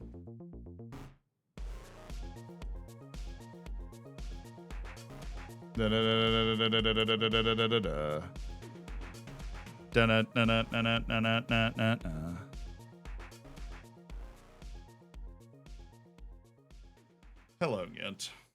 Long time no see.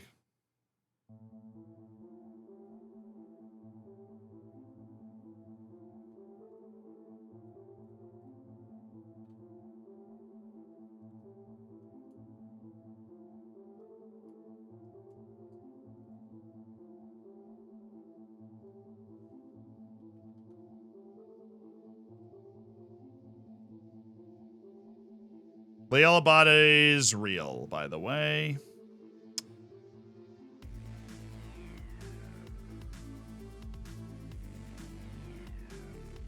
Good morning from Australia. First time stream watcher. Oh, welcome in, Explosive Jellyfish. Hope you're having a good day. From Australia. Hope you're getting your sleep. Got some weird hours like I have sometimes. Getting wild and crazy. Oh, Wolves. We beat you guys in the League Cup, and now they offer a job interview, and I'm going to say no. We might be joining you in that league next season, brother. I'm very happy where I am. Love coaching at Taunton. We have a very competitive championship team we've put together. And we're excited about the prospect of getting to the Premier League. And so on and so forth.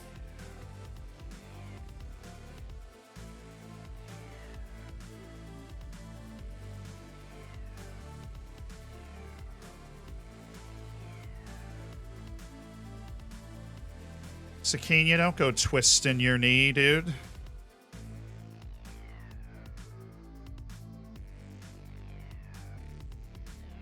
One of the most dangerous things you can do on the internet is rile up Celtic fans or Rangers fans. Patronus, thank you for the 2 months. Appreciate it. Thanks for being a part of the Hammers. Garner continues Taunton Takeover talks. Okay.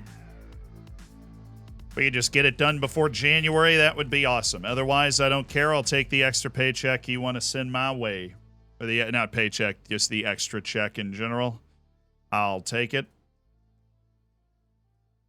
Da-na-na, da-na-na, da-na-na, da-na-na, da-na-na-na-na-na, da-na-na-da-na-da-na-da-na.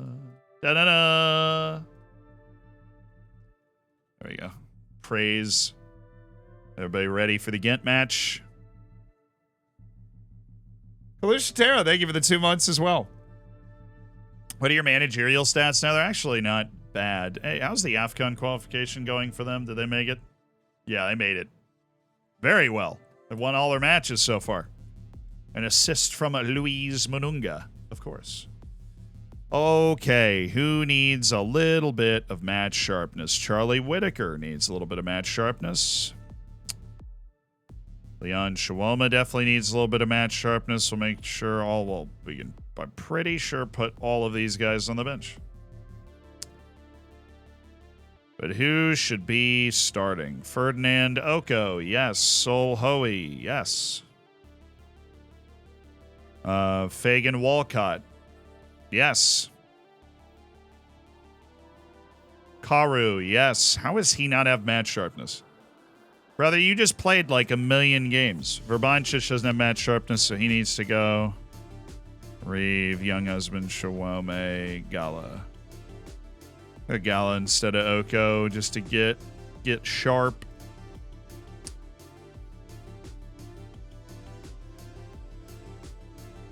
Get sharp, brother.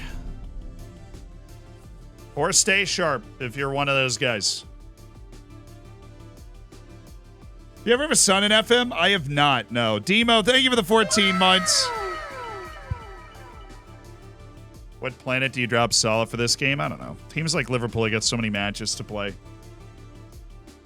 Oh, nice. Bancroft, Whitaker, 2 goals for Aguero. Hopefully that'll translate to him for to in-match, in-league performance at home against Derby County, a match that I expect us to win. That is next.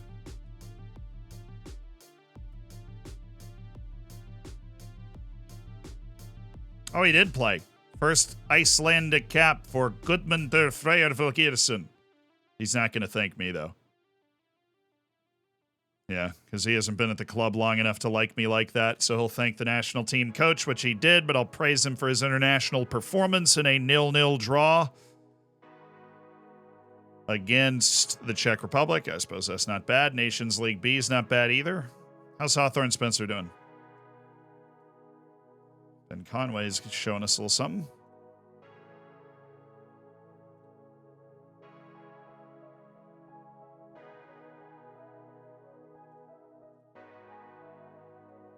Tom Smith is 32 years old, dang it. We need to get that man into the Premier League before he friggin' retires. Tom Smith is 32 years old. I had no idea he was that old. Oh, it's a race against time for the mullet bullet. Now, we'll keep him as part of the coaching staff, obviously, if he does retire. If he wants to be a coach, we don't know. Sometimes they just, honestly, maybe even more than half the time, they just call it a career and leave. Keon, only 1 goal against St. Martin in a friendly. So he's 13 caps, 14 goals. Absolutely pedestrian numbers.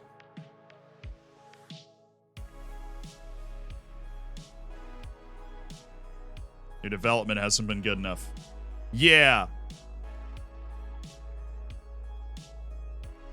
As long as Keon can keep building his confidence every international break, he's had a not great start to the season.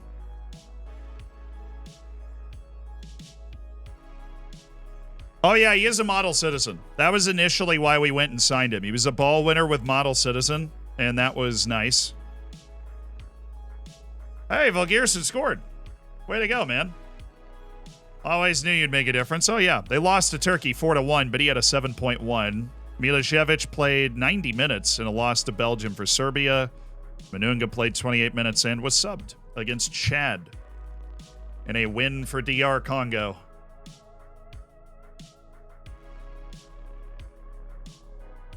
Should be coming up fairly soon on an FA Cup draw, I think. I don't know, though. Personal message following... Wait. Oh, there it is. It happened. Nick Garner successfully completed a takeover of Taunton Town, replacing Kevin Sturmey. Garner revealed he was delighted by the deal and indicated he wanted to make a difference for the fans at Taunton Stadium. Transfer embargo is lifted. Club vision is... Oh, the vision and expectations meeting. Be competitive in the FA Cup. Be competitive in the League Cup. Youth facility improvements completed. And the personal message is that... oh, wait, hold on.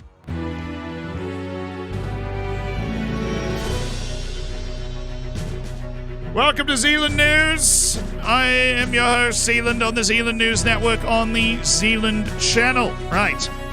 We have gotten personal information regarding the takeover of Taunton Town, and we can now read that for you. The message from Nick Garner in his press conference to Coach Zealand Shannon, whose name being associated with the name of this news network is nothing more than a coincidence, said, I want to thank you for your patience during what has undoubtedly been a stressful time for everyone involved with the club. Some $2.3 million has been pumped into the club's coffers and a new transfer budget has been calculated. The current board will remain in their roles and will be joined by Managing Director Christian Fado. That is all, and Taunton now have new owners.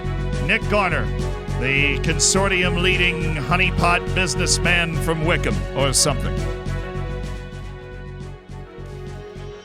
So the new transfer balance is the exact same as the old one, but we'll hit continue again and see if that changes.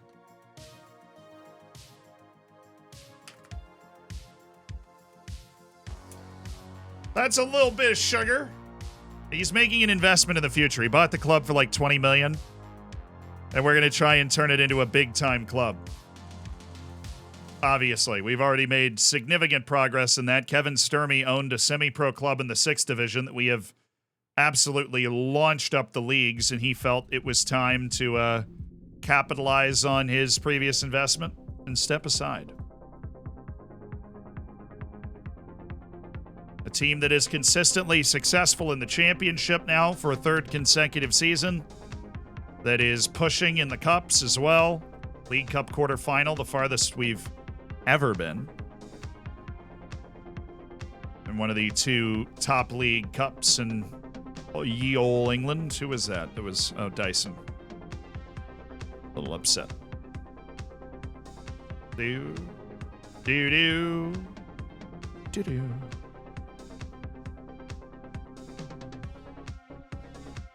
Wow, that's exciting. I'm assuming it didn't, nothing changed. They just added $2 million into the $2.3 million into the overall balance. So, hey, you got a little training facility improvement for me? A little training facility improvement, poor favor.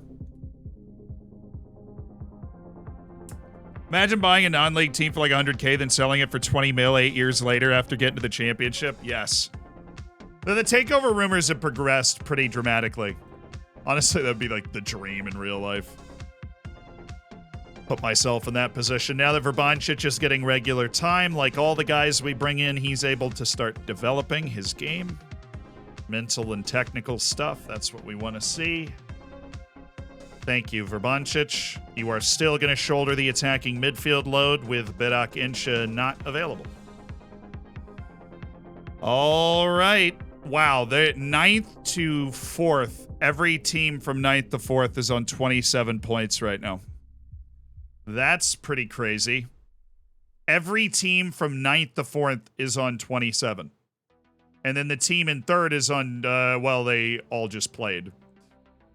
So that really ruined my little sentence thing.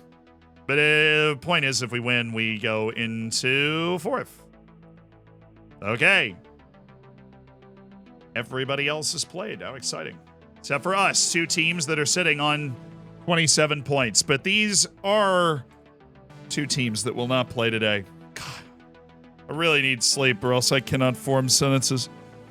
But yeah, we're going to call it. I didn't want to go too long today because of the lack of sleep last night and everything. Working on video stuff. Nucleus, thank you for the prime. But that was a good run. I mean, had some tough results in the league, but we had a very difficult schedule, and we kept the League Cup dream alive, and we've got another shot at it, playing another championship team, and we got a takeover. So in an unusual turn of events, there is no stream tomorrow. There will be a stream Thursday and Friday. This is our regular, normal, schedule, Monday, Tuesday, Thursday, Friday, but we've been traipsing all over doing various trips, and so it's been switched around. Yeah. Ending at least we ended the takeover before the end of the stream. That was nice. So please do stick around. We're going to do a raid, even if you're...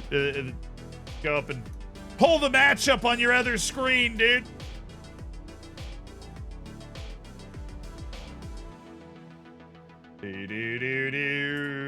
Let's raid Breezy.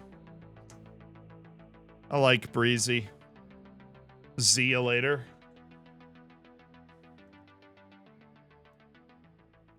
The Hammers are instituting a... Oh, wait. Oh.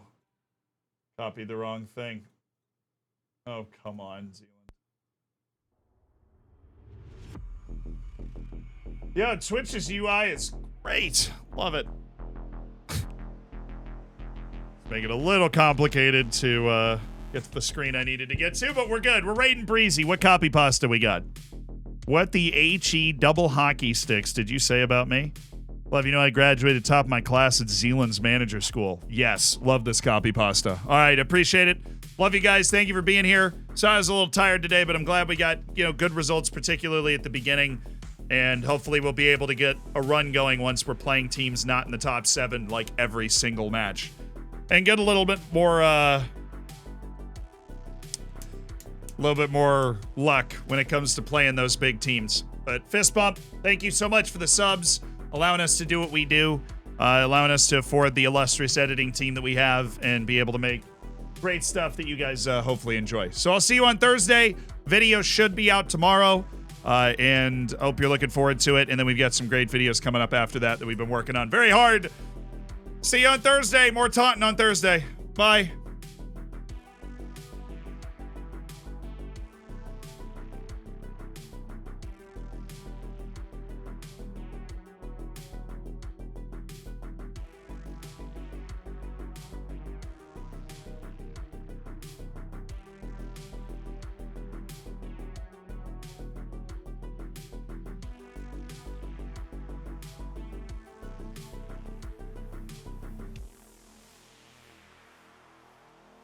All right, word of the day. Belated. Belated. B-L-A-T-E-D. Belated means happening or coming very late or too late. Olivia called her friend on his birthday to let him know that a belated gift from her was on its way. Awesome. Belated. See you at the end of another stream for another word of the day.